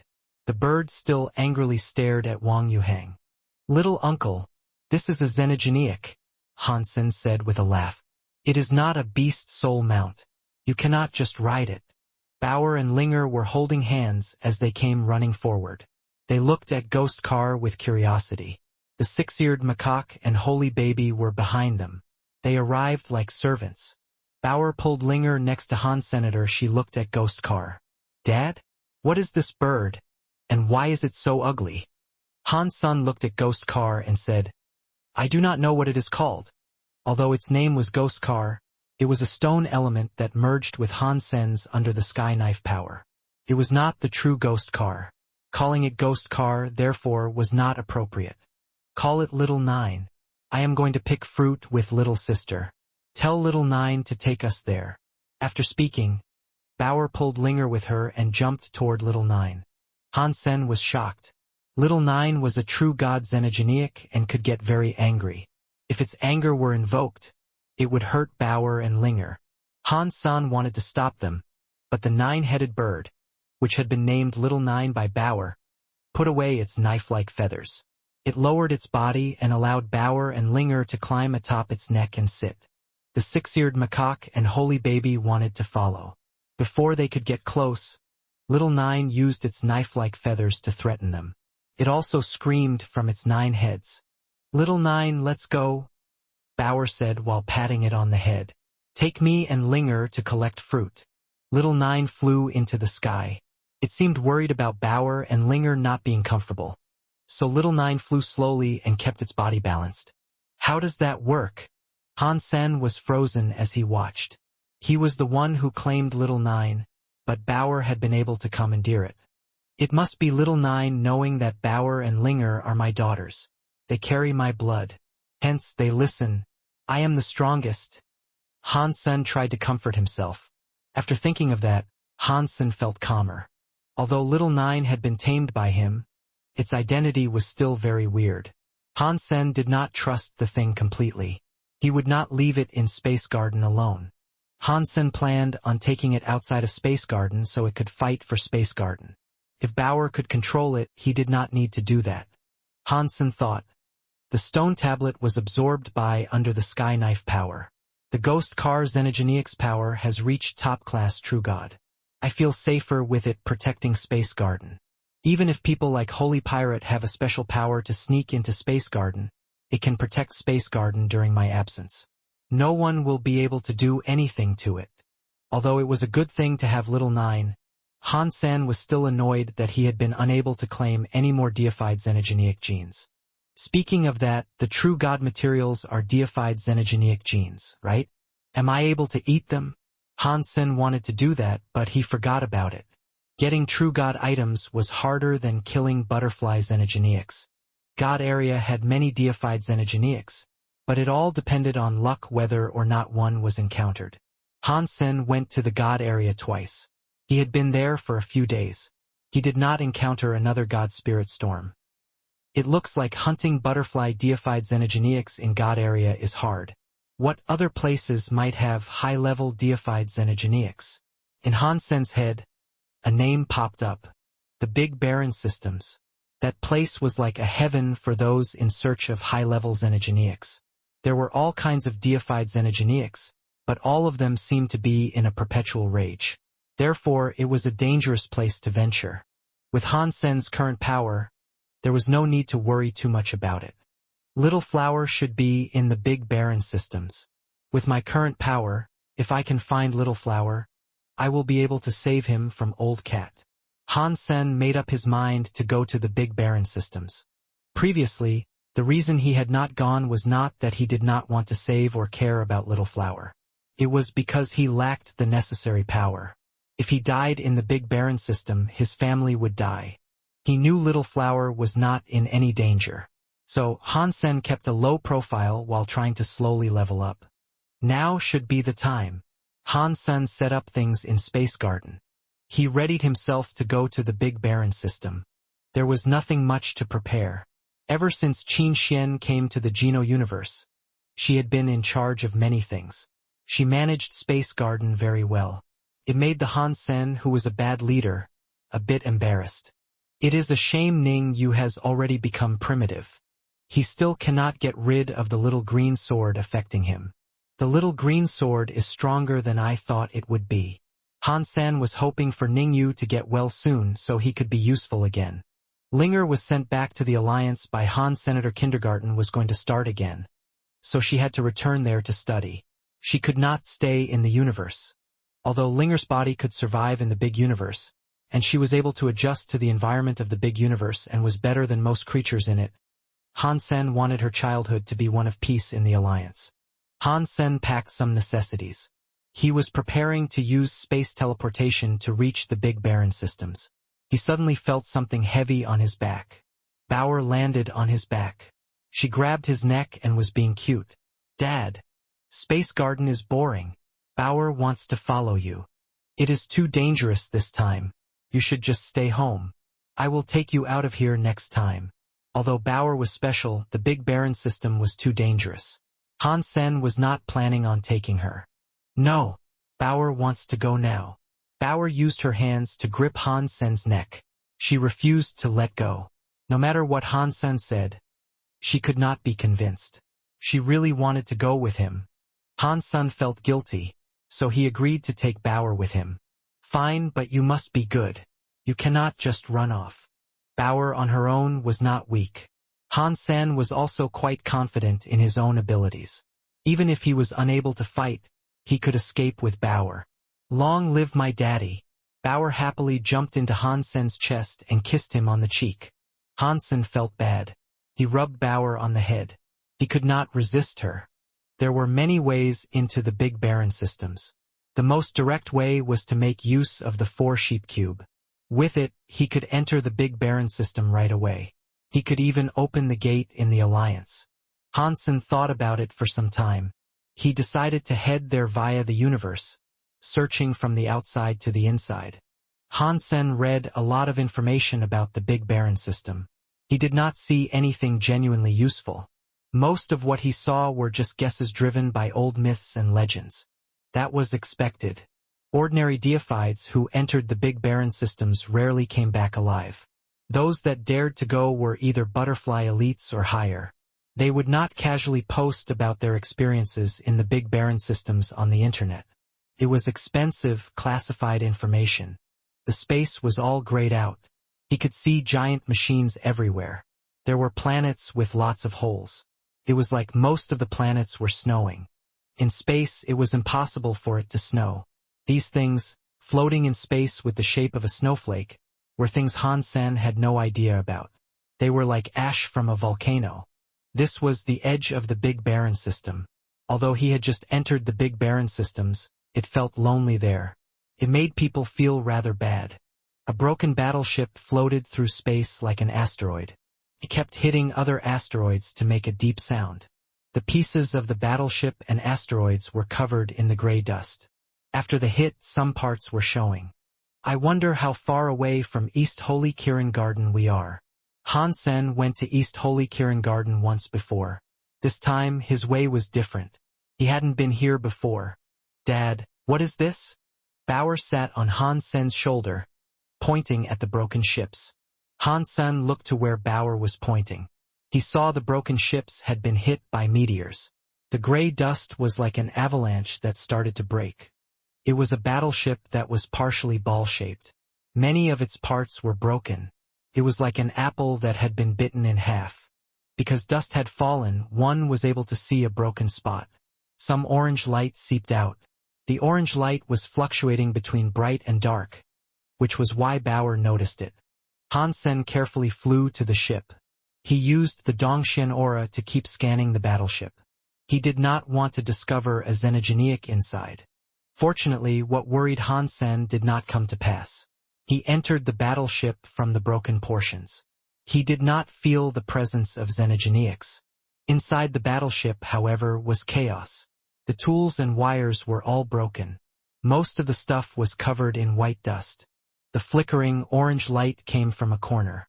Han Sen waved his hand to brush all the pieces around that corner away. The glowing thing underneath was a very cute doll. That doll had the face of a little girl. She had black hair and big eyes. She was wearing a beautiful dress, but it was covered in dust. Thus, it looked very vintage. The place that released orange light was atop the doll's chest. The doll's neck had a pendant necklace. The pendant was an orange gem. It had been the gem flickering like a lamp the whole time. Han Sen used his hand and sucked. He pulled the girl doll and necklace over. The white dust fell off. The dust was everywhere. It was unknown what the doll was made of. When the gray dust fell away from it, it looked rather clean. The gem pendant on its chest looked even brighter. Tick, tick, tick, tick. Han Sen suddenly heard the doll make a strange sound. Sounded like a clock moving. The gem pendant stopped flickering and turned bright. Scanning, scanning. The doll suddenly spoke, kept repeating one word. That doll is a machine. I wonder what it is scanning. Han Sen and Bauer were very curious, for eyes were staring at that floating doll. The cloth doll spurted out a bunch of words. Ding! Scanning successful. Database broken. Identity cannot be confirmed. Cannot open the information system. System lacks energy. Going into sleep mode. Sleep mode countdown. 10, 9. Han Sen knew the cloth doll did not pose any threat to him. So he reached his hand out and grabbed it. Once it was in his hands, it felt like an ordinary cloth doll. When the countdown finished, the pendant on the cloth doll's chest stopped flickering. The doll stopped moving and speaking. This doll is interesting. Bauer looked at the female cloth doll with ardent curiosity. Han Sen checked it out for a while, but he did not find any weapons or such devices on the doll. With it being safe, he passed the doll to Bauer and allowed her to play with it. Bauer happily took the doll and started playing with it. Han Sen walked around the rest of the battleship's wreckage in search of anything else that might prove useful. Things inside the Big Baron system potentially had a connection to sacred. Thus, Han Sen was not going to leave a single stone unturned. Unfortunately, the area was too badly destroyed. There was nothing complete there anymore. Based on the broken machines and tools, there was enough to suggest that the place had been a laboratory at some point in time. Han Sen did not find any test subjects on the ship. He also did not encounter the remnants and remains of dead bodies. Perhaps whatever bad happened there had resulted in the creatures escaping. Or the place may have already been abandoned. I wonder where Little Flower is right now. After leaving the battleship, Han Sen looked around. He had no clue which way to go. He went back to where he had stopped and continued onward. While he was flying, a xenogeneic jumped out of the wreckage. Han Sen did not actually see it coming. Its life force had been off the radar until he saw it. Still, Han Sen's reaction was fast. He teleported away before the xenogeneic was able to reach him. He was non-far in space looking at the xenogeneic. The xenogeneic looked like a tiger, but its body was a few times bigger. Its body had metal and cogwheels on it while some parts of it were flesh. It looked very weird. The tiger did not speak. Its eyes were shining red. It was jumping toward Han Sen again. Its claws were like crystal steel. They were half-transparent. As it teleported before Han Sen, he saw that it had scary godlike claws. Dong! Han Sen lifted the shield of the Medusa's gaze. He used it to block the tiger's jumping attack. He used his other hand like a knife and slashed across the tiger's head. He cut half of the tiger's head clean off. The tiger still wasn't dead. Its brain contained lots of crystal and metal. They were all strangely flickering. The beast waved its claws at Han Sen to attack him again. Han Sen waved his knife a few times. He finally cut the tiger into pieces. Only then did the tiger stop moving. Deified xenogeneic hunted. Deified xenogeneic gene found. This guy really is a xenogeneic. I thought it was just a machine. Han Sen looked at the tiger's body in shock. Based on the tiger's power, it should have been just transmutation or larvae class at best. It was not useful for Han Sen. Han Sen threw its body into Destiny's Tower. He was going to bring it back to Space Garden. He had a lot of pets to raise, so he had to save up as much as he was able to. All xenogeneics here are deified class. If someone came here who was not already being deified, it would be a death wish for them. Han Sen was glad about the fact he was able to jump in and out of the sanctuaries.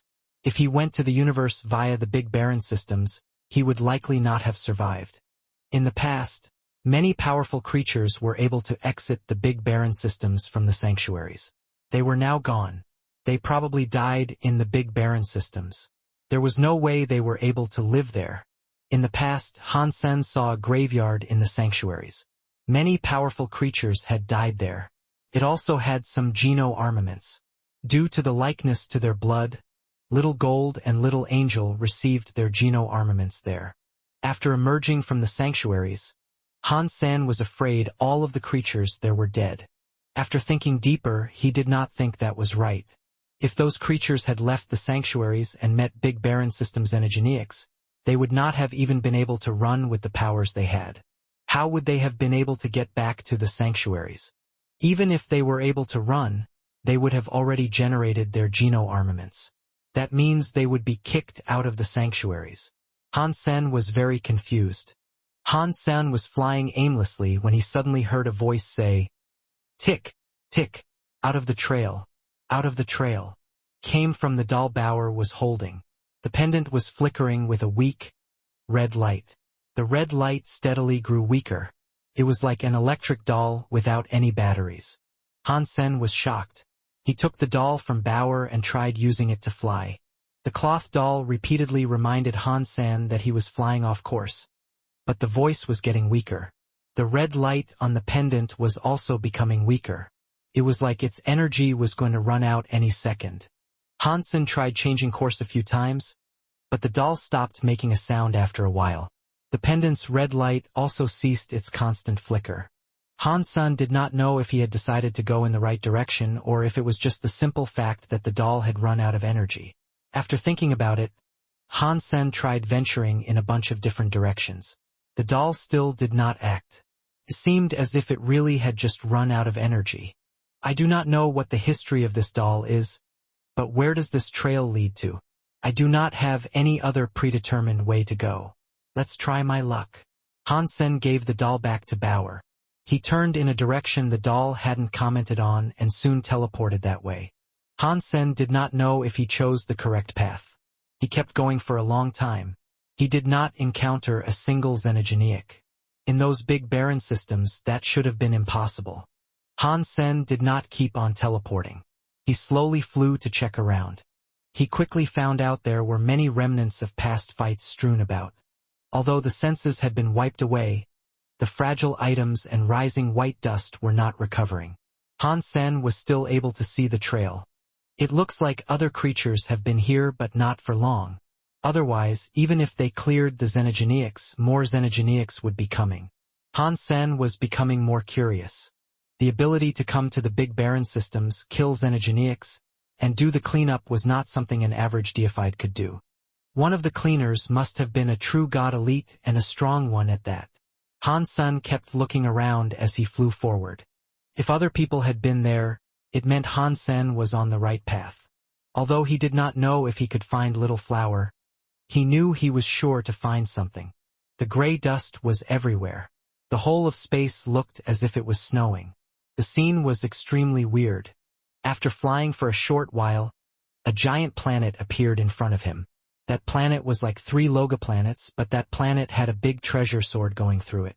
The treasure sword was so big that one was unable to imagine it. It was like a fruit knife cutting through an apple. Cut through the whole planet. That is a big sword. What kind of creature can wield it? Why is the sword cutting through the planet? Why did the planet not explode? Han Sen was looking at the planet and big treasure sword. Because the area was covered in thick, white dust, the real appearance of the planet and big treasure sword were not visible. Han Sen was only able to see the shape of it. He could not make out the details. Han Sen used his Dongxian aura to get a look at the planet and sword. He quickly realized that it was not an ordinary planet. It was a man-made planet. The structures inside were all man-made. It was no wonder a sword went through it without the planet exploding. Han Sen walked in front of the big treasure sword and reached out his hand. The big sword was covered with white dust. The dust quickly fell, revealing the sword's true appearance. Surprisingly, the big sword was a stone sword. It looked like granite. Han Sen reached out his hand and flicked the sword. He noted how hard its texture was. Han Sen's finger was unable to break the stone. He left a finger mark on it. Compared to the giant treasure sword, it was tiny. This feels like a rock for sure. But this rock is a bit too hard. Han Sen looked at the big treasure sword with shock. He tried to pull the big treasure sword away, but it felt extremely heavy. With his current power, he was unable to break it. It was like it was frozen in the air. It is no wonder it has been sticking in here. No one can move it. Han Sen was looking at the big treasure sword and thought, I suppose these things are the leftovers from the big fight that toppled Sacred. As for these things that have been left behind, did they belong to Sacred or the enemy? Han Sen was ready to keep on moving when he suddenly frowned. He flashed away and entered a hiding spot on the planet. Not long after, he saw some movement in space. 4 or 5 people broke space and arrived. They quickly approached the big treasure sword. Han Sen was looking at these people. He noticed the leader of the squad was Ancient Abyss Grandmaster from the Extreme King. Ancient Abyss Grandmaster. Why is he here? Han Sen did not know the other people from the Extreme King. Judging from their presence, they were likely deified class. Their level was not low either. The Extreme King really does have many elites. I have never seen these guys before, yet they are already butterfly class. Why are they following Ancient Abyss Grandmaster into the Big Baron systems? What are they doing? Are these the people who have been clearing out the Xenogeneics here? Han Sen was confused. The group of people did not go for the big treasure sword. It seemed as if they were just stopping by. They were headed in the same direction as Han Sen. An Extreme King deified elite looked at the big treasure sword and asked, Mr. Grandmaster, is this the God Punishment Sword from the legends? Ancient Abyss Grandmaster looked at the big treasure sword and said, Yes, this is the God Punishment Sword. It is a weapon wielded by gods. It is a shame that it belongs to the gods. It is not very useful for Sacred, which was destroyed, but many gods died here. Whoever owned this God Punishment Sword was killed by a Sacred elite. Since nobody has been able to move it, the sword has stayed here for more than 1,000,000 years. The legends say that aside from the god spirits, no creature has been able to remove this sword, the deified elite said. Is that true? If one was able to move it, the sword would not have remained here for such a long time. Ancient Abyss Grandmaster paused and said, The dust was recently moved. It looks like there are some other elites ahead of us. Han Sen thought. He was examining the big treasure sword, but he's not interested in it. He is looking at the track I made. It is lucky I used the Dongxian aura to erase all evidence of my presence. I should not leave any trace of myself here. Would it be Sky Palace Leader? The deified elite suggested. I do not think so. Ancient Abyss Grandmaster shook his head. He looked at the big treasure sword and said, "Let's go. We cannot get left behind." After Ancient Abyss Grandmaster and the others were gone, Han Sen exited the planet. The leader of Sky Palace? Is that the one we met in the sanctuary's door? The Extreme King and Sky Palace's people are here. What are they coming here for? Han Sen was a bit curious. Suddenly Han Sen frowned. He looked into the distance and said, "If the Grandmaster is here, I do not have to hide. I noticed you were hiding here. I thought you would not want to meet me, so I did not want to disturb you." In space, Ancient Abyss Grandmaster's body slowly appeared. He was like an invisible man. "Grandmaster, you are so caring. Well, I have to go now." Han Sen turned around and prepared to leave. "Please stay, Godfather Han," Ancient Abyss Grandmaster said. "Since you are here in the Big Baron systems, you must have a purpose. Can you tell me why you are here?" While the two were talking, the other 4 deified elites came flying back. They recognized Han Sen and were shocked to see Han Sen. The Han Sen they knew was the crystallizer Godfather Han, who killed Destroyed Leader. It was not the Han Sen that disguised himself as a prince of the Extreme King. Regarding Han Sen's disguise as an Extreme King prince, while they had heard about it before, they did not care about it much. They were going to surround Han Senator once they knew it was him. They hesitated. They decided against trying to surround him. If this was an ordinary deified elite, even a true god elite, they would not be afraid with Grandmaster's presence there. They knew that during a recent battle Han Sen had turned Burning Lamp into dust. That scene had been shocking. Thus they were quite afraid. They had practiced a long time to reach their current level, and they had experienced many difficult things along the way. They did not want to risk becoming weak again. "Why does it matter to you where I am going?" Han Sen coldly asked. Ancient Abyss Grandmaster was not angry. He smiled and said, "You misunderstand. I only asked you to find out whether or not our target is one and the same. So what if it is the same? Are you, Grandmaster, going to kill me first?" Han Sen raised his eyebrows and coldly grunted. He was not mad. He just wanted to see if Ancient Abyss Grandmaster and his people were willing to talk more. "If our purpose is the same, why don't we cooperate? We can avoid conflict and risk less. What do you think?" Ancient Abyss Grandmaster looked like he never became mad. He always spoke quietly. "Cooperate? How would you like to cooperate, Grandmaster?"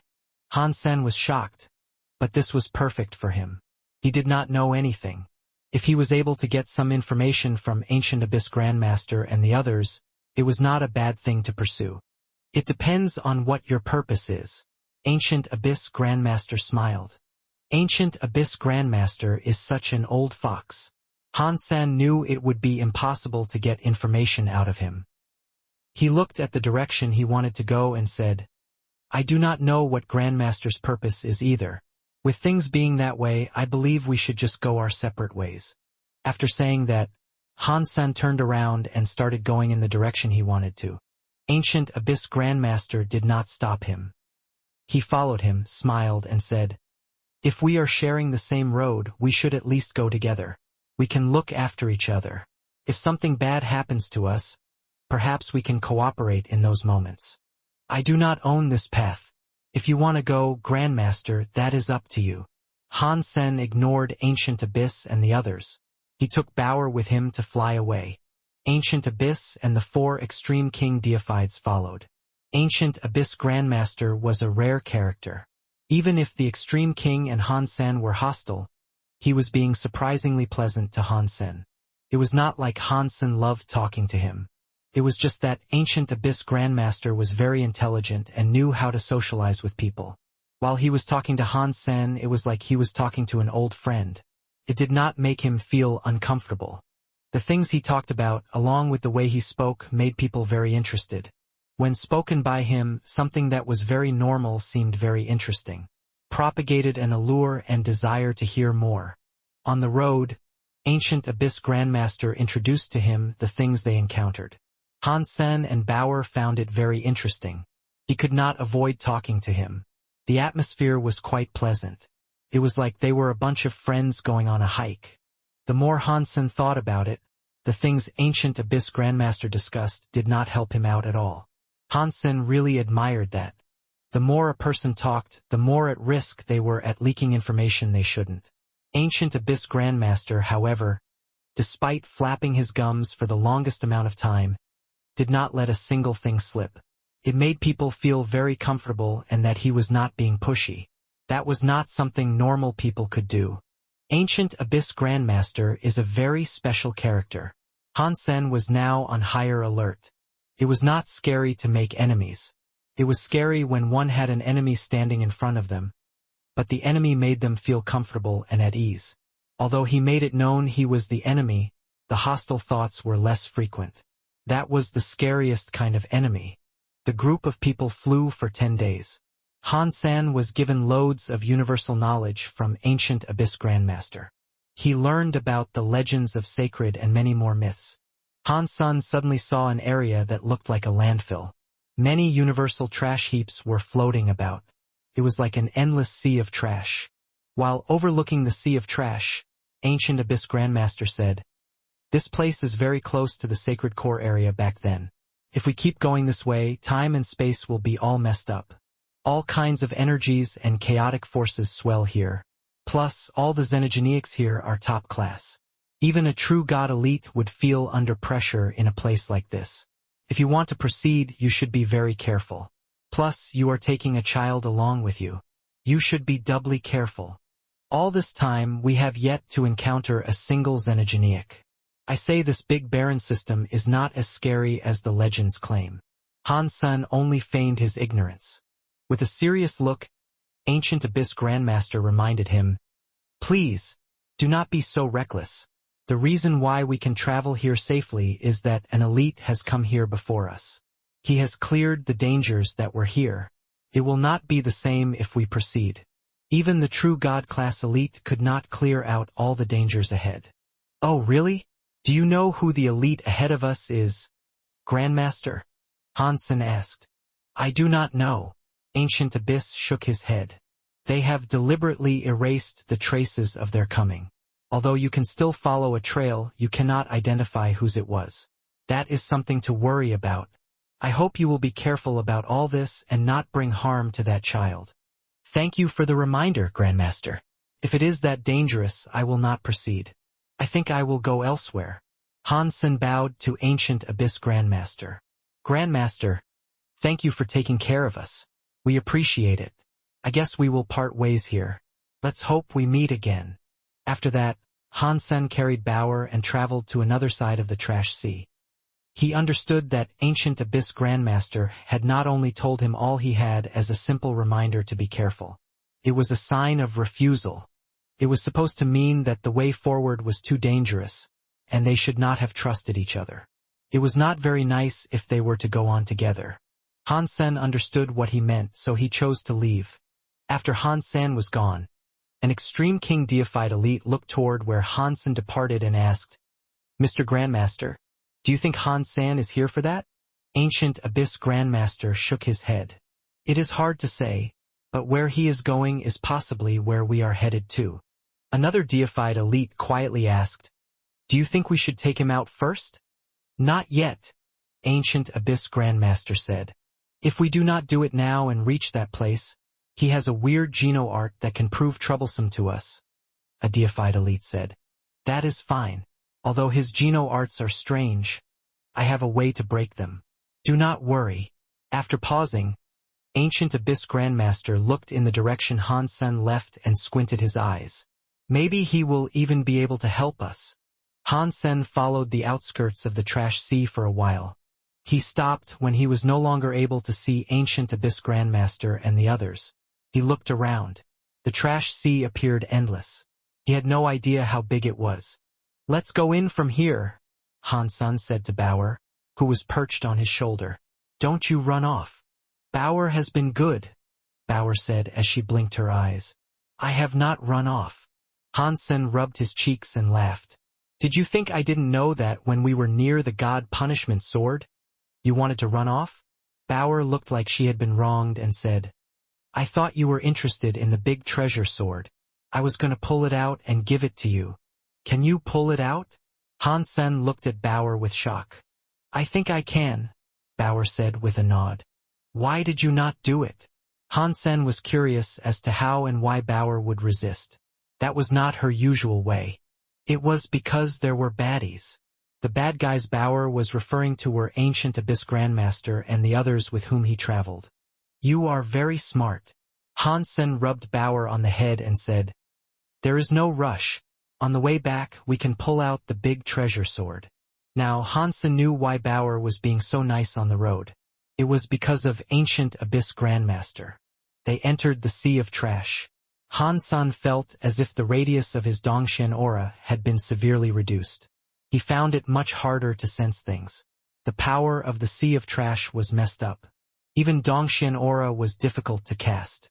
Dongxian aura was only able to scan up to 1 mile away. With the messed up energy present, it was too severely reduced. It is no wonder Ancient Abyss Grandmaster did not want to walk with me. In this place, no one wants to bring a ticking time bomb closer. Hansen looked around and proceeded forward with care. There were broken pieces of metal, crystals, and materials strewn about everywhere. There were also big pieces of machines and broken buildings, as well as many small things. Hansen did not know what most of the things were. After navigating around a broken giant stone pillar, Hansen looked over the trash sea ahead of him. There was an energy ring that looked like a black hole. It was moving inside the trash sea. The black hole was bigger than the planet with the big treasure sword in it. As they passed by, the trash got sucked in. Although Hansen was too far away from the energy vortex, he still felt the powerful suction. That's a very scary energy vortex. I am afraid if the true god elites were sucked up, they would be unable to escape it. Hansen left the energy vortex. He did not dare get close to it. In this place, Hansen wasn't about to use teleportation techniques. He was worried about entering some turbulent patch or another place like it. Boom! Boom! Boom! Hansen went around the black hole. He saw flickering fireworks coming out of the trash sea in front. It was like a light substance flickering. It looked colorful and pretty. The area with the light substance shining was where trash was getting ripped apart. It was not forced. It was like a robot breaking itself down into smaller parts. What the hell is this thing? Hansen frowned. He saw some flickering universal cogwheels, but he did not know what those universal cogwheels were. While Hansen was wondering that, he saw a river of flowers on the other side of the trash sea. It was a real river of flowers. There were all kinds of flowers with different colors growing amid the garbage. They coated a significant portion of the trash, creating a river of flowers that was 30 feet wide. It was impossible to tell how long it was. The flower river seemed to go on forever. This was not a realm with 0 atmospheres, but it also was not somewhere where a normal plant could grow. Plus, there was white dust everywhere. It did not look normal for flowers to be growing there. Hansen looked closer. He saw a big red goldfish with the head of a lion swimming in front of the flower river. Wherever it went, a red light shone.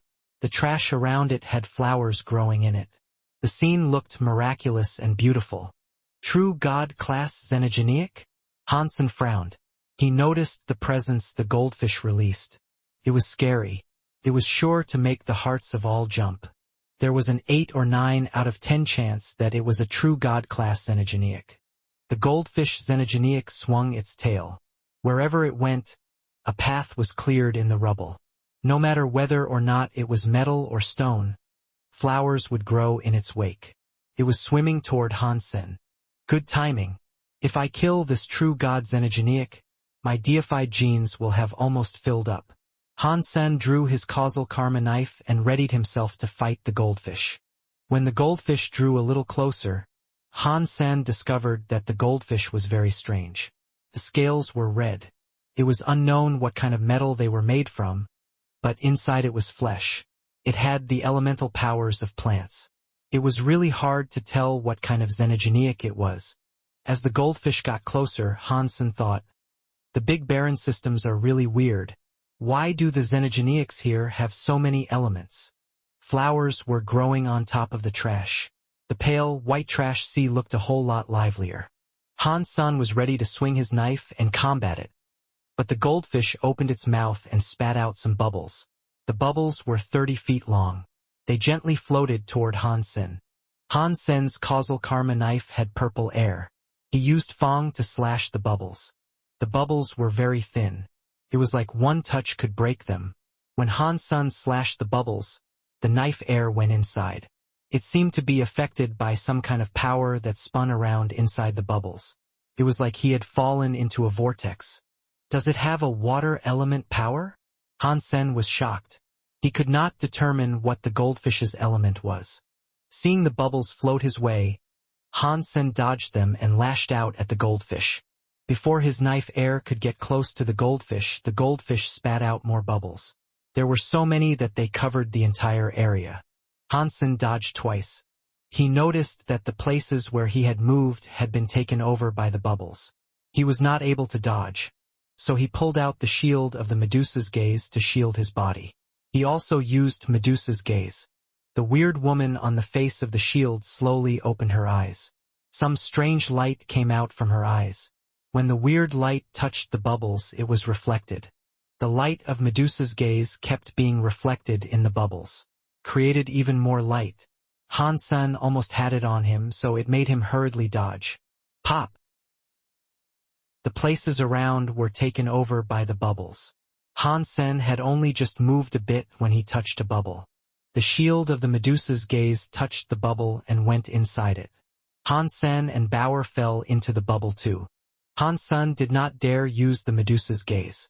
If he used it inside the bubble, the reflection would have obliterated him and Bauer. Han Sen gathered up power. He clutched his shield with the hope to rush out of the bubble. He was only able to get close to the wall before he felt a spinning power make him and the shield slide away. It was like he was surfing.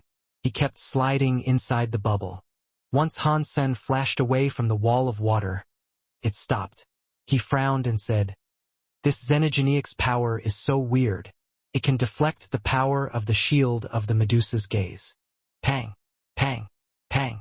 While Han Sen was thinking, the bubbles around broke open. Only the bubble left inside with them was still whole.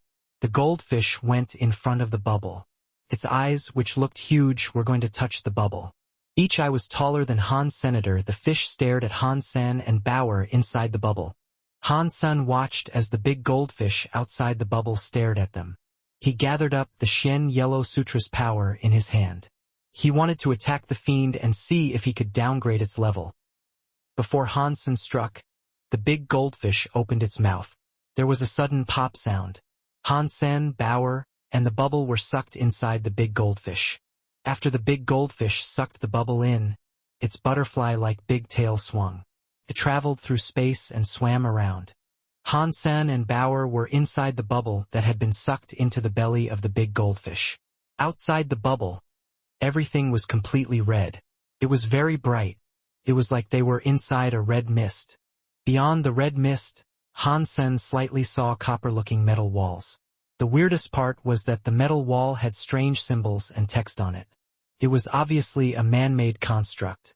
Han Sen noticed that the bubble was not breaking, and the powers of the zone were not corroding their bodies. He was attracted by the text and symbols displayed on the metal wall. He was not in a rush to attack just yet. Are the xenogeneics inside the big barren systems all man-made? It is probably hard to make a true god-class xenogeneic. Even a god spirit cannot do it. Was sacred really that strong before? Han Sen was checking out the text and symbols on the metal walls. Han Sen did not know what the symbols meant. The scribe was in the universe's common language, so he could understand it perfectly fine. Tester number 304. Han Sen read it aloud. It was obviously a number. That was all he could see. Han Sen understood the words, but they meant nothing to him. The way the words were written did surprise him. He recognized the words. Back then, in the Tianxia system, Han Sen had entered Purple Fight's vision before jumping into the eyesight of another woman. It was the woman who was trapped in Two Worlds Mountain. Her handwriting was the same as the handwriting on that metal wall. It seems like I am correct. This goldfish must be a test subject of Sacred. The woman was a researcher for Sacred Leader. The goldfish must be one of her test subjects. Han-san remembered that inside the black hole spider's belly, he had encountered the white tiger. It made people grow mushrooms on their heads. Although he knew more about the origin of the goldfish, it was useless information for Han-san and Bauer. He did not know where the woman went. He wanted to find her and ask a bunch of questions, but he hadn't seen hide nor hair of her again. Han-san wanted to break the bubble and rush out, but he noticed that the goldfish's direction was actually the direction he wanted to go. His heart jumped. He lessened the tightness of his fist. This fish is going in the direction I want to go to.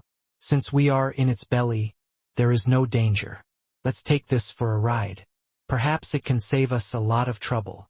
After thinking about this, Han-sen did not move. Bauer jumped down from Han-sen's shoulders. She stepped onto the bubble's wall. She surfed around on the inside and was having a lot of fun. Han-sen thought it was weird. The goldfish had swallowed them, but it had not broken the bubble. With the bubble there, the power of the red mist was not hurting Han-sen or Bauer. It was hard to tell what the goldfish wanted. Does this mean the goldfish recognizes the relationship between me and Sacred Leader? Is that why it hasn't planned on killing us? Does it want to take us somewhere? After Han-sen thought of that, he had no qualm with staying still. He did not want to kill the fish. Because they were inside the goldfish, the Dongxian aura was blocked by the goldfish's body and its own power. Han-sen had a guess as to where the goldfish was headed, but he could not feel or see anything regarding where they were. All he could do was wait where he was. Did that woman go back to the Big Baron systems? Did she discover that I have come here? Is that why she commanded this big goldfish to come and collect me? Is it supposed to deliver me to her? Han-sen had nothing to do, so his mind kept thinking about what the goldfish's ultimate goal was. It had been a few days, yet the goldfish had yet to stop. Han-sen did not know where the goldfish was going, but there was one thing that was for sure. The goldfish did not want to kill them. At least it didn't want to yet. If it harbored ill desires against Han-sen, it would not have kept the bubble active. The goldfish traveled for around 7 or 8 days. Bauer thought it was getting to be a bit too boring. She could not be bothered by playing surfing games any longer. She pulled out a chessboard and played chess with Han-sen. It was unknown how many matches the two had, but they eventually realized the goldfish had stopped moving. The bubble with Han-sen and Bauer inside suddenly flew out. Not long later, the goldfish spat out the bubble. Han-sen looked around. He noticed he was still in the sea of trash. Atop the trash, there was a countless number of flowers. It was like a lovely garden in space. There was a domed building full of fresh flowers. There was water inside it. The water came out from the building's gaps. The waterfalls were like descending silver dragons. They looked absolutely gorgeous. Inside the building, the water was like a lake. A smaller goldfish was parked at the water's edge. Its mouth was facing the sky. Its eyes were wide open. Its tail kept swinging, making waves in the water. The bubble Han-sen and Bauer were headed for the little goldfish's mouth. It moved very swiftly. Han-sen was now able to understand what was going on. With a wry smile, he said, "It looks like I thought too much. The reason the goldfish did not want to kill us is that he was saving us to feed its child. This goldfish is quite professional. He knows its child likes to eat fresh food." Seeing the bubble move closer to the mouth of the little goldfish, Han-sen generated power. He was going to break the bubble. Great! I can get them all at once. Han-sen stared at the little goldfish. He did not strike yet. He wanted to draw some distance between him and the little goldfish. He wanted to take the little goldfish as a hostage. The big goldfish would certainly be afraid. Although it was a small goldfish, its head was as big as a killer whale. It would be easy for it to eat Han-sen and Bauer. Upon seeing the face of the little goldfish, one could tell it was quite different from the big goldfish. The big goldfish's scales were made of metal, and there was flesh below the scales. This little goldfish was made of metal too. From top to bottom and in and out, there was no flesh. It looked like a metallic fish statue. It looked weird. Seeing the bubble land before the little goldfish, Han-sen did not hesitaate. He generated jadeskin power and threw a punch at the bubble's wall. That punch was not enough to break the bubble's water power, but the ice power froze the bubble. It was now solid. Han Sen summoned his cold light sword. He slashed at the temporarily frozen bubble. The pink sword light shattered the ice and water bubble. Without any hesitation, the sword followed the person. The man and the sword were one. Han Sen was thrusting toward the little goldfish, which was eagerly awaiting its meal with its mouth wide open. Han Sen was too close to the small goldfish, so the big goldfish was unable to react. Han Sen turned so that his body was on the back of the small goldfish. He attacked the spine behind the goldfish's head with his cold light sword.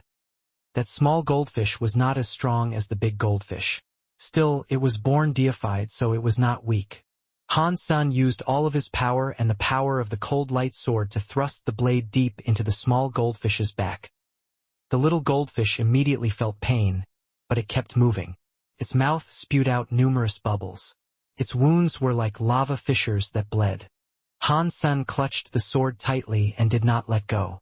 He rode on the back of the little goldfish.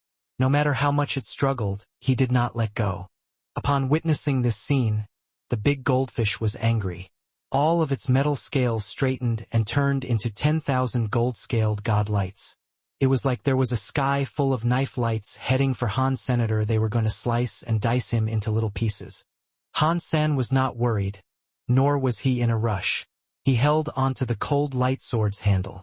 He pulled it hard, which significantly hurt the little goldfish. The fish writhed around uncontrollably. The sword was still inside it, and its belly was now facing up. The 10,000 gold-scaled god lights that were heading for Han Sen suddenly went toward the belly of the small goldfish. The big goldfish was stunned and pulled its gold scales back. It stopped the gold-scaled god lights. They were only a few feet away from demolishing the small goldfish. Han Sen's hand holding the cold light sword started moving. The weapon had hurt the small goldfish, and it continued doing so. The small goldfish kept writhing around in the water with its mouth releasing countless bubbles. The big goldfish was furious as it watched, but it was unable to do anything. If it wanted to attack, Han Sen would have likely used the small goldfish like a shield. The big goldfish did not want that to happen. "You stupid fish, don't you want to turn me into food? Come on." Han Sen kept waving the cold light sword. He was pointing at the big goldfish, trying to make it even angrier. The wounds on the small goldfish were bleeding, but the blood was strange. When the red blood came out and touched the water, it turned into a copper-like metal. Han Sen was deliberately trying to make the big goldfish mad. No matter what creature it was, even if it were a true god class, it would start showing its flaws when angered. Even if its power were unleashed at a more frightening and powerful level, its flaws would be exposed. Despite being stronger, no longer being careful meant it would be easier to kill. The method used was a bit cheap, but the rules of the big universe made it a dog-eat-dog world. It was survival of the fittest at all times. If Han Sen were not strong enough, he and Bauer would become food for the little goldfish. When it came to survival, it did not matter what method was used to deal with enemies. Although the big goldfish was being driven mad by Han Sen, it did not rush forward. It opened its eyes wide and straightened its scales. It simply stared at Han Sen. Pop, pop, pop, pop. The big goldfish kept firing out a stream of bubbles. The bubbles were different compared to before. These bubbles did not fly toward Han Senator instead. They just kept exploding around him. When those bubbles exploded, they created some high and low-tone sounds. Han Sen shockingly discovered that the bubble sounds were not just an explosion but a language. The big goldfish seemed as if it wanted to say something. While Han Sen understood it a bit, he did not understand it completely. He did not understand what the big goldfish was trying to communicate. Han Sen used his Dongxian Sutra to look into the big goldfish's mind. Although the big goldfish's mind was very powerful, Han Sen could still understand what it was thinking. "Let my child go. I am willing to give you treasure in exchange for the life of my child." Han Sen knew that was what the big goldfish was telling him. Han Sen's heart jumped. He looked at the big goldfish and asked, "What treasure?" He wasn't sure if it would understand. After all, every creature had its own language. The common tongue of the universe was used by most creatures, but not every creature could speak it. Han Sen did not expect the goldfish to understand, but it spat out more bubbles. The volume of its thoughts was even stronger. Very big treasure. Han Sen sensed that was what the big goldfish said, but he still wasn't exactly sure if that was what it meant. What is that thing? Han Sen asked. The thoughts of the big goldfish were too fast. There was too much it wanted to express. Han Sen's Dongshan Sutra could not just entirely read its mind. After half the day, he had yet to figure out what sort of treasure the big goldfish was talking about. Han Sen stopped moving the cold light sword, and the little goldfish eventually felt better. Stopped feeling pain and was able to roll around. It was then that the big goldfish started to calm down. Even so, Han Sen had yet to figure out what it was trying to say. It was only able to communicate some strong ideas, specifically that it was willing to give up the treasure to save the child's life. Han Sen still had no idea what sort of treasure it was. Bauer tried to understand. She told Han Sen. He said the treasure is very powerful. Having that treasure would make you fearless. You can hear what it is saying?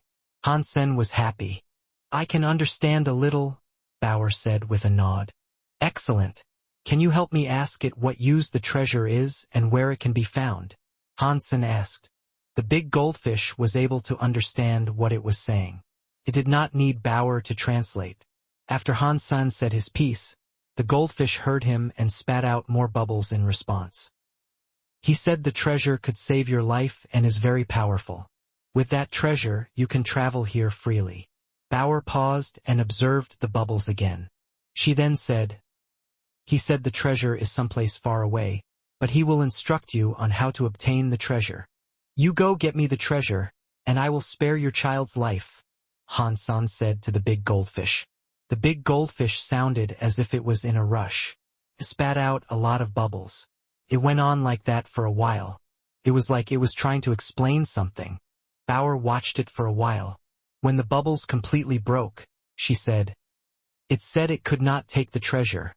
It has to be us. Han Sen looked at the big goldfish and asked, are you trying to trick us? If there is no danger, why can you not go and get it? The big goldfish spat out a whole lot more bubbles. Bauer translated and said, he says the thing has a scary guy guarding it. If he goes, the scary thing will spot it from afar. He can't get close. Otherwise, everyone dies. If we go, he has a way for the monster to be unable to find us. That way, we can find the treasure. Really? Han Sen looked at the big goldfish. He was very suspicious about it. He then thought, with the big goldfish's brain and intelligence, it was unlikely it knew how to lie. Dad, I think this fish can be trusted. See how poor they are. Let the small goldfish go. Bauer begged him. Fine. If you can honestly tell me where to get the treasure, I will spare the life of your child, Han Sen said while coldly looking at the big goldfish. The small goldfish was only larva class. It was not useful for Han Sen anyway. He also did not think he had what it took to defeat the big goldfish. It was good enough to get some treasure out of the situation. The big goldfish was not able to explain what the treasure was like because there was no name for it. Bauer was also unable to guess what it was trying to describe. The way the big goldfish talked about how to get the treasure also seemed strange. Han Sen wondered if the big goldfish was trying to trick them. After considering the big goldfish's intelligence, the chance that it could make up a complicated story to fool someone was minimal. In the end, Han Sen decided to go and do what the big goldfish said. Han Sen did not let go of the small goldfish. He still took the small goldfish as a hostage and made the big goldfish lead the way. In that endless sea of trash, Han Sen and Bauer were hidden in an old space cabinet. They had been looking around their environment. Han Sen regretted believing the big goldfish. It said he would only have to hide amidst the trash and follow the current of the sea of trash to reach the treasure's location. Han Sen and Bauer had not been in the broken space cabinet for long when they saw the sky flash with some purple light substances. They reduced the size of the trash. Han Sen watched all the purple light substances flicker as they decomposed metal, stone, and plastic. He was afraid he and Bauer would end up decomposed with the cabinet. I hope the big goldfish did not lie to me. Otherwise, I will go back and cook his entire family. I will put in some extra chili when I cook them. After Han-sen pulled the string of the bow, there was no turning back. Although he was furious, he had no choice but to trust that big goldfish. He was holding a fire-looking red scale that the big goldfish had given it to him. He was told to hold it to go through the magnetic stream safely. There were more purple light substances. They were like a bunch of fireflies flickering in the sky. They made their way onto other substances. When those had enough purple light substances on them, they decomposed and fell apart. The broken cabinet had quite a lot of purple light substances on it. Han-sen hesitated and wondered if he should use some form of defense. The big goldfish had said that he should not make use of powers and reveal himself. Otherwise, the xenogeniac that guarded the treasure would find him. If that happened, he would have no chance of obtaining the treasure. If the big goldfish was lying to Han-sen, and he did not use defensive powers now, only God knew what would happen if the purple light substance touched them. While Han-sen hesitated, a red light formed on the red scales in his hands. The red light was in the space cabinet, creating a layer of red. Perhaps it was because of the red layer's protection, but the space cabinet did not decompose like the other space trash even though the space cabinet was filled with purple light substances. Seeing the big goldfish scale working, Han-sen felt much safer. The father and daughter hid in the space cabinet. While the magnetic light stream kept floating, they saw more space trash being decomposed. There was a small mountain-looking stone palace under the purple light substances. It broke and created numerous big rocks. When the big rocks had a huge amount of purple light substances on them, they became even smaller rocks. The process happened again and again. Everything was becoming decomposed. Finally, the small mountain-looking stone palace decomposed into the big barren system's white dust that was everywhere. This process only lasted 4 or 5 days, yet a big palace had been reduced to dust. In the time they were floating, Han-sen and Bauer had seen too much of this scene. Han-sen felt numb to it. Fortunately, the scale kept releasing its weak, red light. It protected the space cabinet and stopped the space cabinet from being decomposed. In the beginning, there were not many purple light substances. Now, the purple light substances had created a sea of purple light. Aside from purple, there was nothing else. In the space cabinet, a purple light kept rolling by. Fortunately, Han-sen's Dongxian aura was very good at space and universe location. Otherwise, they would not have known which direction they were headed. Bauer looked out the window of the space cabinet and asked with shock, "What is that? Have we arrived?" Han-sen moved closer to the window. He saw the purple light stream was like an ocean. It was not where the big goldfish had told them to go. According to the big goldfish, when the purple light stream disappeared, then they would have arrived. It was still purple outside. Han-sen was not able to see more than 9 feet away. This could not have been the place yet. In the purple light stream, Han-sen saw a blurry shadow. It was like some purple light was going up and down. The thing was a bit far away. Although Han-sen was barely able to see it, he was shocked. The father and daughter had been floating for almost 15 days. Everything they had seen was decomposed by the purple light stream. During the past few days, the purple light stream had become extremely thick. There was no more trash. Aside from the space cabinet, everything that entered the purple light stream had decomposed into the white dust. Now, that thing outside was like the space cabinet and had not been decomposed. It was going up and down in the purple light stream. It followed Han-sen in the purple light stream. What is that thing? Han-sen and Bauer were in front of the window. They kept watching the thing outside. They wished it was closer to the space cabinet so that they could see what it was. It seemed as if their prayers reached the god spirits. For a while, the purple light stream waved. The thing was getting closer to Han-sen. Closer, closer. I can almost see it now. Han-sen was excited. After all, they had been inside the space cabinet for many days and were bored. They needed something interesting to do. Bauer was also excited. She looked at the window and asked, "Dad, do you think that is a truck that sells ice cream?" Selling ice cream in this place. You are quite imaginative. Hansen wanted to laugh and cry at the same time. He knew Bauer had been trapped there for many days and had not eaten much food. She wanted to eat good food. Suddenly, that thing was nearly right in front of them. It was only 6 feet away. Hansen inspected the part that was closest to them. Holy shit! It is a dead body. Hansen clearly saw the body. It looked like a man who was sitting cross-legged.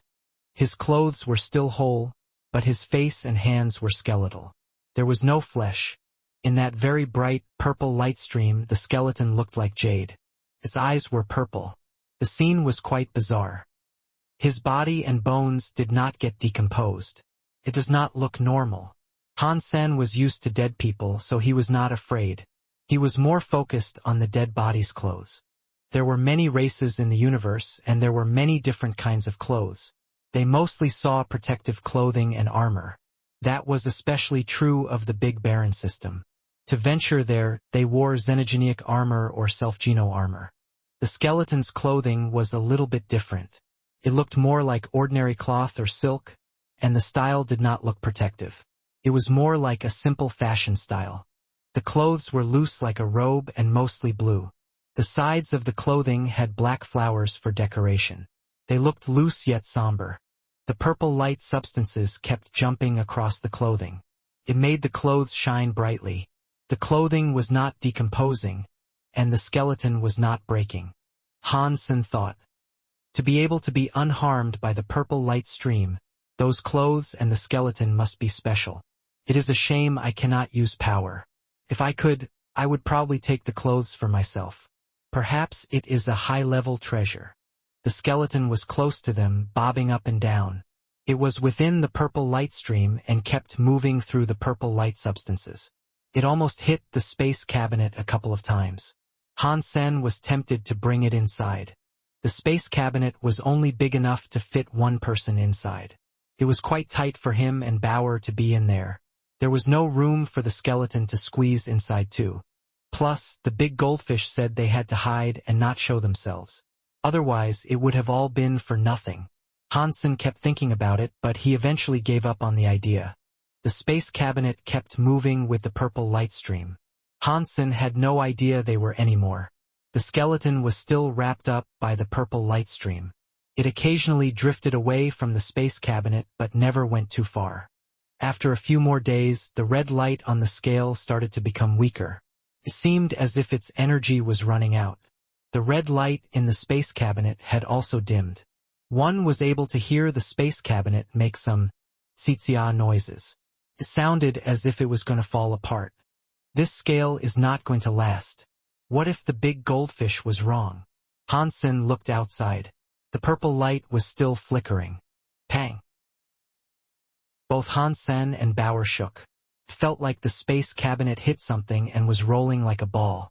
When the space cabinet stopped, Hansen and Bauer noticed there was no more purple light trying to assault them. Hansen looked outside the window. He did not see any more purple light. It was actually snow-white outside. It was different from the white dust. The snow there was not dust. It was actually snow. Hansen saw a land of ice and snow. We are here. Hansen was happy. He suddenly heard a catch sound. The space cabinet could not stay together any longer. It shattered and broke into pieces all over the snow. Hansen and Bauer were exposed to the snow. The fish scale Hansen held shattered like a crumbling rock. It was all over the floor. This place is just as the big goldfish said. They had been inside the space cabinet for many days.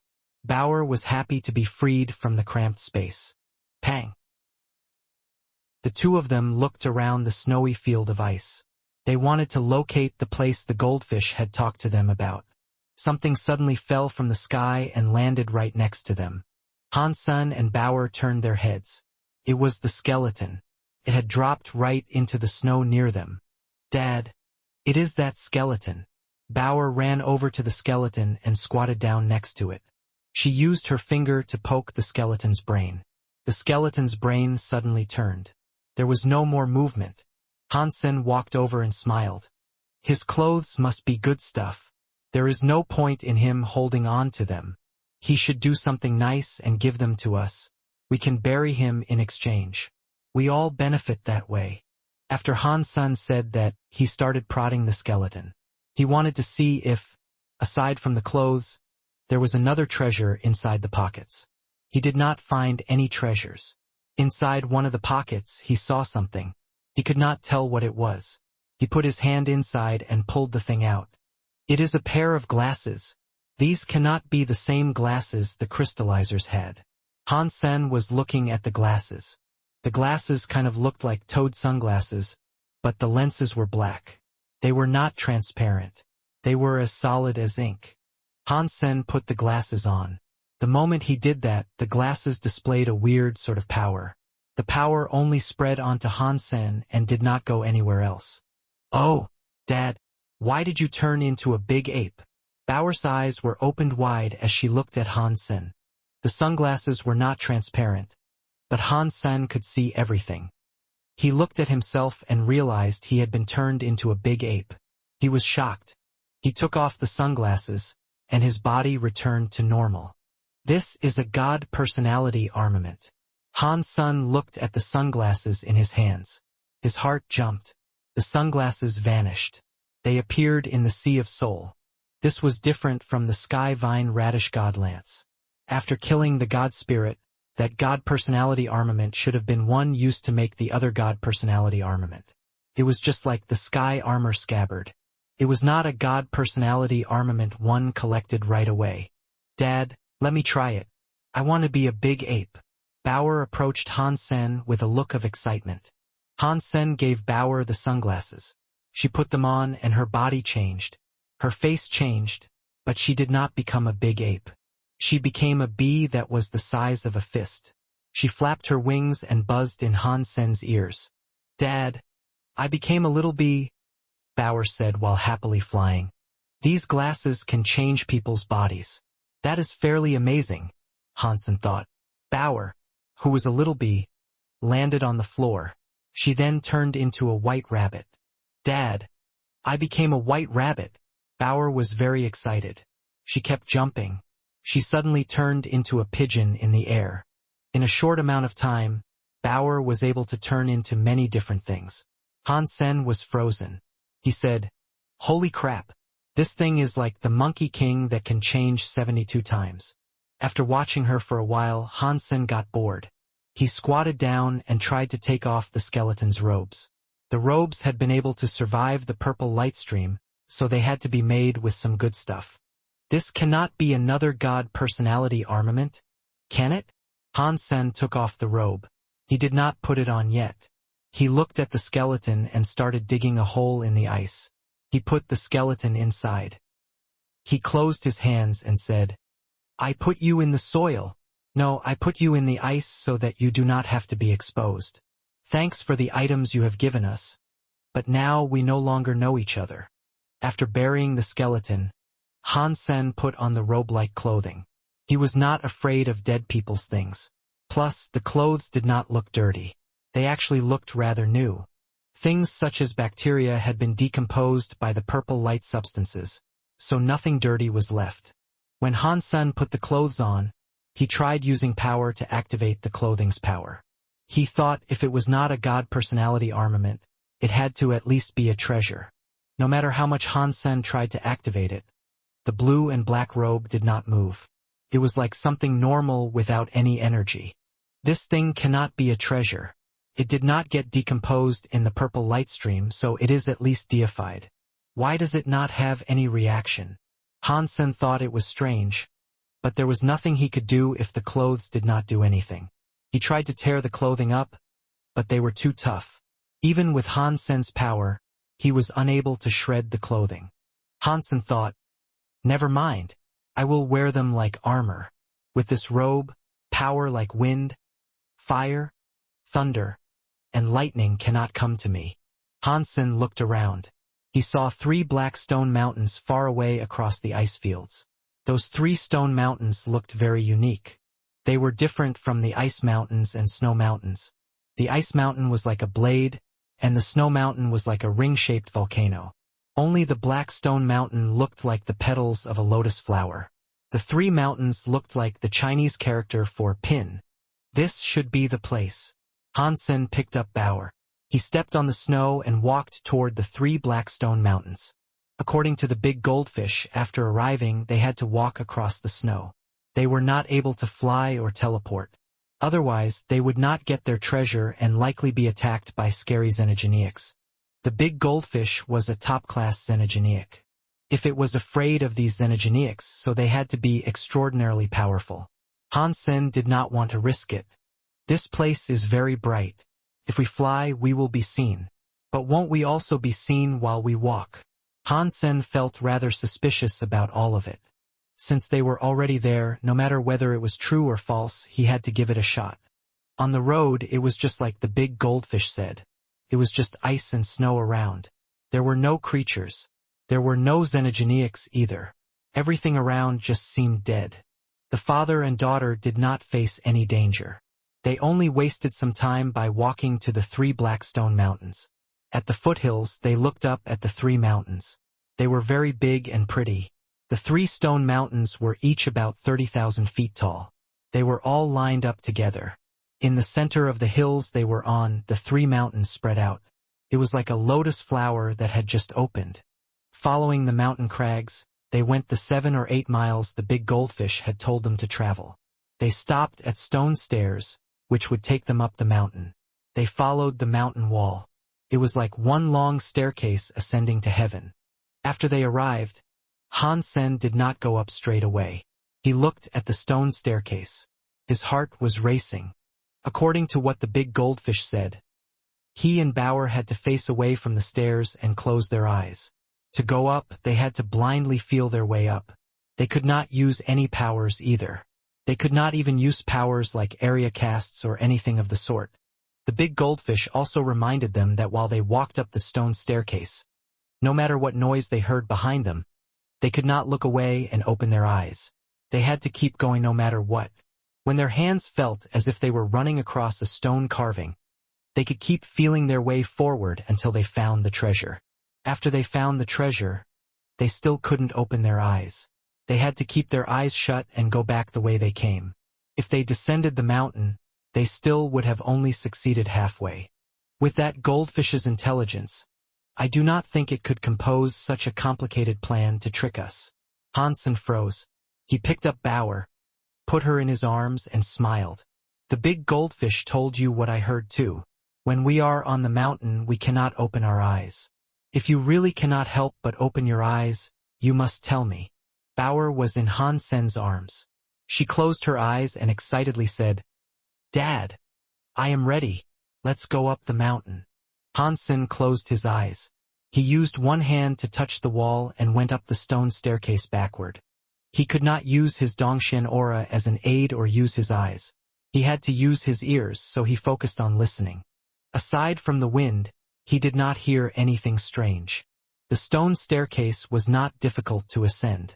With the power Hansen's body had, he could shut his eyes and easily walk backward. It was like an ordinary thing. He was still afraid there might be some trick on the road. He did not go fast. He kept walking and listening. Hansen kept on walking, but he did not hear anything weird. It was quiet the entire time. Suddenly, Hansen's fingers felt the stone wall was a bit different. The very smooth stone wall had some cracks in it. Hansen moved his fingers. He noticed the markings were deep, light, straight, and curly. He could not tell what the carvings were about. If he used his Dongshin aura, he would not even have to use his eyes to look at what they were. Right now, he was only able to guess. Hansen touched the markings and kept on going. His fingers kept touching the stone. Because he could not touch more of it, he was unable to tell what it was. While he was walking, Hansen suddenly heard something strange from behind.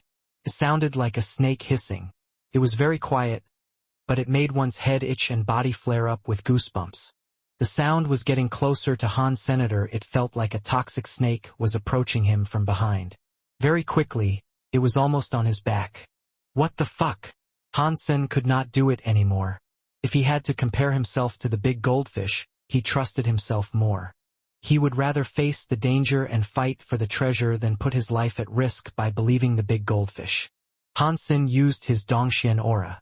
He opened his eyes and looked up the stairs. He was shocked. There was no toxic snake behind him. The path was completely the same. It was still leading up the mountain. There was nothing on the stone stairs. There were lots of carvings on the wall which led up and up. One could not see how long they went. Han-sen was unable to understand the things carved on the wall. That was because Han-sen only saw a part of it. Seeing the one part he was ascending, he guessed it might have been a large snake. Han-sen saw part of a snake statue. Han-sen looked at the carving and snake body that was moving. Although it had just been stone, it came alive.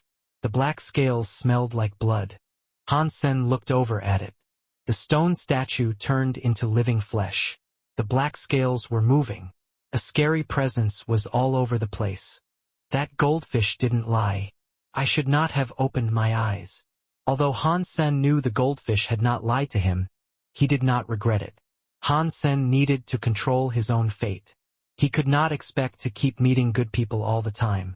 The mountain shook. Rocks were falling. Suddenly, the whole ground was tremoring. The stone wall statue had come to life. It was a giant snake. One was even able to see its tail. Based on what Han-sen saw, the black scale big snake's body was at least 36 feet high. It was like a wall that was impossible to truly measure. Feeling the black scales possess a scary presence, Han-sen knew that the black-scaled snake was bigger than the big goldfish. Since he had already made this happen, he could not do anything to reverse the events. He flew up to the sky and looked at the 3 black stone mountains from space. He saw a large xenogeneic coiled around the 3 lotus-like mountains.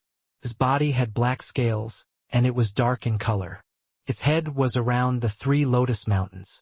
When the xenogeneic raised its head, Han-sen discovered that it was not actually a black-scaled big snake. It was a real black dragon. The dragon head, horn, and beard all rose as the dragon moaned. Its voice pierced through the universe and space. It made the snow mountain and ice mountain collapse. The ice fields broke. Han-sen was hanging in space. He used all of his power with the Dongxian aura to suppress the dragon's cry. His body was shaken. He felt as if he would fall apart any second. That's a very powerful xenogeneic. Han-sen grabbed the shield of the Medusa's gaze and blocked the dragon's sprinting cry. He activated the image on the face of the shield of the Medusa's gaze. The pretty ladies, I had some weird, cold light. It landed on the black-scaled dragon.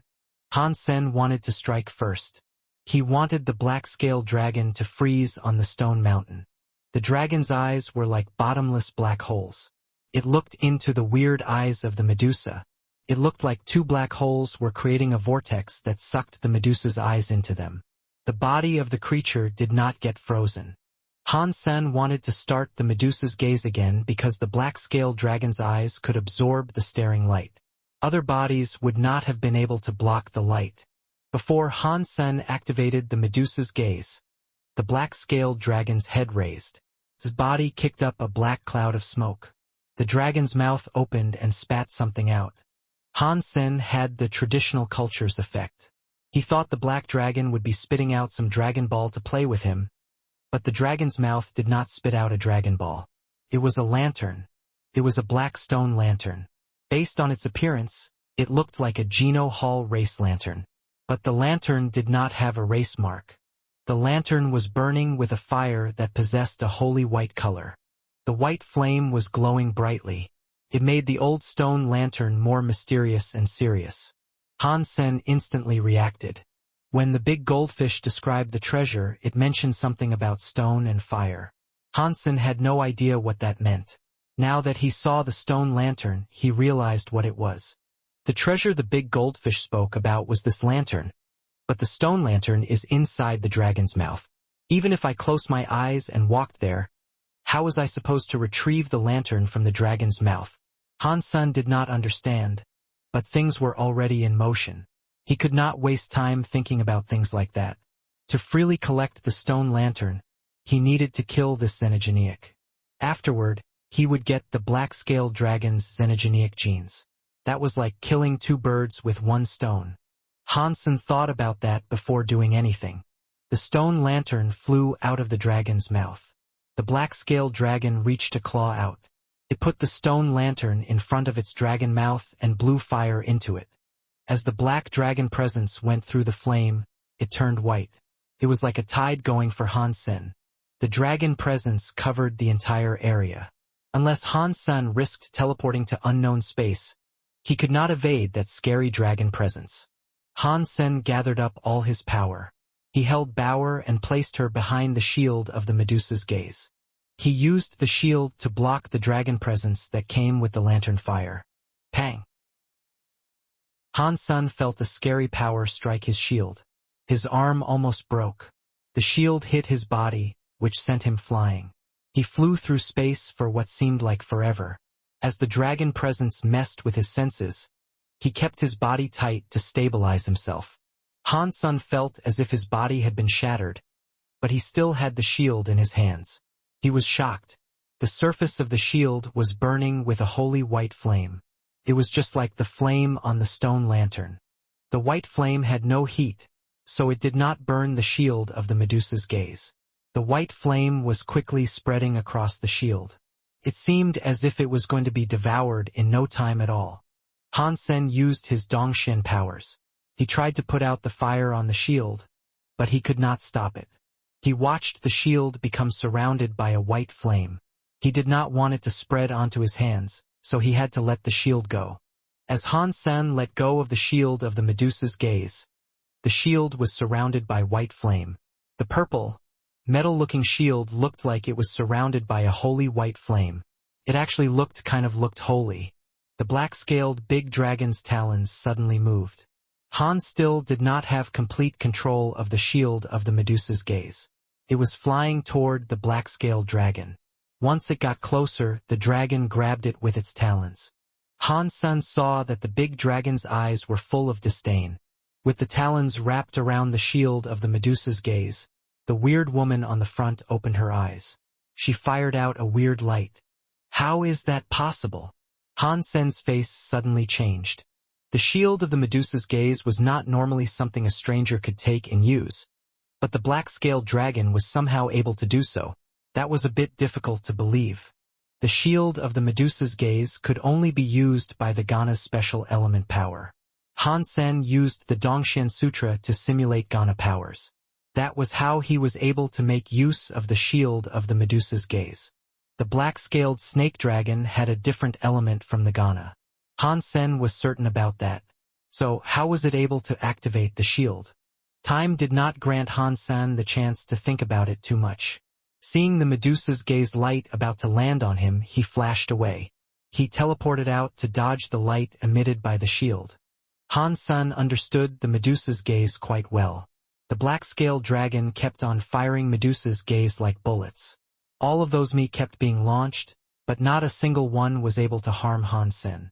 Now, Hansen's teleport skill could have him teleport away in the galaxy.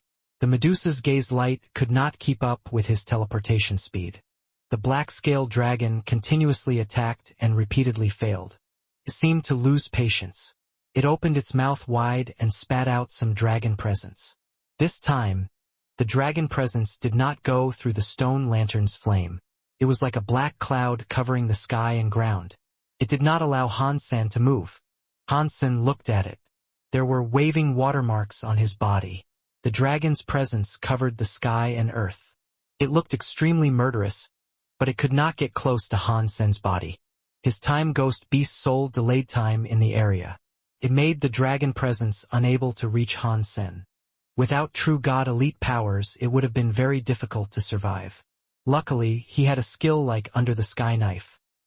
The black-scaled dragon's power was mighty, but it was not so strong that it didn't show any weaknesses. It did not perform perfectly. Its strength would eventually wane and flow down the long river of time.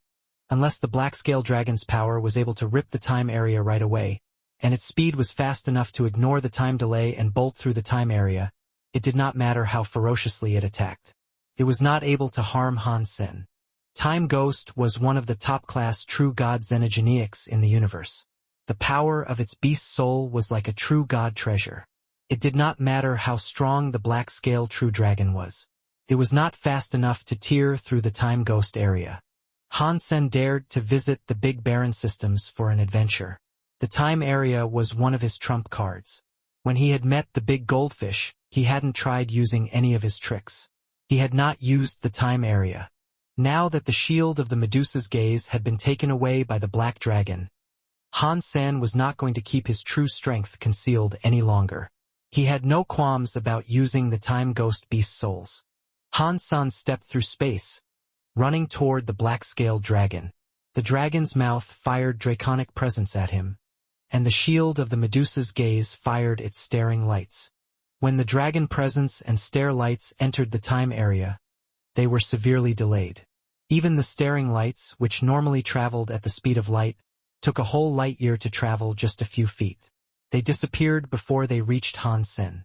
The black-scaled dragon realized that its dragon presence was not having much of an effect, which completely shocked the beast. Still, the shock only lasted a split second. In the next moment, the black-scaled dragon used its other talon to hold the stone lantern in front of itself. It then blew on the lantern. The black-scaled dragon's presence went through the lantern and was enveloped by the white flame. It went hovering toward Han Sen. Han Sen felt a chill, but he did not dare underestimate his enemy. He knew the stone lantern's power was nothing ordinary. The black-scaled dragon was still able to use the shield of the Medusa's gaze and fire the staring lights. It was probably all because of what the stone lantern was able to imbue. Now the dragon presence had flames. It was heading straight for Han Senator. He was staring at it. When the dragon presence entered the time area, it was not affected by the time delay. It was still quickly headed for Han Sen. This stone lantern really is evil. Han Sen's eyes were on fire. He stared at the stone lantern and dragon presence, which was not entwined with the white fire. He was not freaking out. Han Sen wanted to make a move, but Bauer, who was on his back, suddenly jumped up. She was wearing sunglasses. While she was in space, her body exhibited some changes. She suddenly looked like the big, black-scaled dragon. After Bauer turned into a black-scaled dragon and opened her wide mouth, a tide of black dragon presence was fired out. It struck the dragon presence with the white fire. The two dragon presences kept colliding with each other. The universe around was shaking. The ice fields were suddenly exploding. Han Sen was shocked and happy. This is so weird. The sunglasses can turn Bauer into a black-scaled dragon, and she can use the black-scaled dragon's dragon presence. The two dragon presences kept striking each other. They then suddenly vanished. Seeing the same black-scaled dragon in front of it, the original black-scaled dragon froze. After that, the black dragon was extremely angry. It looked at Bauer and let out a dragon cry that could go through the clouds and break rocks. The dragon cry became a natural shockwave going toward Bauer. Bauer unleashed a dragon cry of her own. It went right back at the black-scaled dragon. Two scary shockwaves were striking each other in space. There were many sounds like things being broken. After they collided, the result of the fight was a tie. The black-scaled dragon was furious, as it made another dragon cry and unleashed more dragon presence. The dragon's scales shone with a strange light. All kinds of powers were headed toward Bauer. It was insane. Covered the sky and ground.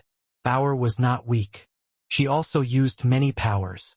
The fight between her and the black-scaled dragon was a tie. Aside from the shield of the Medusa's gaze and the stone lantern, whatever power the black-scaled dragon used could also be used by Bauer. Her power was on par with the black-scaled dragon. The sunglasses are a very powerful god personality armament. I do not know which god spirit's god personality made it. Han Sen was shocked by what he was witnessing. Seeing its power being completely blocked by Bauer, the black-scaled dragon was shocked and scared. It madly roared and raised its stone lantern again. Its dragon eyes were as deep as a black hole as it stared at the stone lantern's flames and fired two black lights. When the black light went past the flame, it turned white. Bauer was not going to look weak to her adversary. Her eyes became dragon eyes. She opened them wide and fired out two black lights, but she did not have a lantern to dye it. Bauer's light was still pitch black. The black and white lights shot into the air. They were different from the dragon's presence. This time, when they struck each other, Bauer's black light was broken by the white light with ease. The white light was going toward Bauer. Bauer was shocked. Her body rolled. Her giant, black-scaled dragon body turned a very small bee. The white light missed her and struck the ice and snow instead. The ice and snowfields vanished when they were hit by the white light. It was like it had all turned into nothing. The little bee Bauer flew back to Han. Senator Bauer recovered her body and snuggled into Han Sen's chest. She patted herself on the chest and said, "That stone lantern is so strong. You just watch for now. See how Dad will get rid of it." After Han Sen said that, he picked Bauer up and put her behind him. He then went toward the black-scaled dragon. With a simple teleport, Han Sen was directly in front of the black-scaled dragon. The dragon spat out some dragon presence. It hurriedly did it, so it did not have time to collect the ravaging light. Han Sen did not have his time area active. He used all of his power and put it into the jade skin. Both of his fists were like tsunamis going toward the dragon presence. When it met the jade skin power, the dragon presence froze in the air. But the dragon presence was too strong. It was only able to freeze by a single layer. The dragon presence kept coming from behind. It broke the ice and landed on Han Sen. Boom! Han Sen was flushed away by the dragon presence. He was like an ant in a tsunami. The jade skin power was not enough to fight the dragon presence. Han Sen's true god power was like paper in front of the black-scaled dragon's dragon presence. Blurg.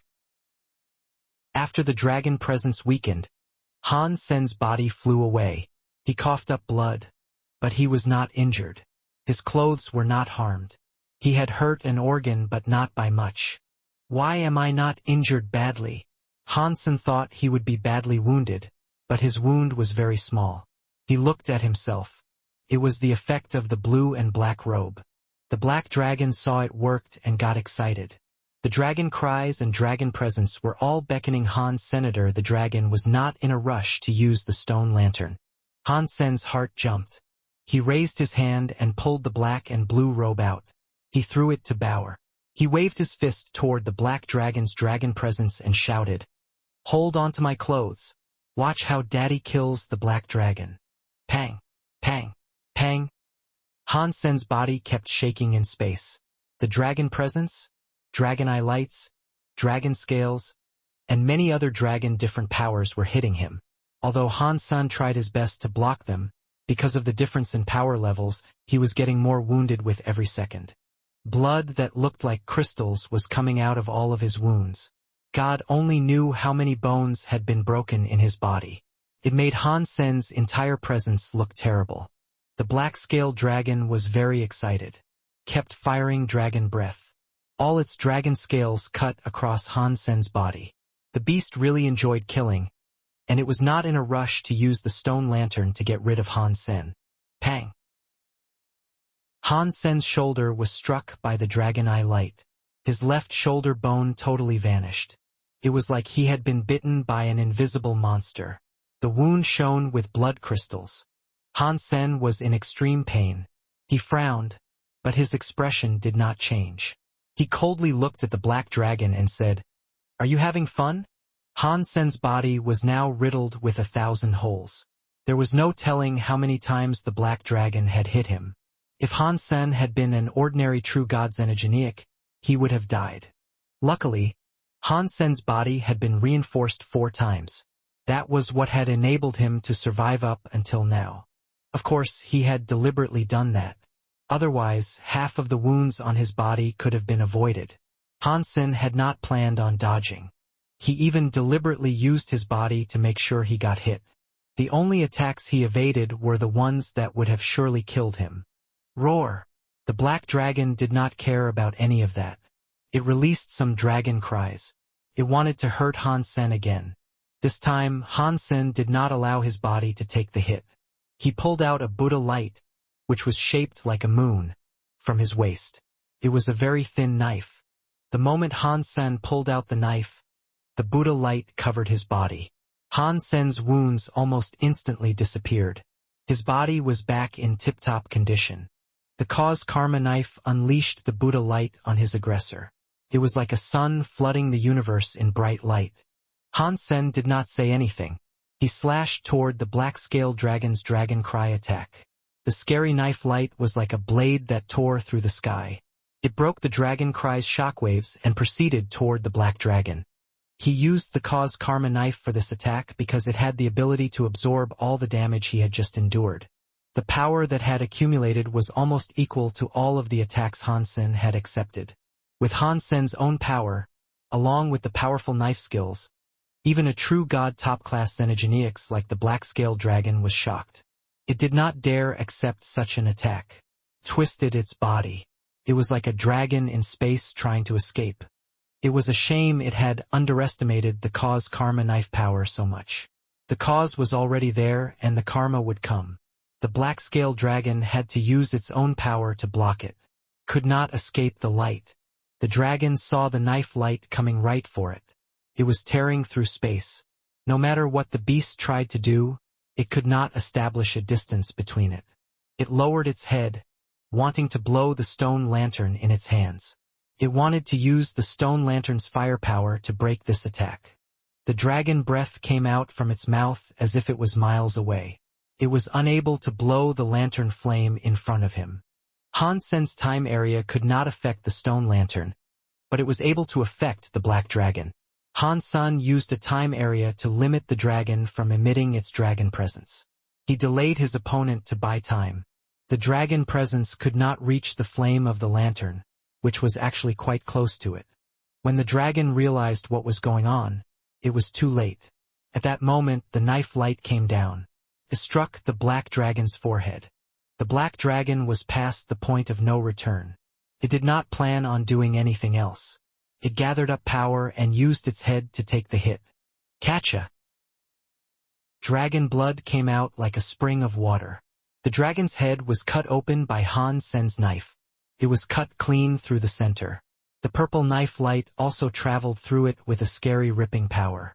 The way the power went forward was like it was splitting bamboo. It cut open half of the black dragon's big body. Hansen did not have time to see if the black dragon was dead or not. His body flashed and teleported directly before the black dragon. He took the stone lantern. If it was not for the stone lantern, even though it was a true god elite, Hansen would not have had so much trouble eliminating the fiend. Hansen grabbed the stone lantern and teleported away. He teleported to another of the dragon's talons. He wanted to retrieve the shield of the Medusa's gaze. Before his fingers touched the shield, the black dragon's claws swept backward. Its body, which had been cut in half, was combined again. The wounds instantly recovered like it had not been injured before. That's a very powerful body recovery power, Hansen complimentarily said. The body recovery power of dragon xenogeneics was strong. This black dragon, in particular, was quite outstanding. It was like it had an immortal body. The black-scaled dragon saw the stone lantern being taken, and he was furious. Black clouds rose and carried endless suppression on its way toward Hansen. Ignorant little dragon, how dare you offend God's father? If you do not stop, I am going to kill you. Hansen was holding the stone lantern. He generated his Shen Yellow Sutra power. He pointed at the flame and pierced it. When the Shen Yellow power went through the flame, it touched the white flame. It made the Shen Yellow power turn white. It was headed for the Black Scales dragon. Hansen felt like the stone lantern was something of a booster. After the Shen Yellow Sutra was cast through the lantern, the power had been increased by a great magnitude. Buzz! The Shen Yellow Sutra broke the dragon presence and landed on the Black Scale dragon. Hansen saw the dragon's giant black self-cogwheel get pushed by the Shen Yellow power. It was spinning backward. The Black Scale dragon's face changed as its body began to twitch and transform. It tried to fight the Shen Yellow power, but nothing worked. Its body quickly devolved, and its power went weak. He went from true god to butterfly class. Hansen was happy.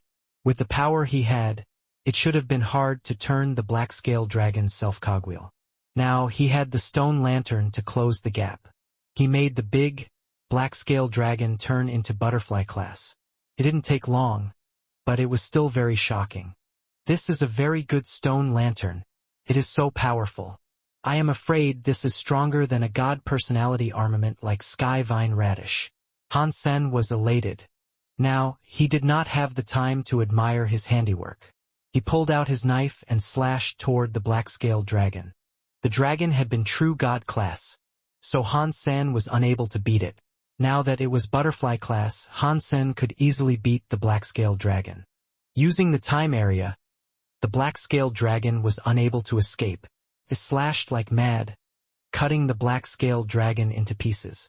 The black-scaled dragon was not dead yet. Han Sen used his under-the-sky knife skill. It made countless knife lights cross each other. It cut the dragon's body to pieces. The dragon's body was becoming true god class again. It was going to put its body back together again after it had been sliced into pieces. Han Sen saw something shining inside the dragon's mouth. He slashed and broke the shiny thing. Blurg! The dragon's dead body was like a leaking balloon, quickly deflated. Dragon blood started to gush out. Han Sen was covered with dragon blood. Xenogenic deified hunted. Dead area demon dragon. Deified xenogenic gene found. The announcement played in Han Sen's head. He felt a bit disappointed. It was such a powerful xenogenic, but it did not leave behind a beast soul. That was a shame. I am afraid that in this universe, it might be difficult to find another dead area demon dragon. Han Sen licked his lips and felt a bit disheartened. He spoke to himself sadly. The ability to get a beast soul or not was something Han Sen could not control. As for what the chances were, he did not know yet. According to what God told him, God spirits and beast souls had to have been composed of the spirits of creatures. Every creature had a spirit, so why was it that one could only get beast souls by killing xenogenics in the universe? Why was a beast soul not given every time? Han Sen did not understand the reasons behind all of that. If every xenogenic had a spirit, then killing a xenogenic should have definitely yielded a beast soul. But it wasn't like that.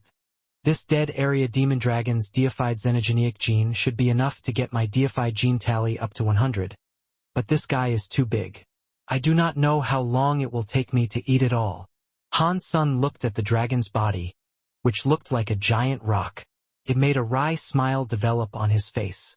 Although his consume was at the highest level, swallowing such a big dragon body would still take a long time. He would have to spend 10 days to half a month eating it. The black dragon is dead. I wonder if there are any other treasures to find on the 3 black mountains. Han Sen raised his hand and held the stone lantern high. He was still feeling a bit greedy. He called Bauer and put her in a blanket. The two of them headed up the 3 black stone mountains. They did not find any treasure. In the center of the 3 mountains there was a circular valley. At the bottom of the valley was an old teleporter. It was unknown where it led. Han Sen did not know where the teleporter went, so he did not want to try it. He had to leave the valley and play with the stone lantern he had. The stone lantern was strange. Han Sen could not activate its power and/or control it. If he put his power through the fire, the flames imbued strength into the power he passed through it. It did not matter what power went through the flames. Any power was boosted. That was true for anyone who used it. What is this stone lantern? It does not look like a god personality armament, and it does not look like a xenogenic treasure. It kind of looks like a race lantern from the Geno Hall, but it is not quite the same as them either. Han Sen studied the lantern for a while. He was still unable to find out what the stone lantern was. If it was safe to use, Han Sen was not going to research it too much. He put it inside Destiny's Tower and went to start eating the dead area demon dragon's flesh. After he took a few bites, he saw a gold and red light appear in the sky. The big goldfish was flying toward him. It had brought the little goldfish along. Because the big goldfish had not lied, and Han Sen had maxed out his genes after eating the dead area demon dragon, he was not planning on killing either goldfish. When it saw the body of the dead area demon dragon, the big goldfish looked very excited. It brought the little goldfish before Han Sen and kept firing bubbles as if it was trying to say something. Bauer translated the bubbles. It says thank you for killing the dead area demon dragon for it. He and his child appreciate it a lot. If the chance ever arises, it wants to return the favor someday. Of course, you need to pay me back. Just show up whenever I need you, Han-sen said to the goldfish and its kid. The goldfish family seemed to understand Han-sen's words and nodded. The big goldfish spat out many bubbles at Han-senator after that. It swam to the top of the 3 black mountains. It turned its head and fired many more bubbles to Han-sen. It said the dead area demon dragon is dead, Bauer said. Now the child can finally be returned home. It wants to invite us to its house. Han-sen looked at the big goldfish with curiosity and asked, Your home would not happen to reside on the other side of the teleporter, would it? The big goldfish nodded. It spat out many bubbles. Bauer tried to explain. It said its home is on the other side of the teleporter. Something that happened many years ago was the whole reason it teleported to this place. Then, the dead area demon dragon took over the teleporter. They have been unable to go back. Now that you have killed the dead area demon dragon, they are finally able to go home. So they are really grateful. They want you to go and visit them. They will also reward you with some more treasures too. Sure. I don't mind going there. Upon hearing there was treasure to be found, Han-sen stopped hesitating. He put the dead area demon dragon meat inside Destiny's tower and followed the big goldfish into the teleporter. He now understood it completely. People said fish only had a 7-second memory. Whether or not it was true was unknown. This big goldfish was a top-class deified xenogeneic. Its intelligence and memory were not so good. Han-sen estimated its intelligence and did not think it was able to lie to people. So he was not too worried. He held on to Bauer and followed after the big and small goldfishes to the teleporter. The big goldfish's body released a red light. The light went into the teleporter. The teleporter was activated. It started to glow. Han-sen felt as if his eyes had gone black. When his vision returned to normal, he was no longer in the snowfields. It was all dark up front. There was no space. There was no hint of the universe around. There was no land and there were no mountains. It was like nothing. It was just a pitch-black void. In front of that black nothingness, there was a broken stone door. That door only had 2 broken stone pillars left. The stone of the roof was broken. He saw half of a sign hanging on the broken roof. There was a lamp in front of the door. It was releasing some obscenely dim yellow light. Han-sen only saw half of the sign, which said the word holy. Is this place a ruin that belonged to sacred? Han-sen was shocked. He was not able to think of any other race that would dare use the word holy aside from sacred. The big goldfish led the small goldfish toward the broken door. The big goldfish looked very confused. It seemed as if it did not recognize the place. Han-sen held Bauer and followed. Before the big goldfish walked in front of the door, it saw the door released some cold light. The big goldfish was not prepared. It was shot in the forehead. Blood was everywhere. It was like a very sharp arrow pierced into the big goldfish's forehead. Although the arrowhead did not go deep, it broke the big goldfish's protective substance chains. That arrow was very strong. How dare you come to sacred? Do you guys want to die? A very dim voice came from the left side of the stone pillar. They then saw someone walk out from behind the stone pillar. That someone, who had a human body and a dog face, was holding a teethy bow. There were 3 teethy arrows on the person's back. The person reached out a hand. The teeth arrow lodged in the big goldfish's head flew back into the person's hands. The wound on the big goldfish ripped. Blood came out with the arrow. Could not be stopped. The big goldfish was very angry. All of its red scales straightened up. Many red scale blades came out from his body. It was like there was a sky full of light heading for the dog-faced man. The dog-faced man coldly grunted. He took 2 steps back. He went behind the stone pillar. There were 10,000 red scale lights landing on the door. The broken pillar next to the door had a space swirl generate. The red scale lights landed on it and it vanished. It was like it had absorbed the door. Very good sacred. The door is broken and only 2 pillars remain, but it can still hold firm against an attack delivered by a true god creature. It is no wonder why they were the scariest existence in the universe. Han-sen sighed. The dog-faced man stood behind the stone pillar. While the big goldfish power was absorbed by the door, he quickly fired another 2 arrows. He rapidly fired at the goldfish family. The big goldfish fired a barrage of bubbles. He did it to prohibit the flight of the 2 arrows. The 2-teeth arrows were still able to pierce the bubbles and not get caught by them. The big goldfish was shocked and angry, but it was too late for it to block. The big goldfish moved and dodged the 2-teeth arrows. The little goldfish was not able to move so quickly. It was going to be shot in the head. The teeth arrows were able to damage the big goldfish, but the little goldfish was only larva class. The arrow was going to pierce through its head and body. Dong! Seeing the teeth arrow was going to perforate the head of the small goldfish, a knife suddenly slashed against the teeth arrow. The teeth arrow flew away. The small goldfish went behind the big goldfish. Han-sen was holding the cause karma knife. He was just standing there looking at the dog-faced man. He asked, "What is your name? Who from Sacred are you?" The dog-faced man should have been a xenogenic as well as true god class. He must have been quite famous in the sacred leagues. "You are just a crystallizer, a servant of Sacred, yet you don't know my name." The dog-faced man grabbed the teeth arrow that had flown back. His eyes looked very evil. He drew the bowstring again and aimed at Han-sen.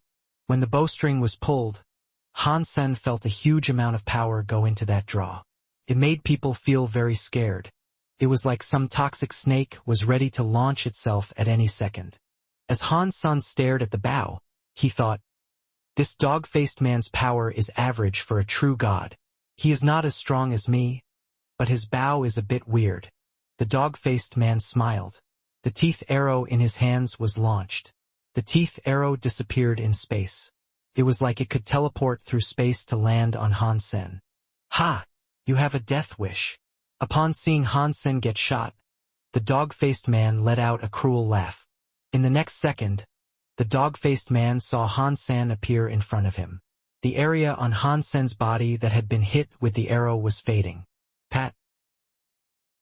Han-sen slapped the dog-faced man in the face. The dog-faced man went flying back against the stone pillar. Han-sen took his bow away. "You are very cheap, and your arrow skills are bad. Let me teach you how to really use a bow." Han-sen was holding the bow. He pulled the string back and aimed at the dog-faced man, who was stumbling back onto his feet and crawling closer. The dog-faced man wanted to shout so badly, but he saw the arrow was being aimed at him. He was shocked. The cold sweat that had developed on his brow was starting to soak his entire body. It was like someone was strangling him, making it difficult to breathe. The dog-faced man had a weird feeling. He felt that if he moved an inch, the teeth arrow was going to break his brain. So, the dog-faced man stood where he was and did not dare to move. He continued to sweat. How is that possible? He is just a crystallizer servant. How is he so powerful? The dog-faced man was sweating profusely, but he did not move. He was shocked. Han-sen was getting ready to shoot the dog-faced man when he suddenly felt the teleporter move. He saw a few people appear at the teleporter. It was Ancient Abyss Grandmaster and the others. Ancient Abyss Grandmaster was shocked to see Han-sen there. They had not stopped in their journey and had traveled at a blistering pace. Yet Han-sen had already reached the sacred ruin before them. Upon seeing more creatures appear, the big goldfish swam toward Han-sen with the little goldfish. He was looking at them. Ancient Abyss Grandmaster looked at Han-sen and the big goldfish. He then glanced at the dog-faced man with a bow aiming right at him. He smiled as he asked, "Han Godfather, what is the situation here?" Han-sen said, "I do not know what this xenogeniac is. He was hiding behind the pillar firing arrows. Give me a minute, Grandmaster. Let me get rid of this xenogeniac, and I will talk to you." "You are just a crystallizer servant," the dog-faced man said while gnashing his teeth. "How dare you say that? If you dare touch me, my mother will kill you so badly that you won't even have a body left to bury." "Oh, and who is your mother?" Han-sen looked at the dog-faced man. The dog-faced man gnashed his teeth and said, "My mother is Moon Shadow God. If you touch me, she will rip you to shreds." "Moon Shadow God? Does someone like that belong in Sacred?" I have never heard of them before. Hansen had a long think about it. Out of the 10 generals and 4 sacred beasts, there was no one with that name. Ancient Abyss Grandmaster looked surprised. He looked at the dog-faced man and asked, "Is your mother Moon Shadow God?" "Yes, my mother is Moon Shadow God. My name is Chiga. If you know how powerful my mother is, then give me back the dog crowbow. Otherwise, you are all dead." For someone to know his mother's name, it made the dog-faced man very cocky. Hansen looked at Ancient Abyss Grandmaster. He was not afraid of anyone. He just wanted to know who Moon Shadow God was. Ancient Abyss Grandmaster smiled and spoke to Hans Sr. "Haven't you heard about Moon Shadow God? You must have surely heard about Crow Sky Dog, one of Sacred's 10 generals?" Hansen asked. "He is the one called Crow Sky Dog." Ancient Abyss Grandmaster looked at Chiga as he said, "Yes, Crow Sky God was one of Sacred's generals who guarded the door. Moon Shadow God was his wife. He was a true god xenogenic, but they were not of the same race. Judging from this guy's face, he does look like Crow Sky Dog and Moon Shadow God's hybrid child." "You are right. He is the dog hybrid from Crow Sky Dog and Moon Shadow God." A voice came out from Sacred's door. Someone soon walked out. Hansen, Ancient Abyss Grandmaster, and all the others looked towards there. They saw the person walk out of the dark. He was wearing a gold robe. He had white hair and a white beard. He was an old man, but his bones were very strong. He looked very powerful. Although he was walking alone, he seemed like a king coming forth. He was so powerful that one could not describe it. 9,000 King. When Ancient Abyss Grandmaster and a few of the extreme king deified elite saw the gold-robed elder, their expressions changed. One of the deified elites screamed, "I did not expect that in this universe. There are some who still remember me." 9,000 King coldly said. When Chiga saw 9,000 King, his expression changed. Hansen was aiming the bow at his face.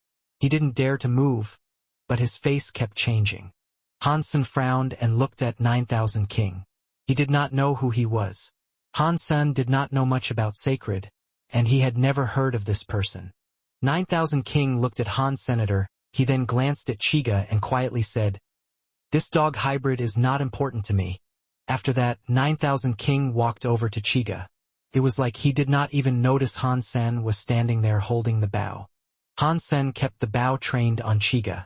He coldly shouted, "Did I agree to hand him over to you?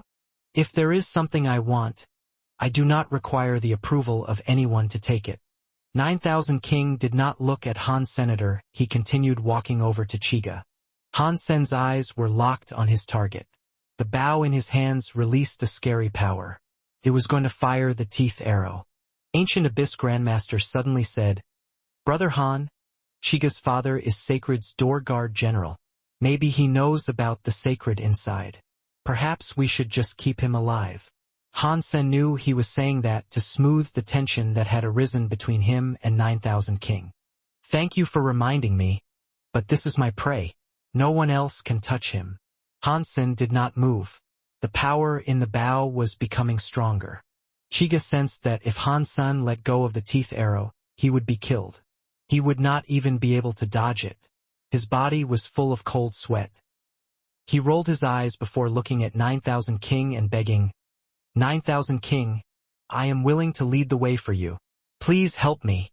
9,000 King turned around and looked at Han Senator. He coldly said, "Do not think you can be bossy to me just because you have the dog crow bow in your hands. Try shooting me if you have the balls to do so." Hansen did not speak. He let his fingers go, allowing the teeth arrow to fly toward Chiga.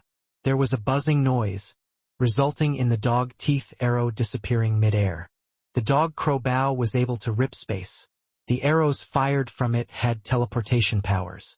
Ordinary creatures could not dodge them. Chiga was shocked and tried retreating. Although he had the dog crow bow, it was a relic that belonged to his father. He knew he could not dodge the teeth arrow. Being shot by an ordinary arrow was fine, but the teeth arrow had rabid power. If he was shot by a teeth arrow, the rabid power would invade his body. It would turn him into a mad dog that would try biting everyone. He would not be able to think anymore and would become worse than an animal.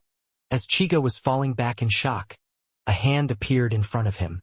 It held the teeth arrow that was in the air. It was 9,000 King's hand. 9,000 King, save me, please. I am willing to be your cow. I will be your horse. I will be your servant and slave. I can lead you to sacred. Chiga was crawling before 9,000 King, begging and pleading. 9,000 King ignored Chiga, who was at his feet. He held the arrow and coldly looked at Hansen. It looks like I have not been out for too long. The universe has mostly forgotten my name. While they were talking, 9,000 King made the teeth arrow in his hands flicker with a weird kind of power. It was like smoke and fire. A gold power seemed to cover the entire arrow. Buzz! Suddenly, 9,000 King fired the teeth arrow back at Han Senator. Although there was no dog crow bow buff or rip space power, the teeth arrow was just as fast as teleporting. Han Sen saw a gold light flash as the teeth arrow came right before his throat. The sweat on his skin could feel the sharpness of the arrowhead. Hansen did not move. He did not want to dodge. He waved his sleeves. The sleeves of the blue robe wrapped around the flickering teeth arrow. He pulled it down and put it in his hands. The gold light on the arrow was gone. 9,000 King frowned. He looked at Hansen with an even colder look. To establish peace, Ancient Abyss Grandmaster said, "Sacred is a very dangerous place. Why are you two trying to kill each other over something so petty? If things are like that, you will be giving an advantage to the elites inside Sacred." After pausing, Ancient Abyss Grandmaster looked at Chiga and said, "Plus, although this guy is the child of Crow Sky Dog, after Sacred changed, it is different now. It is not just him. Even if his father came, he might not be able to show us Sacred. It is useless. It does not matter if he is useful or not. Whoever goes against me should die." 9,000 King coldly looked at Hansen. Hansen icily responded, "You're right.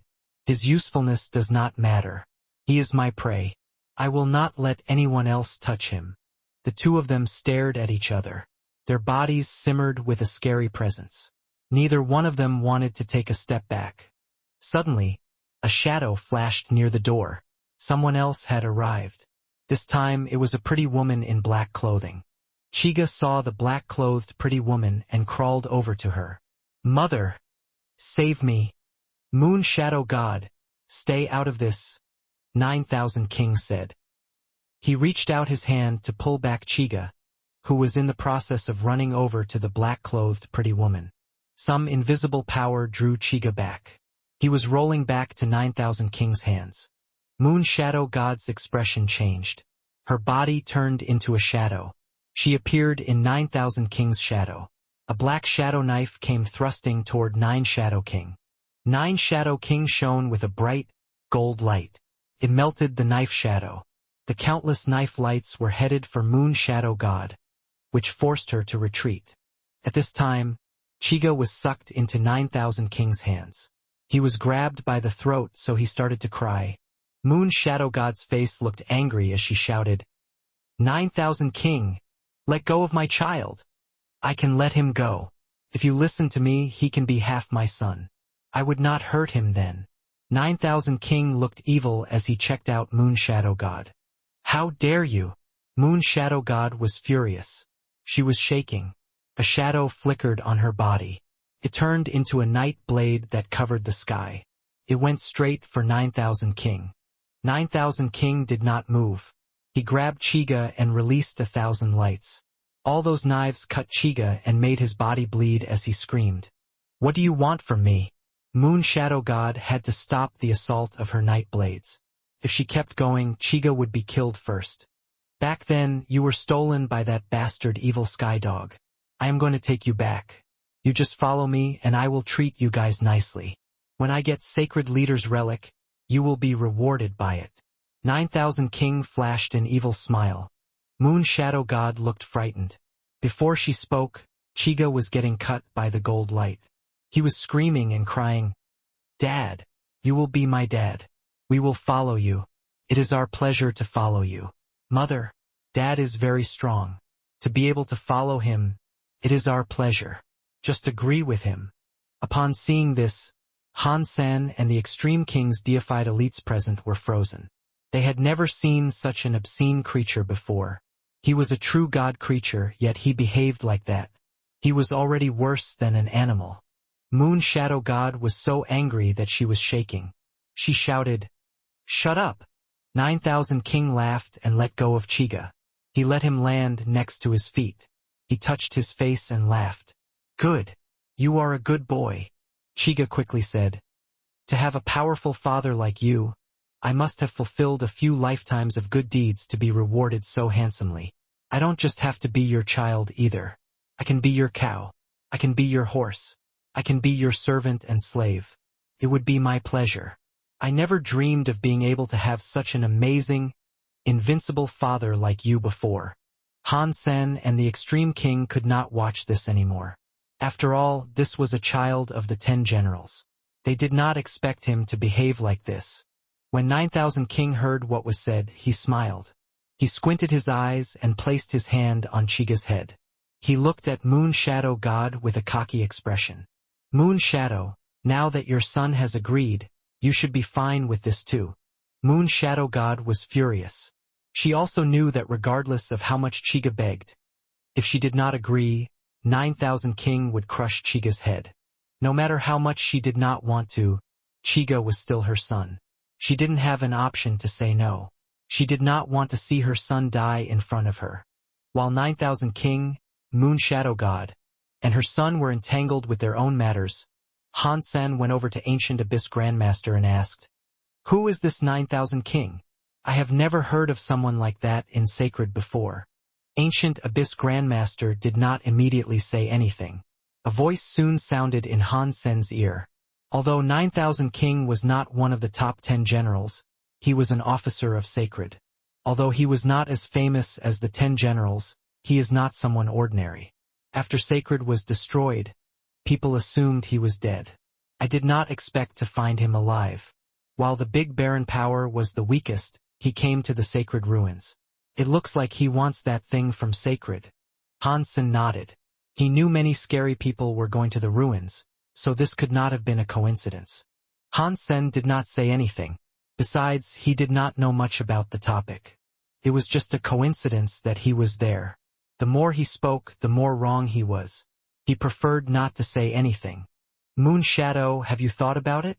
There is not much time, so stop delaying your son's business." 9000 King looked evil as he patted Chiga on the head.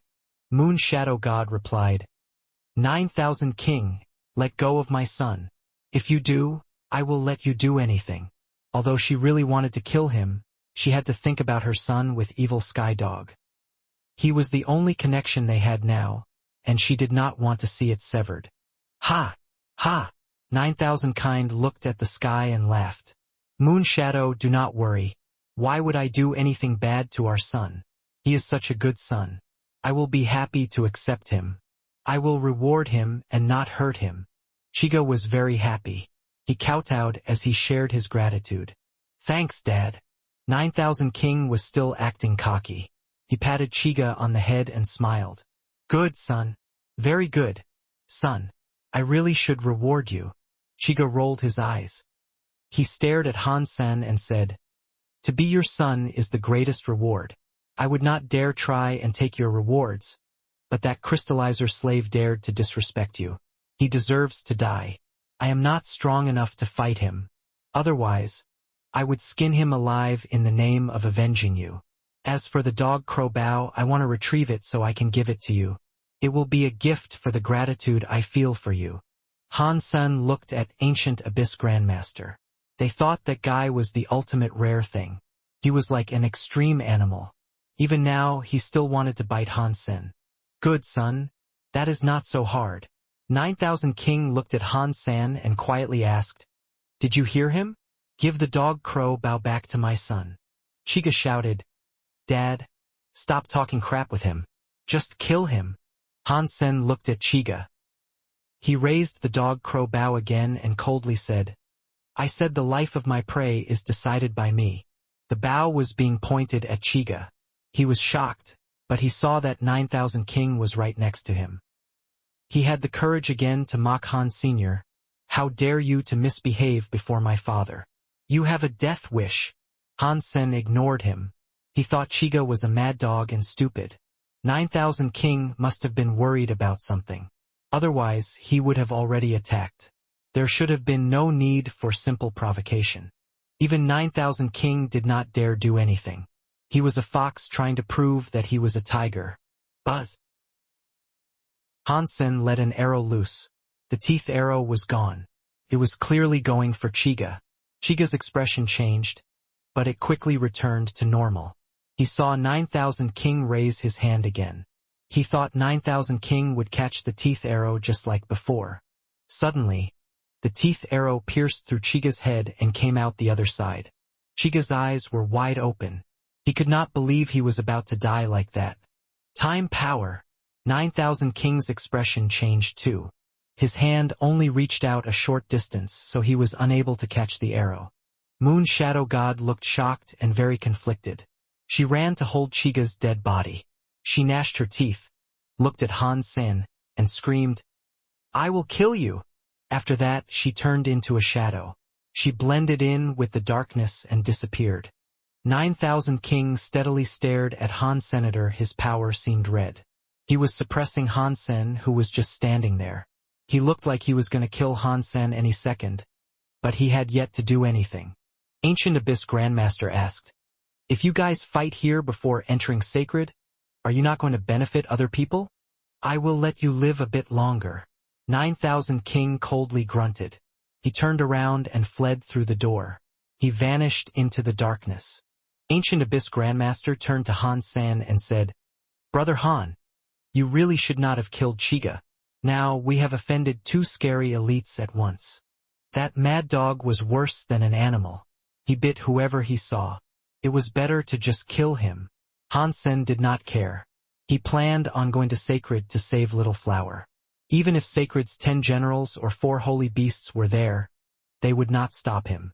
Besides, Chiga was just a dog hybrid with a bark worse than his bite. Right, never mind then. Let's go to Sacred. Otherwise, they will have the chance first.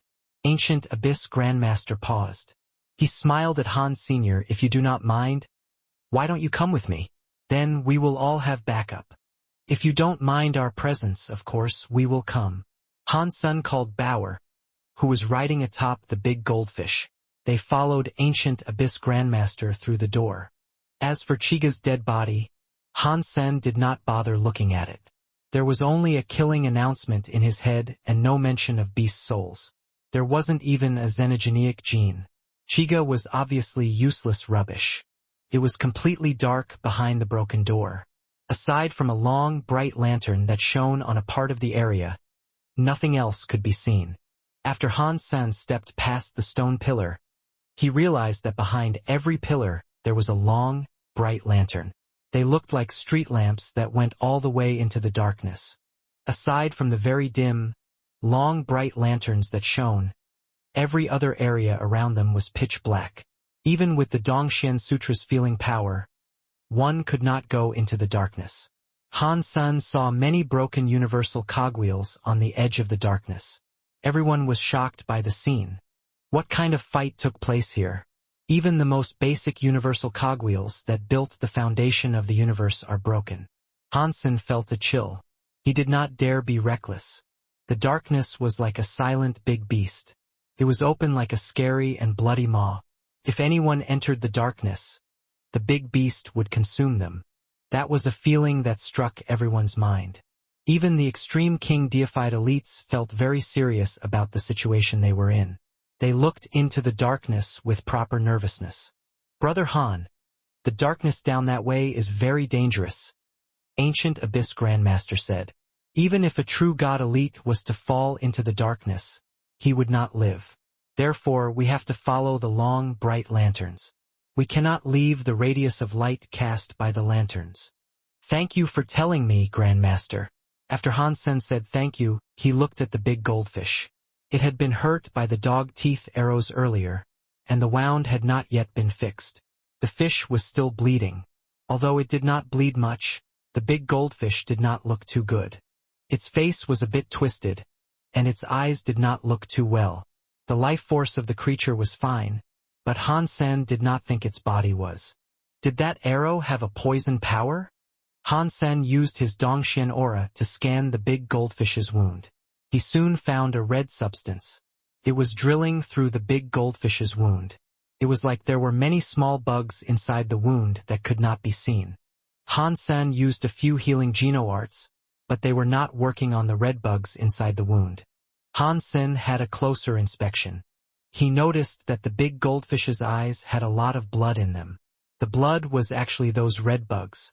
Ancient Abyss Grandmaster took notice of Han Sen's situation. He came closer and said, "If I am not mistaken, the wound your pet suffered has inflicted it with rabid powers." Han Sen quickly asked, "What is rabid power? Do you know how to fix it, Grandmaster?" Ancient Abyss looked at the teeth arrow in Han Sen's hand. He said, "Rabid power is Crow Skydog's power. If someone is inflicted with rabid power, that creature will lose their mind. They will go crazy and try to attack every monster they come across until they become exhausted and die. Seeing what has happened, I suspect this is indeed rabid powers. I would guess that there is an 80% to 90% out of 100% chance that the teeth of the teeth arrow you have belong to Crow Skydog. That is why it has rabid power." After pausing, Ancient Abyss said, "Rabid powers are strange. In the legends, only the fourth holy beast Holy Kirin can fix it. I am not sure if there is another way to fix it." When Han Sen heard what he had to say, he frowned. He had visited Holy Kirin's garden once, but the Holy Kirin was dead. It had been buried in the gardens. It could not heal the big goldfish anymore. Plus, Han Sen did not know where East Holy Garden was from his current location. There was also no way of getting there even if he wanted to go. Han Sen used some healing geno-arts on the big goldfish's wounds. He managed to stop the bleeding and make the wound start to recover, but the blood in the big goldfish's eyes steadily grew. It looked scarier and scarier. Han Sen could tell the emotions of the big goldfish were becoming more negative. Han Sen frowned. He knew that was not the way. He hesitated a moment before he summoned spell guns. He fired a few bullets at the big goldfish's body. The bullets went into the big goldfish's scales. Because of a lack of power, they were locked into the scales.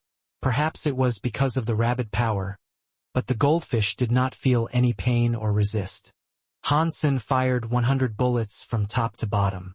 Every now and again, a bullet fired into the big goldfish's flesh. The bullets had a forever solid power. That power made the goldfish's body solid. Although it could not get rid of the rabid power ceased spreading across the big goldfish's body. He watched it for a while. The blood bugs inside the big goldfish's eyes did not increase in their numbers, so Han Sen felt relieved. Han Sen did not have a better way to solve the predicament. For now, that was going to have to do. The big goldfish was like a patient with some slight mental issues. Its face was twisted next to Han's senator. Fortunately, it was not completely controlled by the rabid power. It still had some of its mind. That is a very powerful rabid power and Crow Skydog. It is just an arrow made out of teeth, yet it can turn a true god Xenogeneic into this. I wonder how scary it would be if the felon was still alive. Han Sen was shocked. Crow Skydog, who was a door guard, was quite scary. Han Sen could not imagine what things must have been like in Sacred back then. Ancient Abyss Grandmaster and the others were also shocked. Han Sen was able to suppress rabid powers. They had not expected that outcome. The lights of the long, bright lanterns were dim. They could only see the lanterns on the stone pillars. All of the stone pillars looked extremely old. There were many cracks and signs of damage. They looked as if they were going to collapse into rubble at any moment. The light was just enough for them to reach the next long, bright lantern. All they could see was a radius of about 30 feet. The floor was a gray stone plane. Most of the bricks were broken or lifted. It was hard to find a complete stone brick. Han Sen thought there must have been a fight there before. Suddenly, there was one long, bright lantern missing. Han Sen saw the darkness ahead of them still had long, bright lanterns. In the center, one of the long, bright lanterns had not been lit up for some reason. That area was completely dark. One was unable to see anything. This section doesn't have a long, bright lantern. An extreme king deified said. I do not think it will be easy to get past this. Han Sun stopped and looked into the darkness ahead. The universal cogwheels had not been broken there, but most of the universe there was broken. The universe's rules there were breaking. Do you think we can collect a long, bright lantern and just take it with us? A deified extreme king asked. He was looking at the long, bright lantern ahead of them. Don't do that, Ancient Abyss Grandmaster said with a shake of his head. The lights of these long, bright lanterns can expel the darkness, but their power does not stem from the lantern itself. It comes from the pillar that connects to the earth. If the long, bright lantern leaves the pillar or the pillar is destroyed, there will be no energy source for the lantern. They would be put out immediately. Yang Yun Shang, an extreme king deified elite, looked around and said, How did 9,000 king and moon shadow god go through this? The long, bright lanterns only led in a singular direction. They had been traveling all that time but had yet to see hide nor hair of 9,000 king or moon shadow god. It meant they had to have gone that way. Moon shadow god was the wife of Crow Sky Dog, Ancient Abyss Grandmaster said. She must know quite a few of sacred secrets. It is not surprising that she was able to go through this. If they were able to through this way, there is no reason why we cannot do the same, Yang Yunsheng said. We should just push on and brute force our way through. I agree, Ancient Abyss Grandmaster said. Forcing our way forward is the only way, but we should ensure we are prepared. He waved his sleeves and took out a white umbrella that looked like a jade bone. Ancient Abyss Grandmaster opened the umbrella. The umbrella started to drop white holy light. It covered approximately 30 feet of the area around them. This is called Shining Umbrella, Ancient Abyss Grandmaster said. It has light by Sema power. Perhaps it will work against the pervasive dark. Why don't you guys come with us under the umbrella?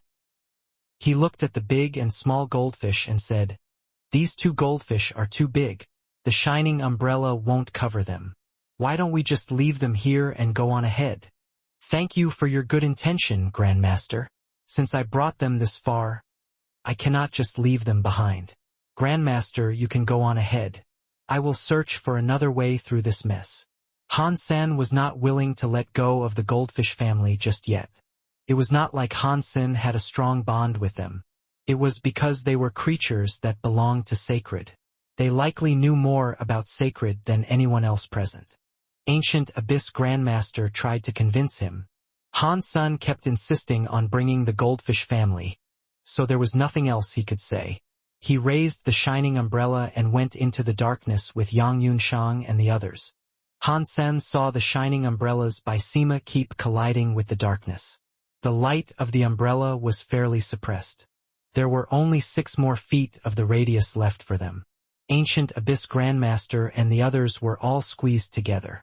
It barely kept them all protected on the inside. The Bai Sema kept quivering in the dark like it was going to fall apart at any second. It was unknown whether or not they would make it through to reach the next long, bright lantern. The distance between the 2 bright lanterns was 60 to 90 feet. After Ancient Abyss Grandmaster and the others walked a few steps into the dark, they were gone. It was like they had been consumed by the darkness. Han Sun looked at the other side with the next bright lantern. As he gazed upon it, he likened it to a firefly. Yet, he was not able to see what was under the lantern. Ancient Abyss Grandmaster and the others barely attempted it. They just walked into the dark. They were clearly prepared for this. How can I get the goldfish through it though? Han Sen was not going to be like Ancient Abyss Grandmaster and just make use of a treasure to walk right in. Han Sen hesitated a moment before he brought out his cold light sword. He walked in front of the darkness and slashed out some pink sword lights through the darkness.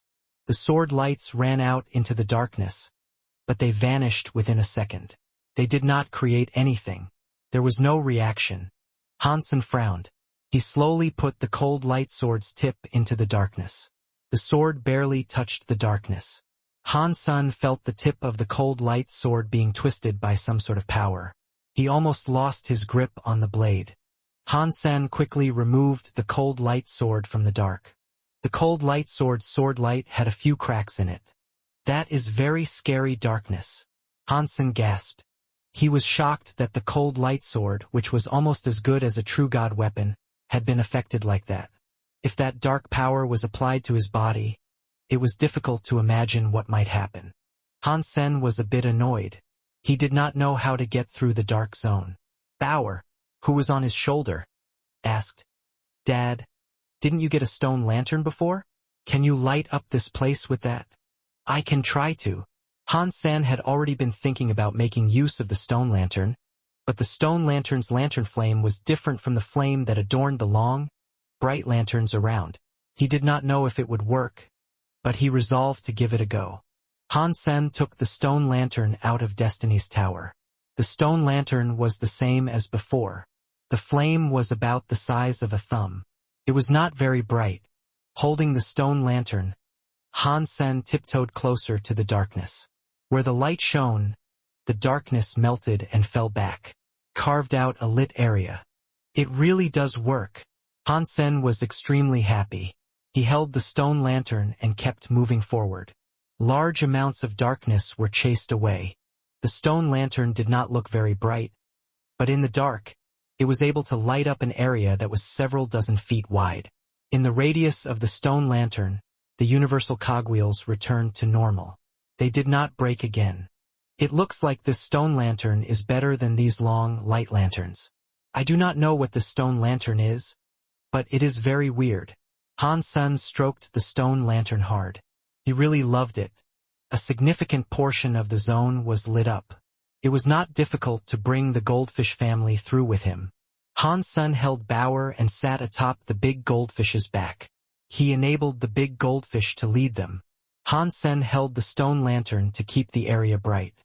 The big goldfish's rabid powers did not advance any further, but the fish had not recovered either. It still seemed as if it had some clarity even though its reaction was a bit slow. Fortunately, the fish was still able to understand Han Sen's words. It kept following Han Sen's direction. The small goldfish followed next to them. It seemed to be scared while venturing through the dark. While they were traveling, Han Sen thought he heard a woman wailing in the dark. It was a sorrowful sound, and it seemed rather close to them. The crying voice was more than spooky. It was very sad as it rang out from the silence. It made people feel a chill. "Dad, it looks like someone is crying," Bao said while looking into the dark area. "It does not matter. Just ignore it." Han Sen continued to hold the lantern. He made the big goldfish carry on toward the next long, light lantern. The lantern was not too far away. It was just 120 to 150 feet away, but they had been traveling a few hundred miles. They had yet to reach the long, bright lantern. Han Sen thought, "Sacred is so weird." When I walked past the long, bright lantern, both of the distances seemed 90 to 120 feet apart from each other. Even if there was a long, bright lantern missing, it would only be 210 to 240 feet away. Now, we have walked a few hundred miles and have yet to reach the next lantern. Clearly, there is some problem with the space in this area. The darkness around was suddenly filled with a countless number of sharp blades. They were headed for Han Sen from every angle. Moon Shadow God. Han Sen recognized who the black blades belonged to. "I will make you pay for my son's death." Moon Shadow God's angry voice sounded out from the dark. She was able to travel through the darkness, and she seemed to be able to control it. Han Sen frowned. His time area was instantly activated. The shadow blades, which had almost descended onto the big goldfish, were suddenly stopped. They were proceeding very slowly. Moon Shadow God could saw that her shadow blades weren't working, so she revealed herself from out of the darkness. She was floating behind the shadow blades. She looked at Han Sen madly and said, "No matter how strong you are, you must die because of what you did to my son." Han Sen coldly said, "Moon Shadow God, I pity you. I do not want to kill you. You should just go." "Go? Of course I will not go. If I cannot kill you, you are not going to escape." Moon Shadow God said something that did not make any sense. Her shadow blades quickly blended into the dark and disappeared. Hansen saw Moon Shadow God leave. He enabled the big goldfish to carry on leading the way. They did not travel for long when they saw a crack in the ground. It was unknown how wide the crack was, but the stone lantern's light could not reveal the other side of it. There was only darkness. Hansen looked deeper. It was just darkness. He did not know how deep the crack was. Hansen did not want to fly in that place. The danger meter was too high, so he looked to his left. He then looked to his right and decided to walk along the left side of the crack. He wanted to see if he could go around it. He walked 10 miles, and the crack next to him had still not ended. It looked like a bottomless abyss. He did not know how far it went. Weird. Why do I not see Ancient Abyss Grandmaster and the others? Hansen frowned. Ancient Abyss Grandmaster had not arrived there too long before them. Yet, all this way he had not seen Ancient Abyss Grandmaster or his friends. That was not right. While he was thinking, Hansen's eyes froze. He saw a creature at the edge of the big crack. The creature was dressed in black armor. It was like European medieval heavy armor. The creature was sitting at the edge of the crack. It lowered its head and peered into the crack. "My name is Hansen," Hansen said while looking at the armored creature. "I am just walking past here. I apologize if I am disturbing you. I hope you will not take offense." The armored creature gave no response. It just continued to sit where it was with its head lowered. "Is it dead?" Hansen used Dongxian aura to check the armored creature's presence. Who would have thought that when Dongxian aura touched down on the creature's armor, the black armor would suddenly shine? It displayed many light symbols across it. When the light symbols flickered, the area around was covered with the light symbol and a bisema. Hansen and the others were locked into that bisema. The armor's light symbol grew brighter. There was some air coming out of the armored creature. It looked like it was there, but it was not there. That air was so strong that it made Hansen feel scared. Hansen clutched the stone lantern and fell back. He threw a punch at the bisema, but the power he unleashed was repelled by it. It almost resulted in Hansen being thrown off the back of the big goldfish. The Death Angel is activated. "You are dead." Moon Shadow God was outside the bisema. She looked at Hansen with rage in her eyes. "Are you saying the Death Angel was your work?" Hansen looked at Moon Shadow God. "I would not dare touch the Death Angel," Moon Shadow God coldly said. "It was the work of Sacred Leader. It is a scary machine that guards the Holy Garden. I just played a trick to have you stumble into it." "A machine? It has such a big life force. How can it be a machine? It is a living thing." Hansen looked at the armored creature in shock. That mysterious armored creature was now called a Death Angel. The life force of the being was very strong. It did not look like a machine at all. "You do not know anything. Sacred Leader knows everything. You will never understand that. It is not just a living machine. If Sacred Leader wants to, he can turn a stone into a living thing." Moon Shadow God sounded angry. She went on to say, "I just wish I could avenge the death of my son through my own hands. Why would you risk so much for that kind of son?" Hansen sighed. "No matter how bad he was my son. You killed him, so you have to pay." Moon Shadow God's expression looked a little conflicted as she tried to force a look of true decision. Hansen wished to say something more, but he saw that the Death Angel's back was gleaming with light. Suddenly giant, big light wings appeared. When the light wings spread, the Death Angel's body started to float. It was now facing Hansen. The eye of the helmet had 2 light beams. They were like spotlights shining on Hansen. The light symbols on the armor made it look half-transparent. With the light wings, it made the Death Angel look like an angel descending to earth. That scary presence made people feel a chill. It was like if the Death Angel moved its light wings, space and darkness would instantly rip. "Whoever comes to the Holy Garden, die." The Death Angel sounded emotionless. It was like a cold and emotionless machine. While it was talking, the Death Angel rose its right arm above its head. Its arm was like a blade rising. The flames were like they were blowing into the sky. It was like a burning flame slashing a skylight sword, and it was coming down on Hansen.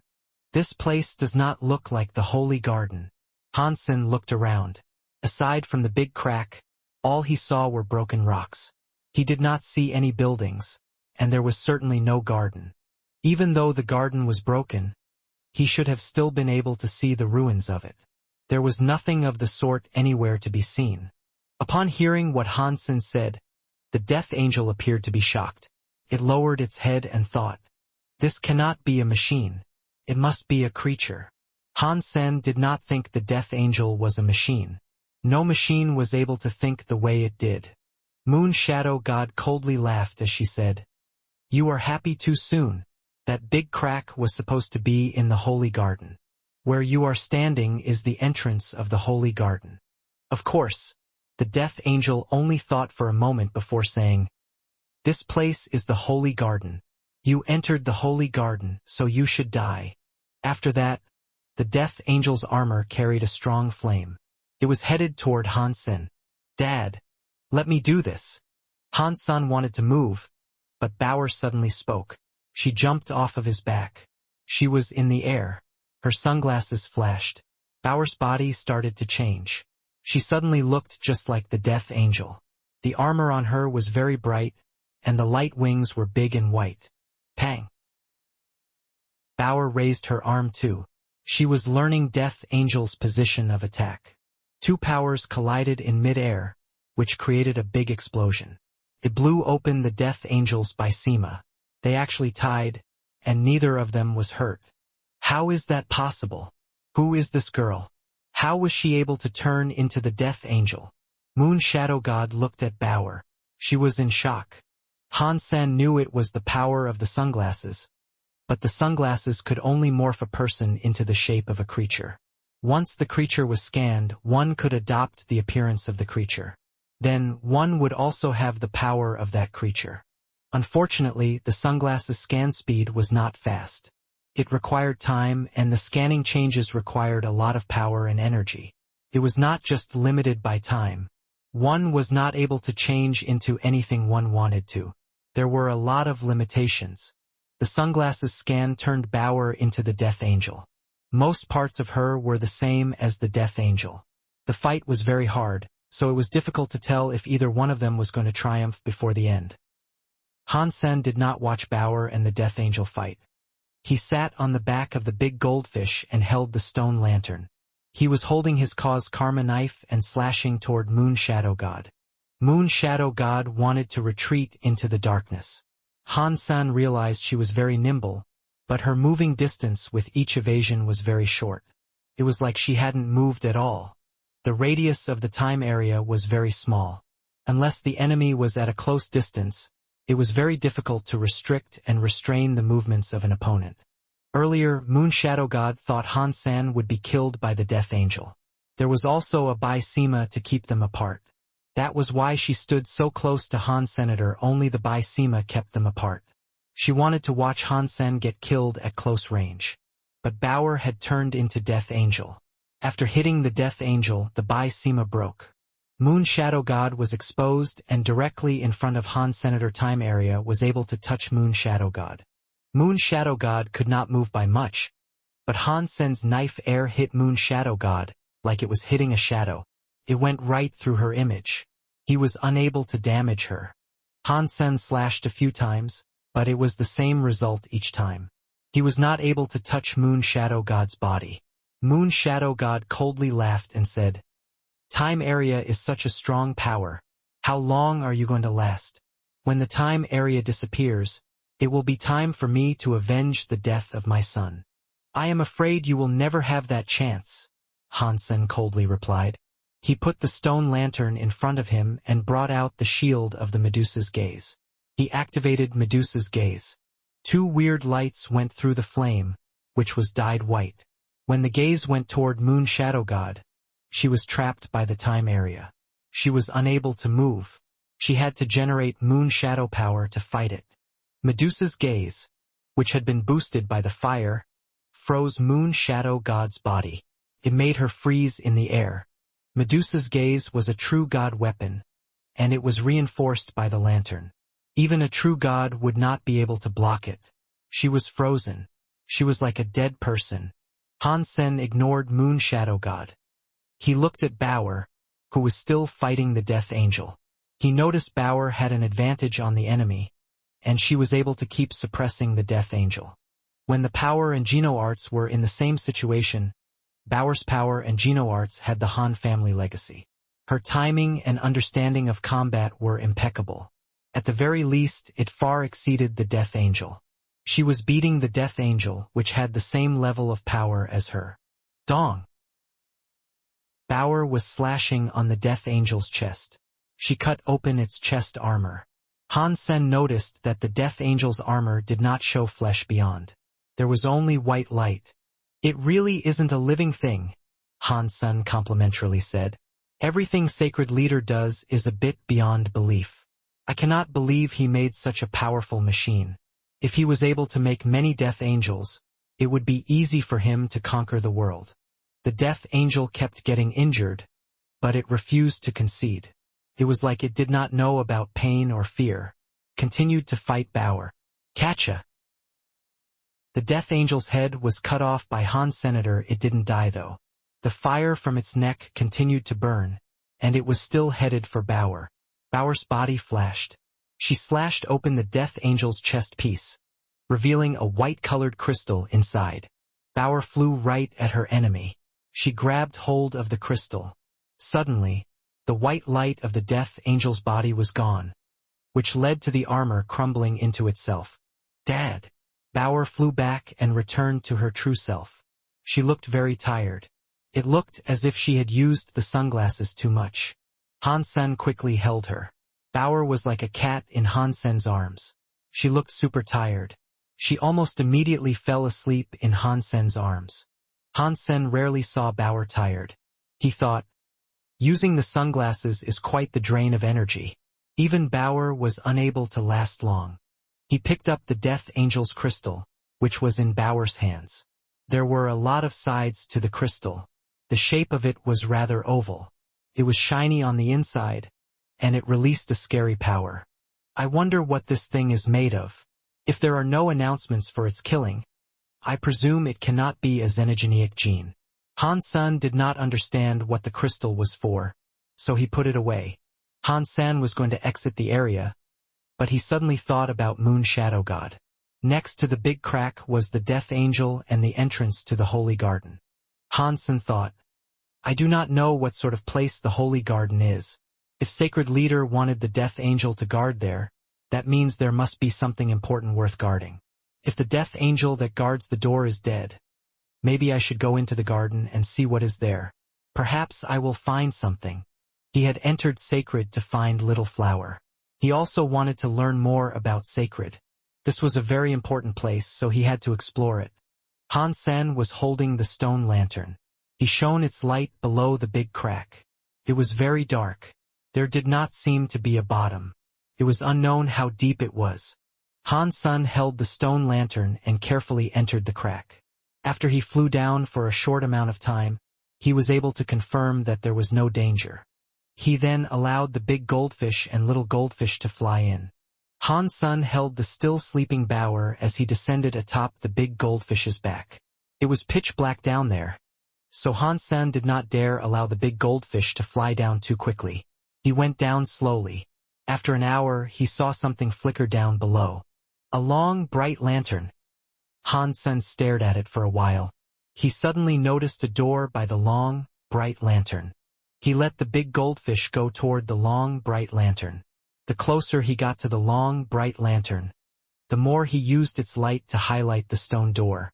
The door was not as powerful as the sacred door. It was just a very small stone door. It looked like the entrance to a garden. After he got close enough, he saw the sign above the door, which said, Holy Garden. The door was open, but it looked as if what lay beyond was not in ruins. The conditions of it were still quite good. As Han Sen stood in front of the door, he could see the view beyond it. He saw the Holy Garden had many long, bright lanterns there. They lit up the entire place. When Han Sen had been above, he had not seen any lights. The Holy Garden had a pavilion and some buildings. There were fake mountains, flowers, and grass. It looked very elegant. The combat had not reached and destroyed that place. Its condition was remarkably fine. When Han Sen looked at one of the pavilions, his expression changed. Someone was sitting in the pavilion. That person was facing away from Han Senator. He was leaning against the railing of the pavilion. It looked as if he was admiring the flowers and the grass around. "My name is Han San," Han Sen said while squeezing his fists. "I have wandered into this place by accident. If I have offended you, please forgive me." After his encounter with the Death Angel, Han Sen did not dare use his Dongxian aura to peep into people in case something happened. In a hellhole like that, it was best for him not to do anything he was uncertain about. The person was still sitting where he was not doing anything. It was like he had not heard Han Sen. Han Sen shouted a few times, but the man did not respond. He thought it was weird, so he walked into the garden and asked, "Are you in some kind of trouble? Do you require my help?" He was in sacred. He was not going to walk around willy-nilly. He had to explore that holy garden. Han Sen thought the holy garden's trees, flowers, grasses, and woods were special. When he looked closer, he realized they were just plants that could not have been any more ordinary. They were not even xenogeneic plants. Han Sen walked around to confirm that was the case. The holy garden was very elegant, but the things inside it were very normal. It was not like the secret garden Han Sen's mind had been imagining all that time. Sacred Leader made that scary thing, the Death Angel, to protect this place. How can it be so normal? Han Sen looked at the man in the pavilion again. The man did not say anything. He just sat where he was, leaning against the railing. He was admiring the view. He did not care for Han Sen's presence there. "Isn't it boring to just drink and watch flowers all alone? How about I provide you some company?" Han Sen walked to the pavilion. It was then he realized the person was a woman. The clothes she wore were quite loose, which was why Han Sen had not realized it before. There was a stone table inside the pavilion. There was also a thing that looked like a stone pot. The pot was cooking meat, and the fire was burning. The soup inside the pot was bubbling. When he got closer, he was able to smell the aroma of the meat. Smelled good. Han Sen could not help but start leaking saliva from his gaping mouth. Aside from that pot of meat, there was some wine. There were no cups. Being happy alone? Why not be happy together? We, a father and daughter who are meeting you, is surely an encounter that was destined to be. Why don't you and I share a drink? Han Sen could see the woman was still not responding. So he left the big goldfish and little goldfish outside. He held Bauer and carefully entered the pavilion. The father and daughter both looked at the meat intently with their eyes. It was unknown what sort of meat it was, but it smelled delicious. Even Bauer, who was asleep, was woken up by it. Traveling all that way had cost a lot of energy. They had been fighting for a long time. Their bellies were a bit empty. Facing all that meat, she could not hold it. Although the father and daughter wanted to eat the meat, they were not the owners of the upcoming dish. They would not just boldly eat it, but the woman was still not talking. Han Sen faced Bauer away from the stuff. They turned toward the woman, wanting to learn more about who she was. When Han Sen saw her front side, he immediately took notice of her face. He could not help but utter, "Arg." He looked confused. The woman was not alive. It was just a statue, but the statue seemed to be very real. It was like it was alive. It was wearing ordinary clothing. If one did not see its face, one would not tell it was a statue. It wasn't because the woman was a statue that Han Sen was shocked. It was because the statue's face looked like the blonde Wanner. It was totally in the shape of Wanner. Sacred Leader's holy garden has a statue of Wanner. Does that mean Wanner is related to Sacred Leader? Does that mean Wanner's brother is Sacred Leader? Han Sen looked at the statue in shock. He thought of many things. He looked at the Wanner statue and saw her holding a cup. The cup still had wine in it. He could smell it. Wait a minute! Han Sen's heart suddenly jumped. The wine cup was a part of the statue, but the wine was on the table and meat was cooking. The water in the pot kept bubbling. This is not right. If it is just a statue, where did the wine and meat come from? Is someone already here in the holy garden? Did he put down the wine and the meat here? Han Sen looked around and used his Dongxian aura. The name of the holy garden was famous. but the actual place was not very big. Han Sen saw through everything. With the Dongxian aura, not a portion of the place was missing. He did not spot a life force there. Did the people who come here notice we were here and left via the back door? Han Sen wondered. Bauer ran in front of the stone table and took a seat atop one of the stone chairs. She pulled a spoon out of nowhere, put it into the pot and started eating the meat. It tastes so good. Bauer bit into the meat. She looked very happy. It seemed to be very good. Han Sen was going to eat some as well. He sat down in front of the stone table. Bauer used her spoons to pick up meat from the pot and bring it up to Han Sen's mouth. She said, "Dad, you should try it. Tastes so good. This is so much better than the food Mom makes. Let me try some." Han Sen knew that Bauer loved to eat, but she would not eat just anything. If there was an issue with a meal, Bauer would be the first to raise a complaint. Thus, Han Sen did not have to worry about there being a problem with the food. Han Sen took a bite of the meat with the spoon. Tasted very tender. It was fatty, but it was not greasy. It melted yet was crispy. It really is not bad. Han Sen had to compliment it too. This was the first time Han Sen had eaten meat this good. Deified Gene 1. While Han Sen was complimenting it, he suddenly heard the sounds of his genes increasing. Holy shit! Does the pot contain meat of a creature that was true God class? Who was this generous to cook some true God class xenogenic meat and just leave it here? Han Sen did not feel this was right. Even powerful people like Very High Leader and Sky Palace Leader would not have been this lavish. They would not cook true God xenogenic meat and just hand it out to people. Even if they were going to leave, they would take the meat. Han Sen used his Dongxian aura to have a look around. He had yet to find anything else. Aside from them, there was only the statue of Wanner in the garden. Bauer did not mind. She kept eating the meat and drinking the wine. The wine was her beverage. Han Sen did not see any danger in it. Although it was weird that the meat could increase his deified genes, it was a good thing for him. The black dragon's body was too big. Han Sen was worried about how long it would take for him to earn a deified gene after killing it. Thanks to this pot of meat, however, all he needed was to take one bite for a whole deified gene. This was perfect for him. Han Sen saw Bauer was biting the meat and drinking the wine. Her face was full of food and wine stains, so he said, "Save me 2 pieces. I will keep this big piece for you, Dad." Bauer picked up a big chunk of meat and raised it to Han Sen's mouth. "Bauer, you are a nice child." Han Sen used his hands to accept the meat. It smelled so delicious that Han Sen almost bit his tongue off. "Dad, you should drink some wine. It tastes so good too." Bauer put the wine bottle next to Han Sen's mouth. Han Sen had a sip. He felt it erupt in his mouth like a spring. It was very sweet. The wine was not excellent, but it was more than suitable to enjoy with a good meal. Han Sen's head made an announcement. "Deified gene +1.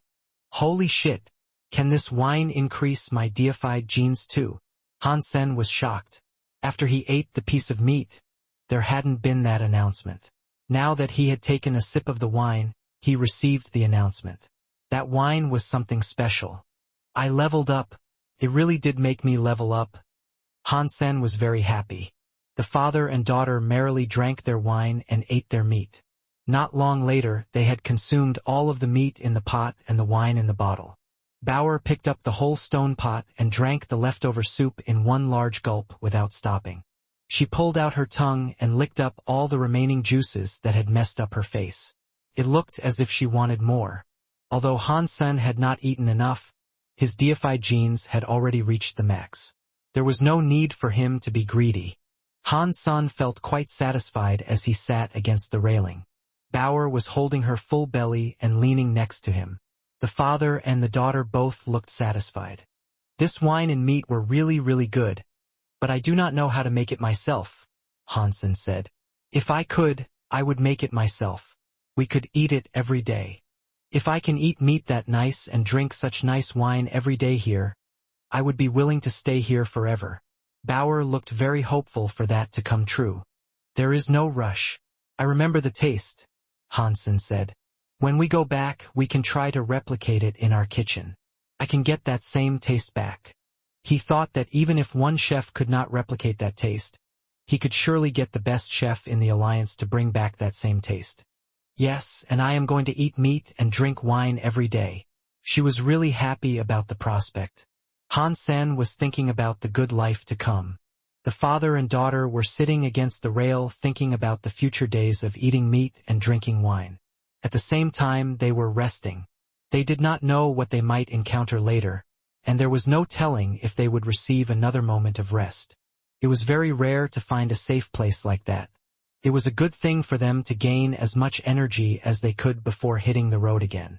That was especially true for Bauer. The sunglasses had cost her so much energy to use. It was good for her to be able to take a break. After she ate the meat, she seemed to be in a much better condition and have a lot more energy. She did not look as tired as before. Han Sen closed his eyes while he leaned against the rail. Bauer was sleeping against Han Sen's legs. She was rubbing her belly. She seemed to be very full. The big goldfish and small goldfish had been waiting outside the pavilion the entire time. Although the small goldfish loved to eat a lot of food, the stone pot was too small to share with everyone. Besides, there was only one pot of food. Bauer and Han Sen had eaten it all, but it was still not enough. The big goldfish had a big head. If it gave some to the small goldfish, it would not have been enough to fill its belly. Thus, Han Sen did not give it anything. Suddenly, Han Sen's nose smelled another nice meat. He thought, "This meat really is excellent. We finished it so long ago, but the smell's aroma is still there." It did not take long for Han Sen's expression to change. He heard the distinct sound of water boiling. Although it was quiet, it was certainly there.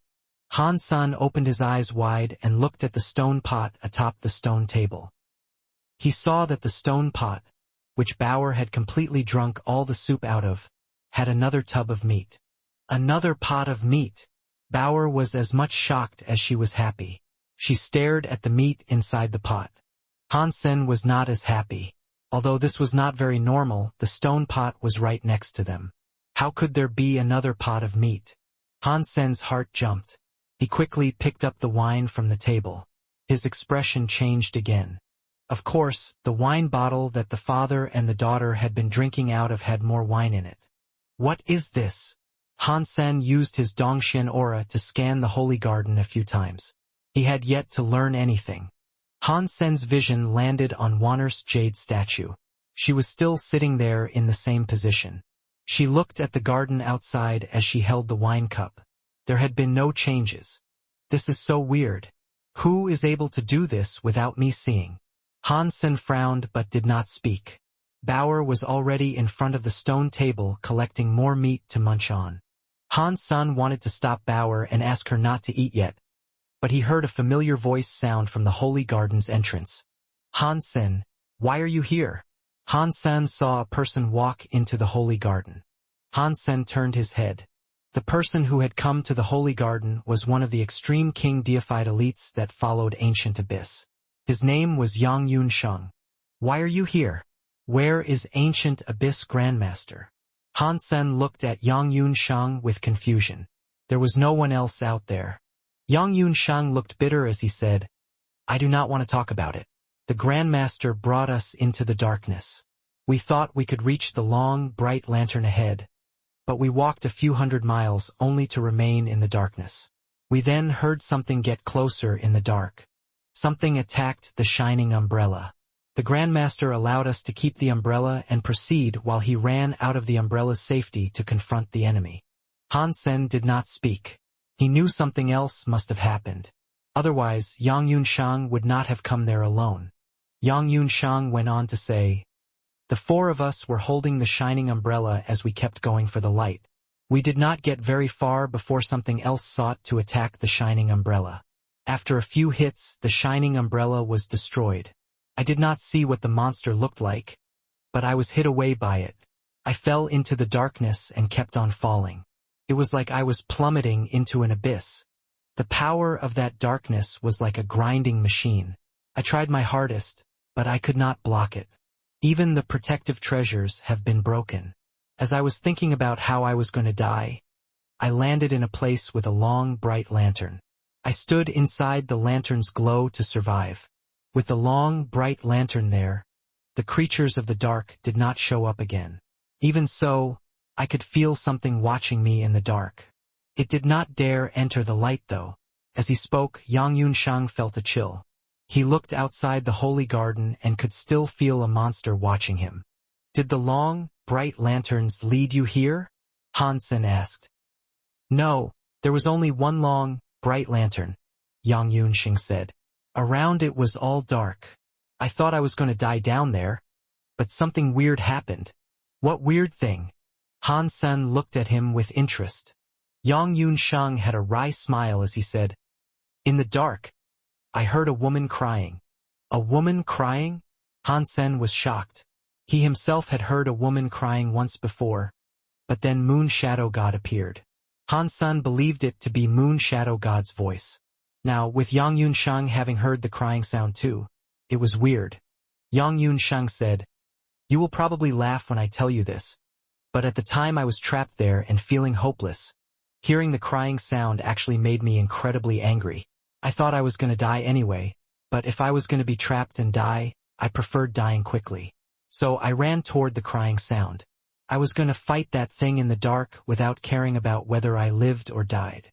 It was so strange. I thought I was going to be killed in the dark. I chased the crying noises with the dark power still around me, but it was not as strong as before. My power was able to withstand the oppression of the dark. As I went, I stumbled across here and one long, bright lantern. When I arrived here, the sound of the woman crying was gone. Yang Yunshang tried to explain what had happened to him. Was Yang Yunshang following Moon Shadow God to get here? No way. Moon Shadow God was above the crack. If Yang Yunshang had chased Moon Shadow God, he would be above the crack as well. He also would have reached here a long time ago. He wouldn't have just arrived now. Han Sen looked at Yang Yunshang and asked, When was the last time you heard the woman cry? Not long ago, Yang Yunshang replied. Han Sen thought, That cannot be right. It seems like the woman crying wasn't Moon Shadow God. While they were talking, the sound of a woman crying was suddenly heard again outside the holy garden. It sounded as if it was there, but it wasn't there. It sounded very depressed. The sobbing almost made one's head itch. Here it comes again, Yang Yunshang said. It's that sound. Han Sen looked outside the holy garden. The two long, bright lanterns outside the door were not very illuminated. Outside the garden was pretty much just darkness. One was not able to see anything. Everyone held their breaths for a while. Eventually, the crying sound disappeared. It was like the crying person had walked away. Yang Yunshang pointed at the meat in the stone pot and said, Did you guys make this meat? Can I have some? I do not want to starve to death. That place was quite scary, so he felt as if he could die any second. Therefore, he did not mind eating something. The meat is mine. Bauer jumped in front of the stone table and used her hands to protect the stone pot. Han Sen wished to say something, but he heard someone else coming from outside the holy garden. Someone else had arrived. They saw an old man wearing a gold robe walk into the holy garden. It was 9,000 King. This is the holy garden. You outsiders cannot just enter here. 9,000 King looked at Han Sen and the others. He looked angry. He was checking out Han Sen and the others as if to discover something. Yang Yunshang looked fairly worried. They had just come to a place that was a bit safer and not life-threatening, yet it was where they again met 9,000 King. Yang Yunshang knew 9,000 King was not as nice as Han Sen. 9,000 King quickly looked at the stone pot and water statue inside the pavilion. He looked excited, but it was just for one moment. Could not escape Han Sen's eye though. Are you not going to walk away? Do you want to die? 9,000 King stared at Han Sen and walked closer to the pavilion. His body had dark gold markings on it. He looked strange. It was as if many weird centipedes were surrounding him. Han Sen did not speak. He stood in front of the pavilion and did not do anything. Yang Yunshang was scared.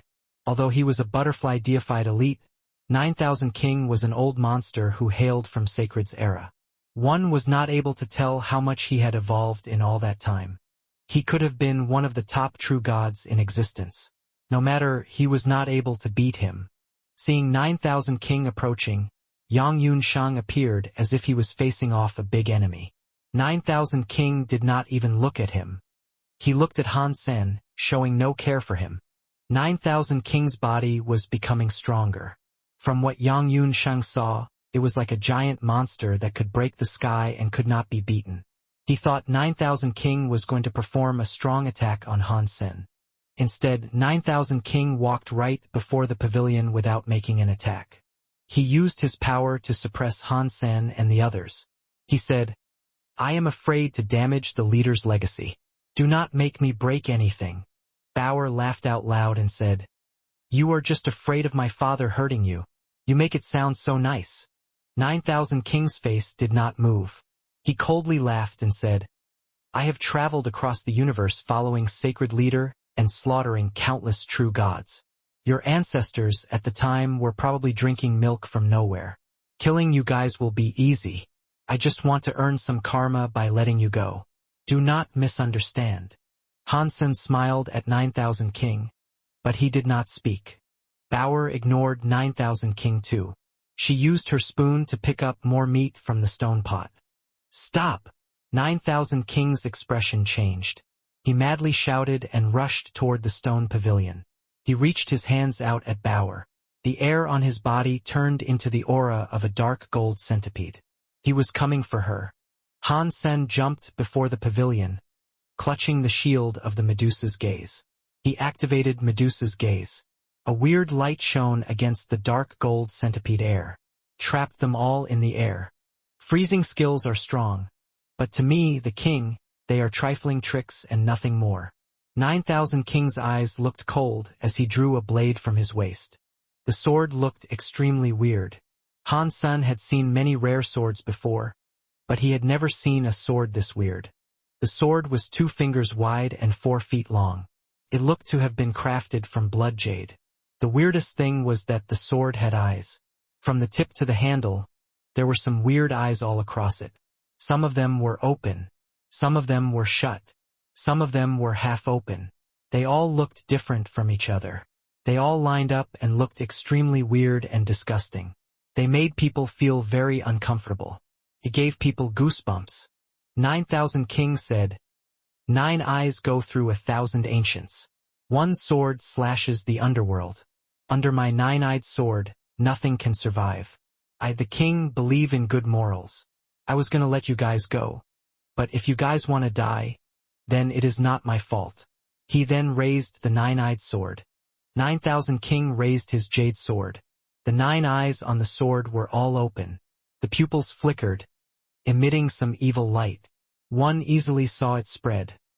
The Medusa's gaze touched the lights from the eyes on the sword. It was as if it had been hypnotized. The once open eyes shut. No matter how many times or ways Han Sen tried to make use of Medusa's gaze, Medusa's eyes would not open. The scariest thing was that Han Sen slowly noticed that his own eyes were shutting too. It was as if he was becoming extremely tired. He was not able to open his eyes anymore. No matter how much he struggled and tried to open his eyes, nothing seemed to work. His eyelids refused to open. They just wanted to close. "Stop resisting. It is useless." The sword lights of the 9-eyed sword can rob the vision of every being in this universe. When facing the 9-eyed sword, no creature has an eye. 9,000 King raised his 9-eyed sword. He looked evil as he said, "It is not just that either. When you see the eyes on the 9-eyed sword, you are almost dead." As Han Sen listened to 9,000 King's voice, he was still unable to open his eyes. They were closing completely. He felt as if something was moving in his eyes. It felt as if it was going to blow up his eyeballs and emerge. "Arg!" Yang Yunsheng screamed. He held his eyes and screamed like crazy. Somehow his eyes exploded. They had become 2 gaping and bloody holes. "I gave you the chance to leave, but you did not want to." 9,000 King coldly looked at Yang Yunsheng. He then turned his gaze toward Han Senator. He was hoping to see the moment Han Sen's eyes exploded. Han Sen felt like all of the blood in his body going toward his eyes, preparing to pop them out. He knew the 9-eyed sword was weird, but he had no idea he was actually being dealt damage by it. The big goldfish and small goldfish kept their eyes closed. Their eyes were swollen like balloons with a maximum amount of air put into them. They were going to blow up any second. Although Han Sen could not see in the Dongxian Sutra, he still felt everything. The only person who had not been affected was Bauer, who happened to be wearing her sunglasses. 9000 King coldly looked at Han Senator. He was waiting for Han Sen's eyes to explode. The nine-eyed sword power not only exploded eyes. When the eyes exploded, all blood and the life force would seep out of that wound until the person was a dried husk. The person would be dead. Feeling that his eyes about to blow up, Han Sen suddenly pulled the string of the dog crow bow. He fired an arrow at the nine-eyed sword. 9000 King immediately saw his action. He swung his nine-eyed sword at the teeth arrow that was coming toward him. The dog crow bow was very famous, but that was only when it was in Crow Sky Dog's hands. In ordinary people's hands, 9000 King did not really care. 9000 King knew Crow Sky Dog very well. He knew the dog crow bow's power very well too. Dong. It traveled through space. The teeth arrow behaved as it teleported. The nine-eyed sword slashed it away. It did not harm 9000 King in the least. In the next second, Han Sen's body weirdly appeared behind 9000 King. He swung his knife toward 9000 King. 9000 King's expression changed. Han Sen teleported quickly, faster than he could have possibly imagined. It was too late for him to evade, so he waved the nine-eyed sword to block Han Sen's knife. How is that possible? When the knife and sword collided, his nine-eyed sword was broken by Han Senator. The nine-eyed sword was dead, and the lights were extinguished. When the nine-eyed sword was broken, Han Sen's knife light was still going toward 9000 King's back. Dong! A metallic sound rang out. Han Sen had cut open the gold robe. Inside the gold robe there was a dark green armor. Han Sen's slash was able to break the nine-eyed sword, but it did not leave a mark on the dark green armor. 9000 King waved his right arm. It struck Han Sen's cause karma knife. It made Han Sen and his knife fly back. Han Sen's body hit the pillar of the pavilion. The stone pillar looked ordinary. Once he hit it, Han Sen was unable to break it. He bounced back onto the floor. Blood was pouring out of his mouth. The blood inside his chest was thrashing around like a stormy sea. God personality armament? Han Sen stood back up. He stared at the dark green armor inside the gold robe. You have good eyesight. 9000 King ripped off his gold robe. He revealed the splendor of his dark green armor. Aside from his head and neck, every inch of him was covered in the dark green armor. The dark green armor was tightly wound around the body. It looked very powerful.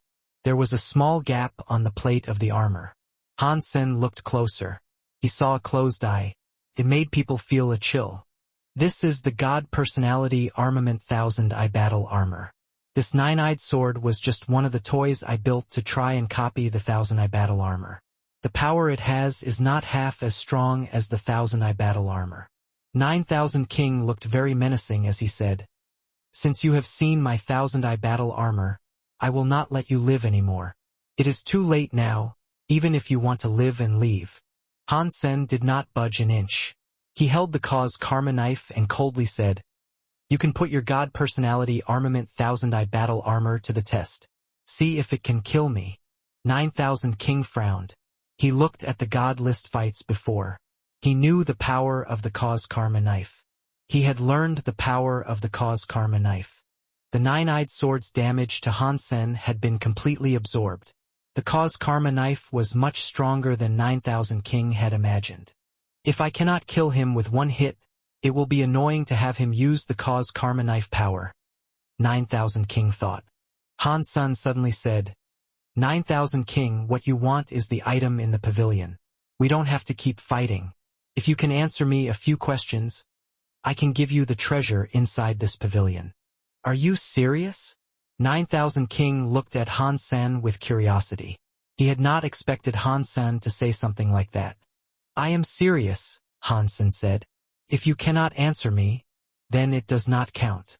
If you deliberately give me questions that I don't know the answer to, how am I supposed to answer you? 9000 King coldly laughed. If you are here for the treasure in the pavilion, you must know what it is, Hansen said. If I answer the question, will you give me the item? 9000 King did not answer the question. He coldly smiled at Hansen. That is one of the questions. I will only ask you a few questions. Hansen did not hesitate. He spoke straightforwardly. What questions? Let me hear them first. 9000 King's eyes shone. He was not in a rush. That was the first question. I have 4 other questions to ask. Who is the lady depicted in the statue? What is her relationship with Sacred Leader? How many elites are there in Sacred, and where are they? Hansen asked all he wanted to know. 9000 King's eyes were shining. It was unknown what he was thinking about. He went silent for a while before saying, "These questions you ask are all related to Sacred Leader. They are all secrets. Even the 10 generals would not know the answers to all of them. Does that mean you are not willing to conduct a trade with me?" Hansen coldly asked. "It is not like that. I know some of these secrets. If I tell you and you are not satisfied, what will happen then?" 9000 King's eyes looking shiny. "If it comes to that, we will resume our combat." Hansen lifted his lips. 9000 King was scary, and he had a god personality armament. In this universe, he was a top-class elite. He could not change his mind. He could not deny the fact he was a slave. He was not kind, and he was very stingy. He would not take any loss.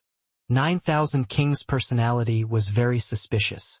Seeing Hansen so determined made him worry even more. He was not going to attack just yet. 9000 King thought. Although this Hansen is only butterfly class, the treasure and geno arts of his body are very weird. He has a geno art that can make a true god level down. He hasn't used it yet. He looks so calm. Is he so confident he can destroy my 1000 battle armor?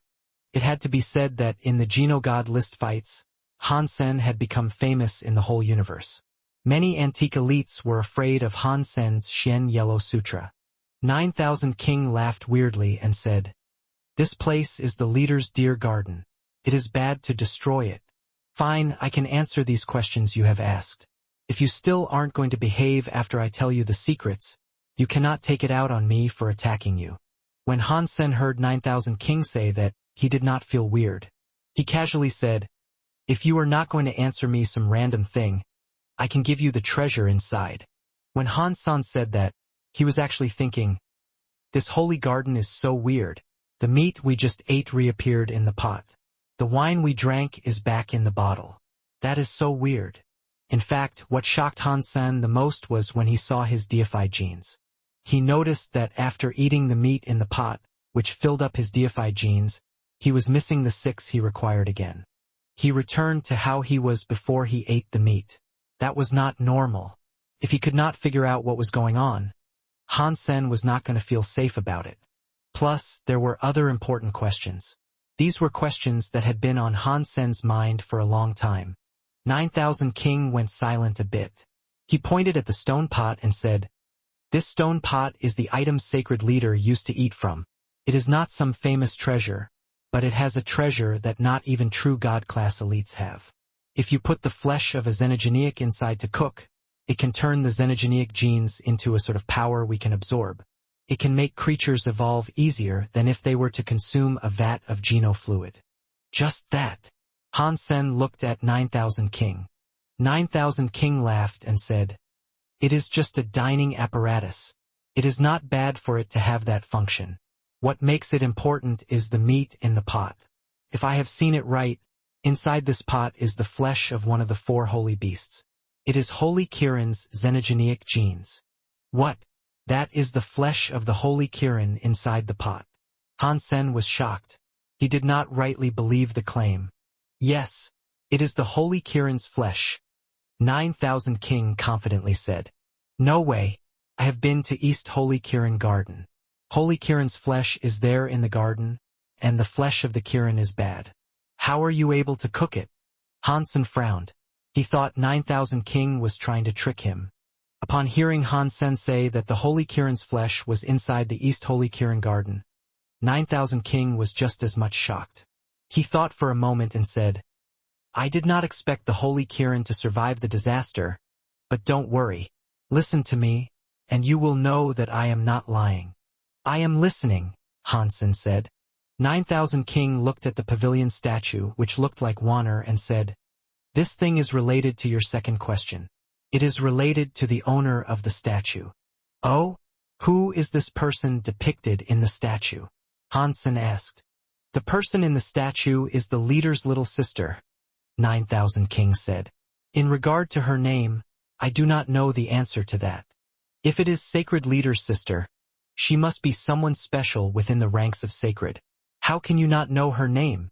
Hansen really didn't believe it. 9000 King sighed and said, The leader really loved his little sister. Her body was always very weak. Sacred Leader was worried someone might hurt her.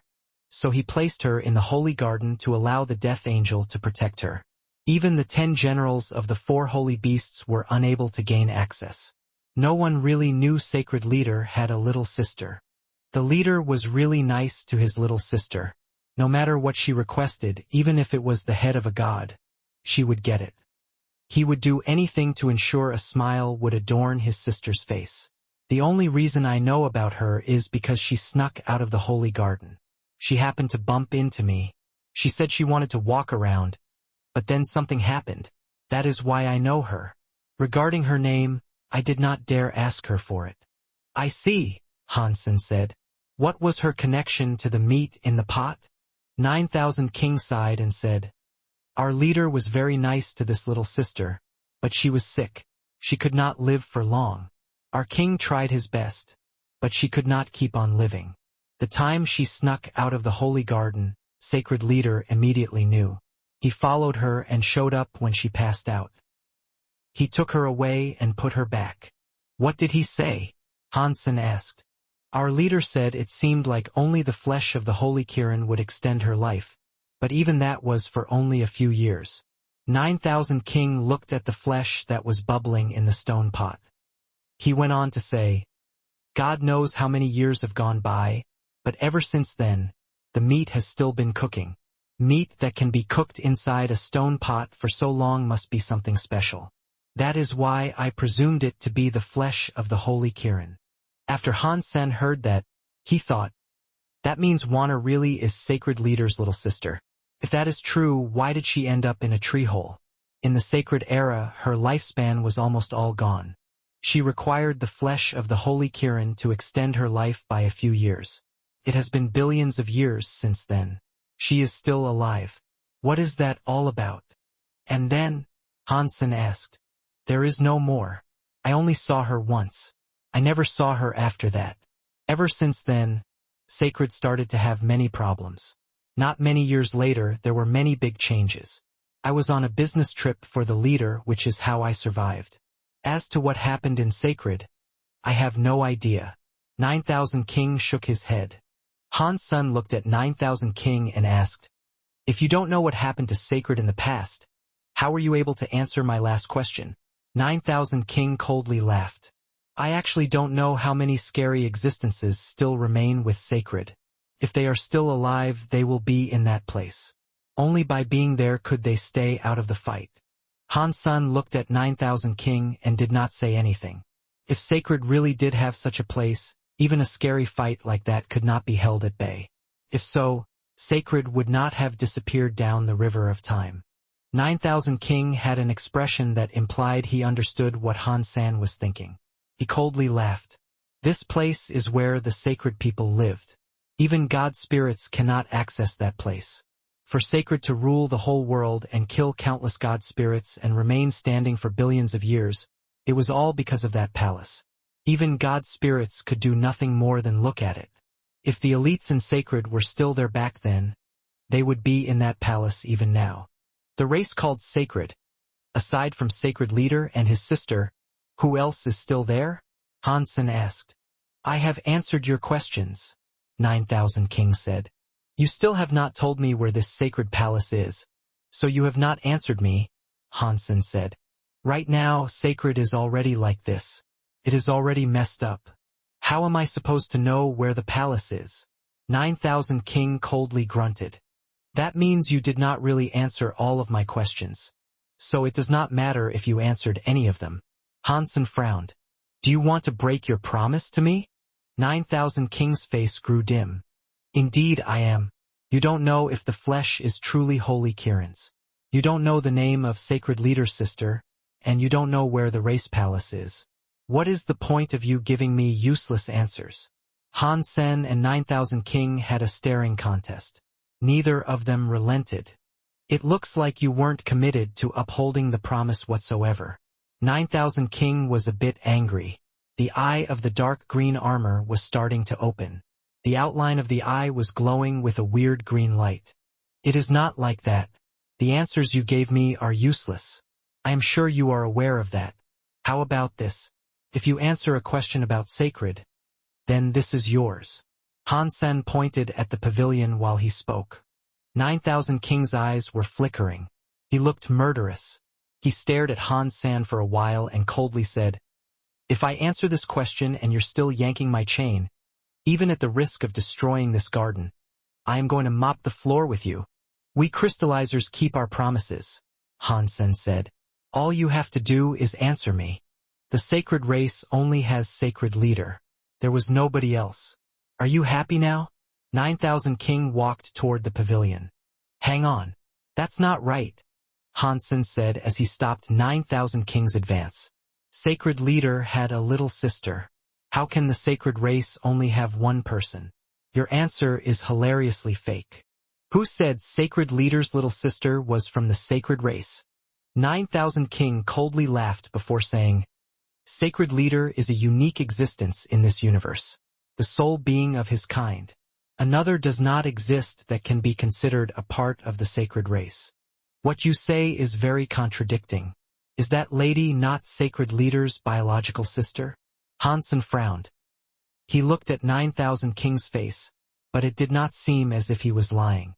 If he was going to lie, he could easily lie about how many people were in sacred. He could have made up names and numbers because Han Sen had no way of verifying the information.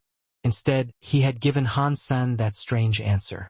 She was his biological sister, but the sacred race only had sacred leader. That is all I know, believe it or not. 9,000 King did not say anything more. He approached the stone pavilion. If Han Sen was going to stop him, he was just going to fight. "I will keep my word. The thing in the pavilion is now yours."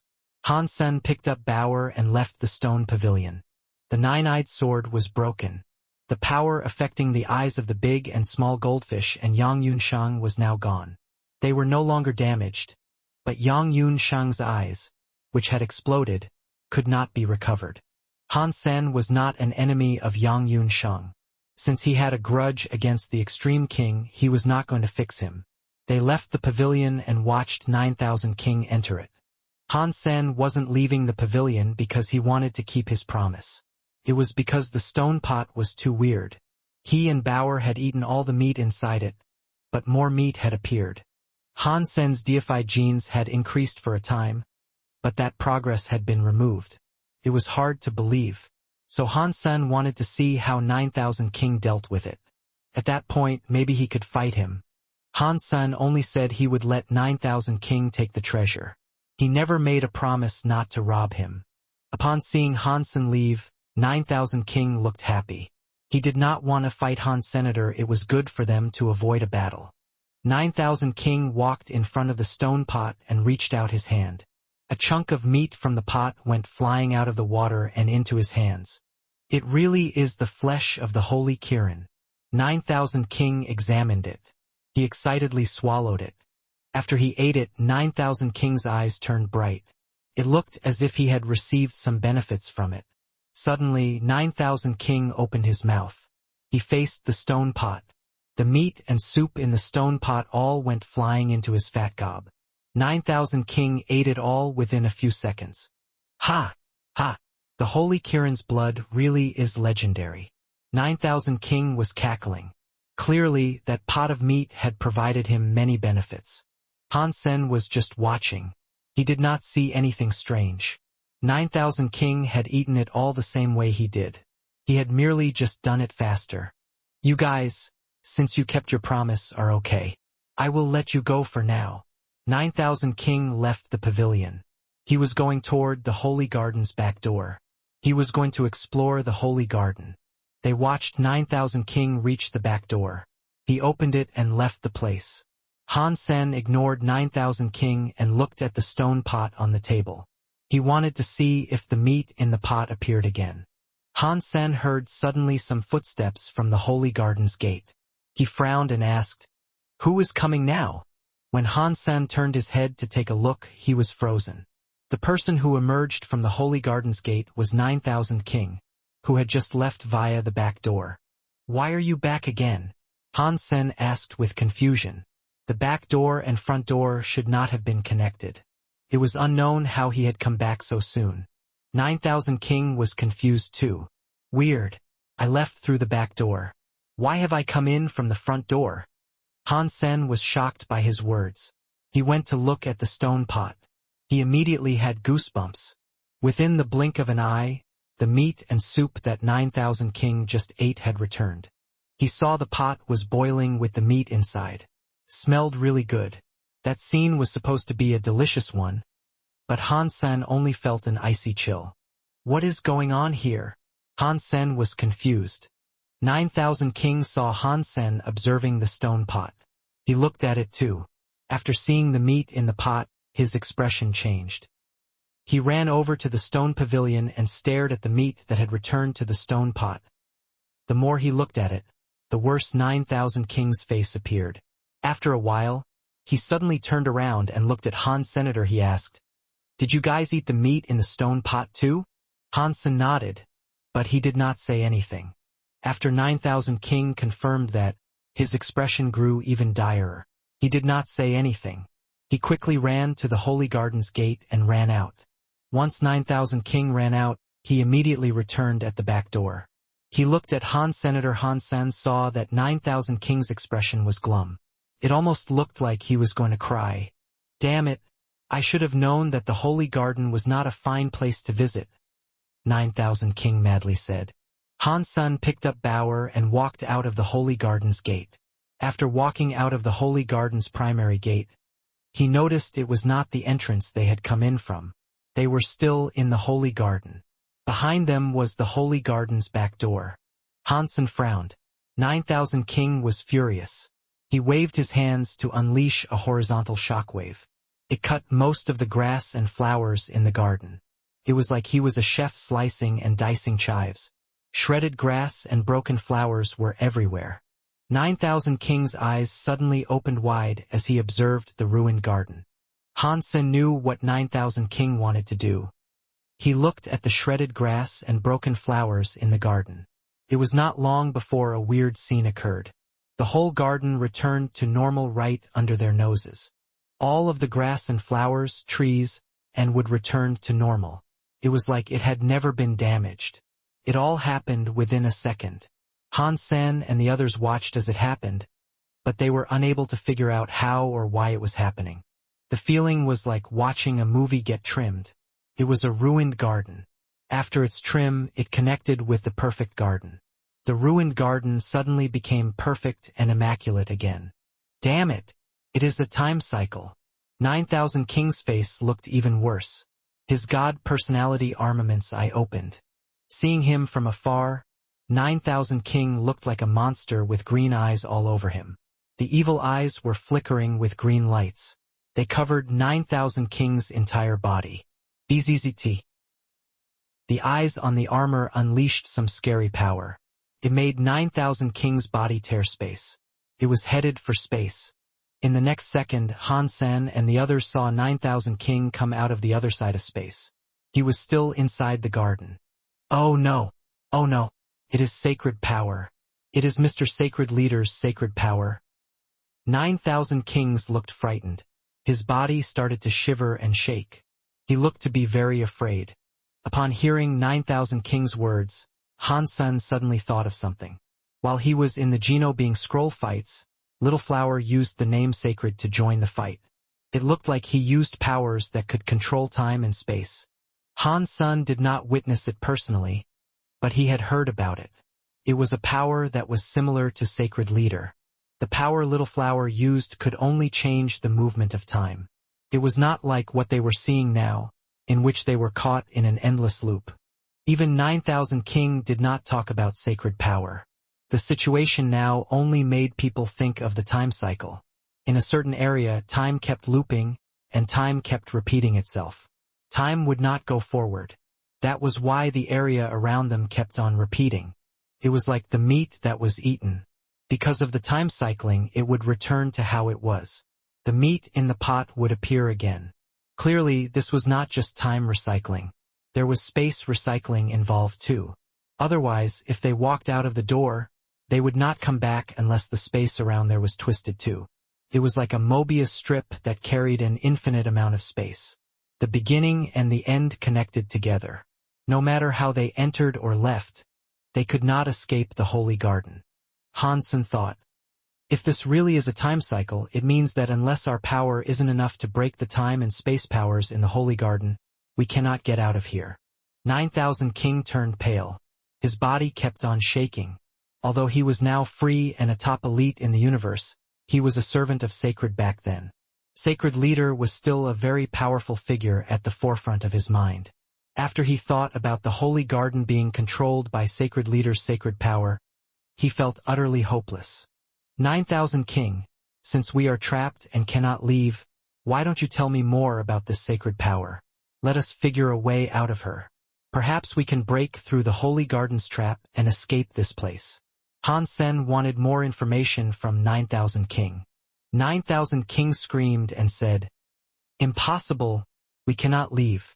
Sacred Leader's sacred power can even trap a god spirit. We are all dead. Han Sen knew 9000 King was freaking out.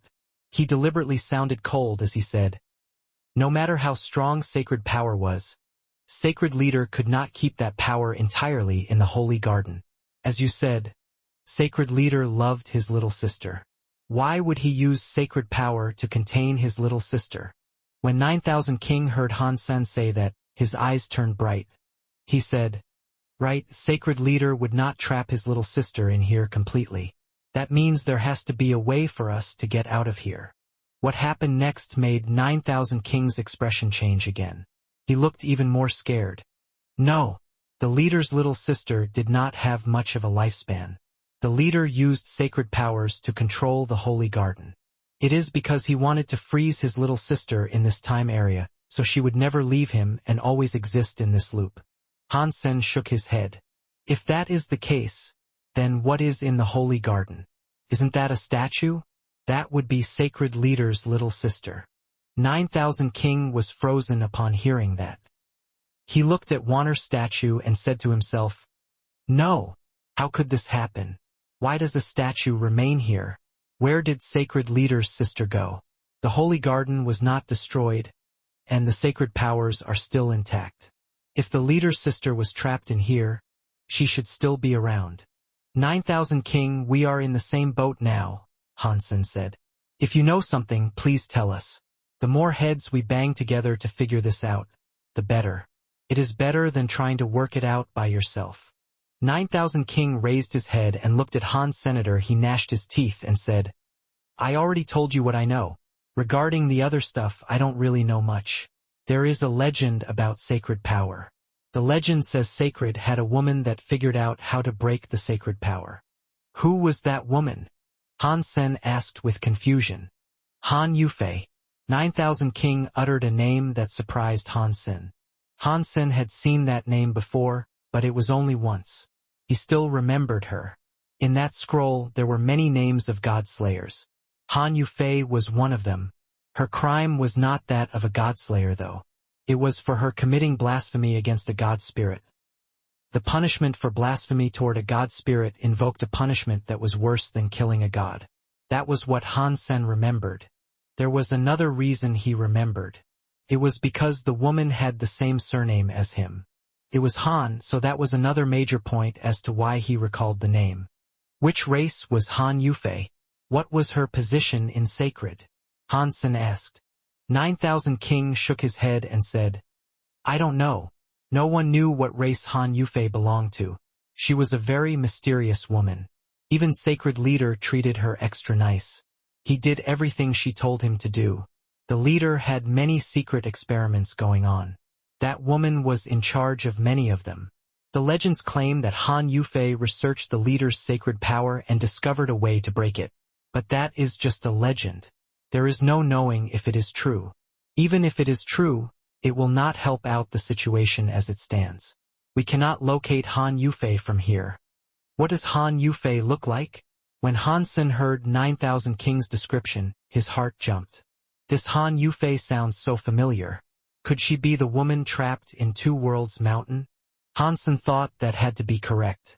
The woman on Two Worlds Mountain had researched with Sacred Leader, but she was trapped on Two Worlds Mountain. She was unable to die. The crime on the scroll was kind of hinting at something similar. I do not know. Aside from Sacred Leader and a few core people, no one was able to see her true face. She usually wore some weird mask.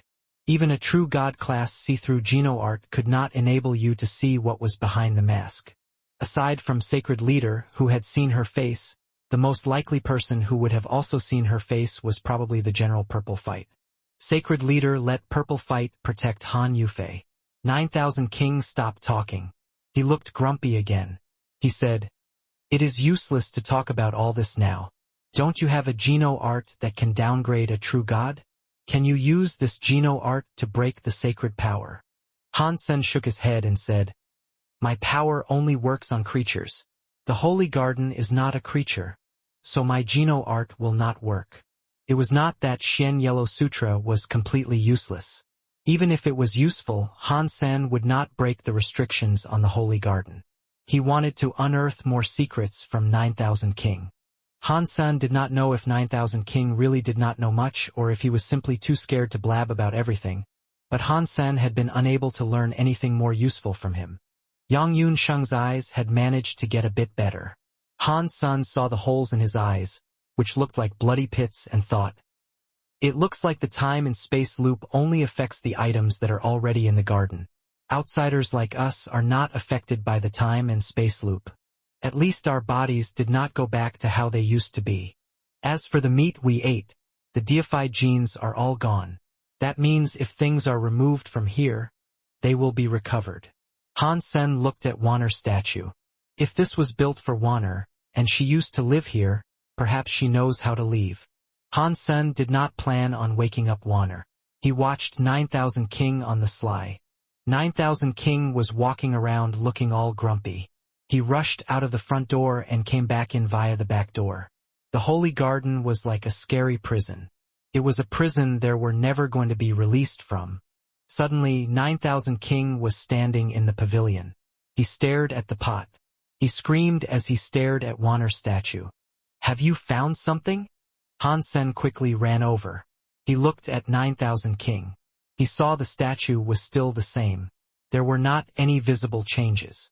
Han Sen had been investigating that statue for a long time. He had not seen anything special about it. 9,000 King looked very excited. He pointed at the statue and said, This statue could be the key to overcoming the Holy Garden's restrictions." "What makes you think that way?" Han Sen did not understand. "This statue is wrapped up in clothes. I did not notice them before. Now that I have taken a proper look, I can see her connected to the entire pavilion. And this statue. 9,000 King was too excited to say anything more. "What about the statue?" Han Sen asked. "If I am correct, this jade statue is made from the Holy Kirin's horns. This is not a statue. This is a true god weapon." 9,000 King looked surprised and went on to say, "In this holy garden, everything else can be normal. The flowers, grass, trees, and wood can be normal. Only the statue is a true god item. It could be the restriction of the garden itself." What 9,000 King said made some sense, but Han Sen did not agree with the theory. According to what 9,000 King said, Sacred Leader was very nice to Wanner. If things were that way, why would he make a statue of Wanner and allow others to touch her? If it was Han Sen, he would never make a statue of Bauer or Linger to be a trap. 9,000 King did not care. He thought the statue was the crux of their issues. He thought it was what was creating the restrictions. He did not dare touch the jade statue. He turned around and looked at Yang Yunshang and said, "You, move this statue. You can kill a soldier, but you cannot humiliate them. Kill me if you want. There is no way am I going to scout ahead for you." Yang Yunshang stood his ground. His body had power. He was planning on fighting 9,000 King. "That is not your choice to make." 9,000 King coldly laughed. The eye on the dark green armor was opening. It was like a monster full of eyes. It was releasing some weird eye light. Yang Yunshang was blinded. When the weird light shone on him, it was like he lost his soul. His power was gone. He walked toward the statue in the pavilion. Hansen frowned, but he did not stop this from happening. Yang Yunshang was not his friend, and he hated the Extreme King. There was no reason for him to save his life. Hansen thought, although Bai King gave me many benefits, he almost killed me. I am being nice enough by not seeking vengeance on the Extreme King, so I'm not saving Yang Yunshang. He just stood there and watched Yang Yunshang walk up to the statue and almost touch it. Hansen had not touched the statue before. 9,000 King was scared of Sacred Leader, so he had not touched it either. Yang Yunshang was going to be the first person to touch the statue. When Yang Yunshang's finger touched the clothes on the statue, he suddenly heard Yang Yunshang scream. It was like his entire body was pushed away by some strange power. He flew upside down and hit the Holy Garden's wall. He coughed up blood. Useless crap. When he saw that, 9,000 King's face changed. He was definitely not going to touch the statue now. He looked at Hansen and Bauer. He then looked at the big goldfish. He said to Hansen saying, "Since we are in the same boat, use your pet to try. It is the only way." "Try it yourself," Hansen coldly said. "I don't think the statue is the cause of the restrictions.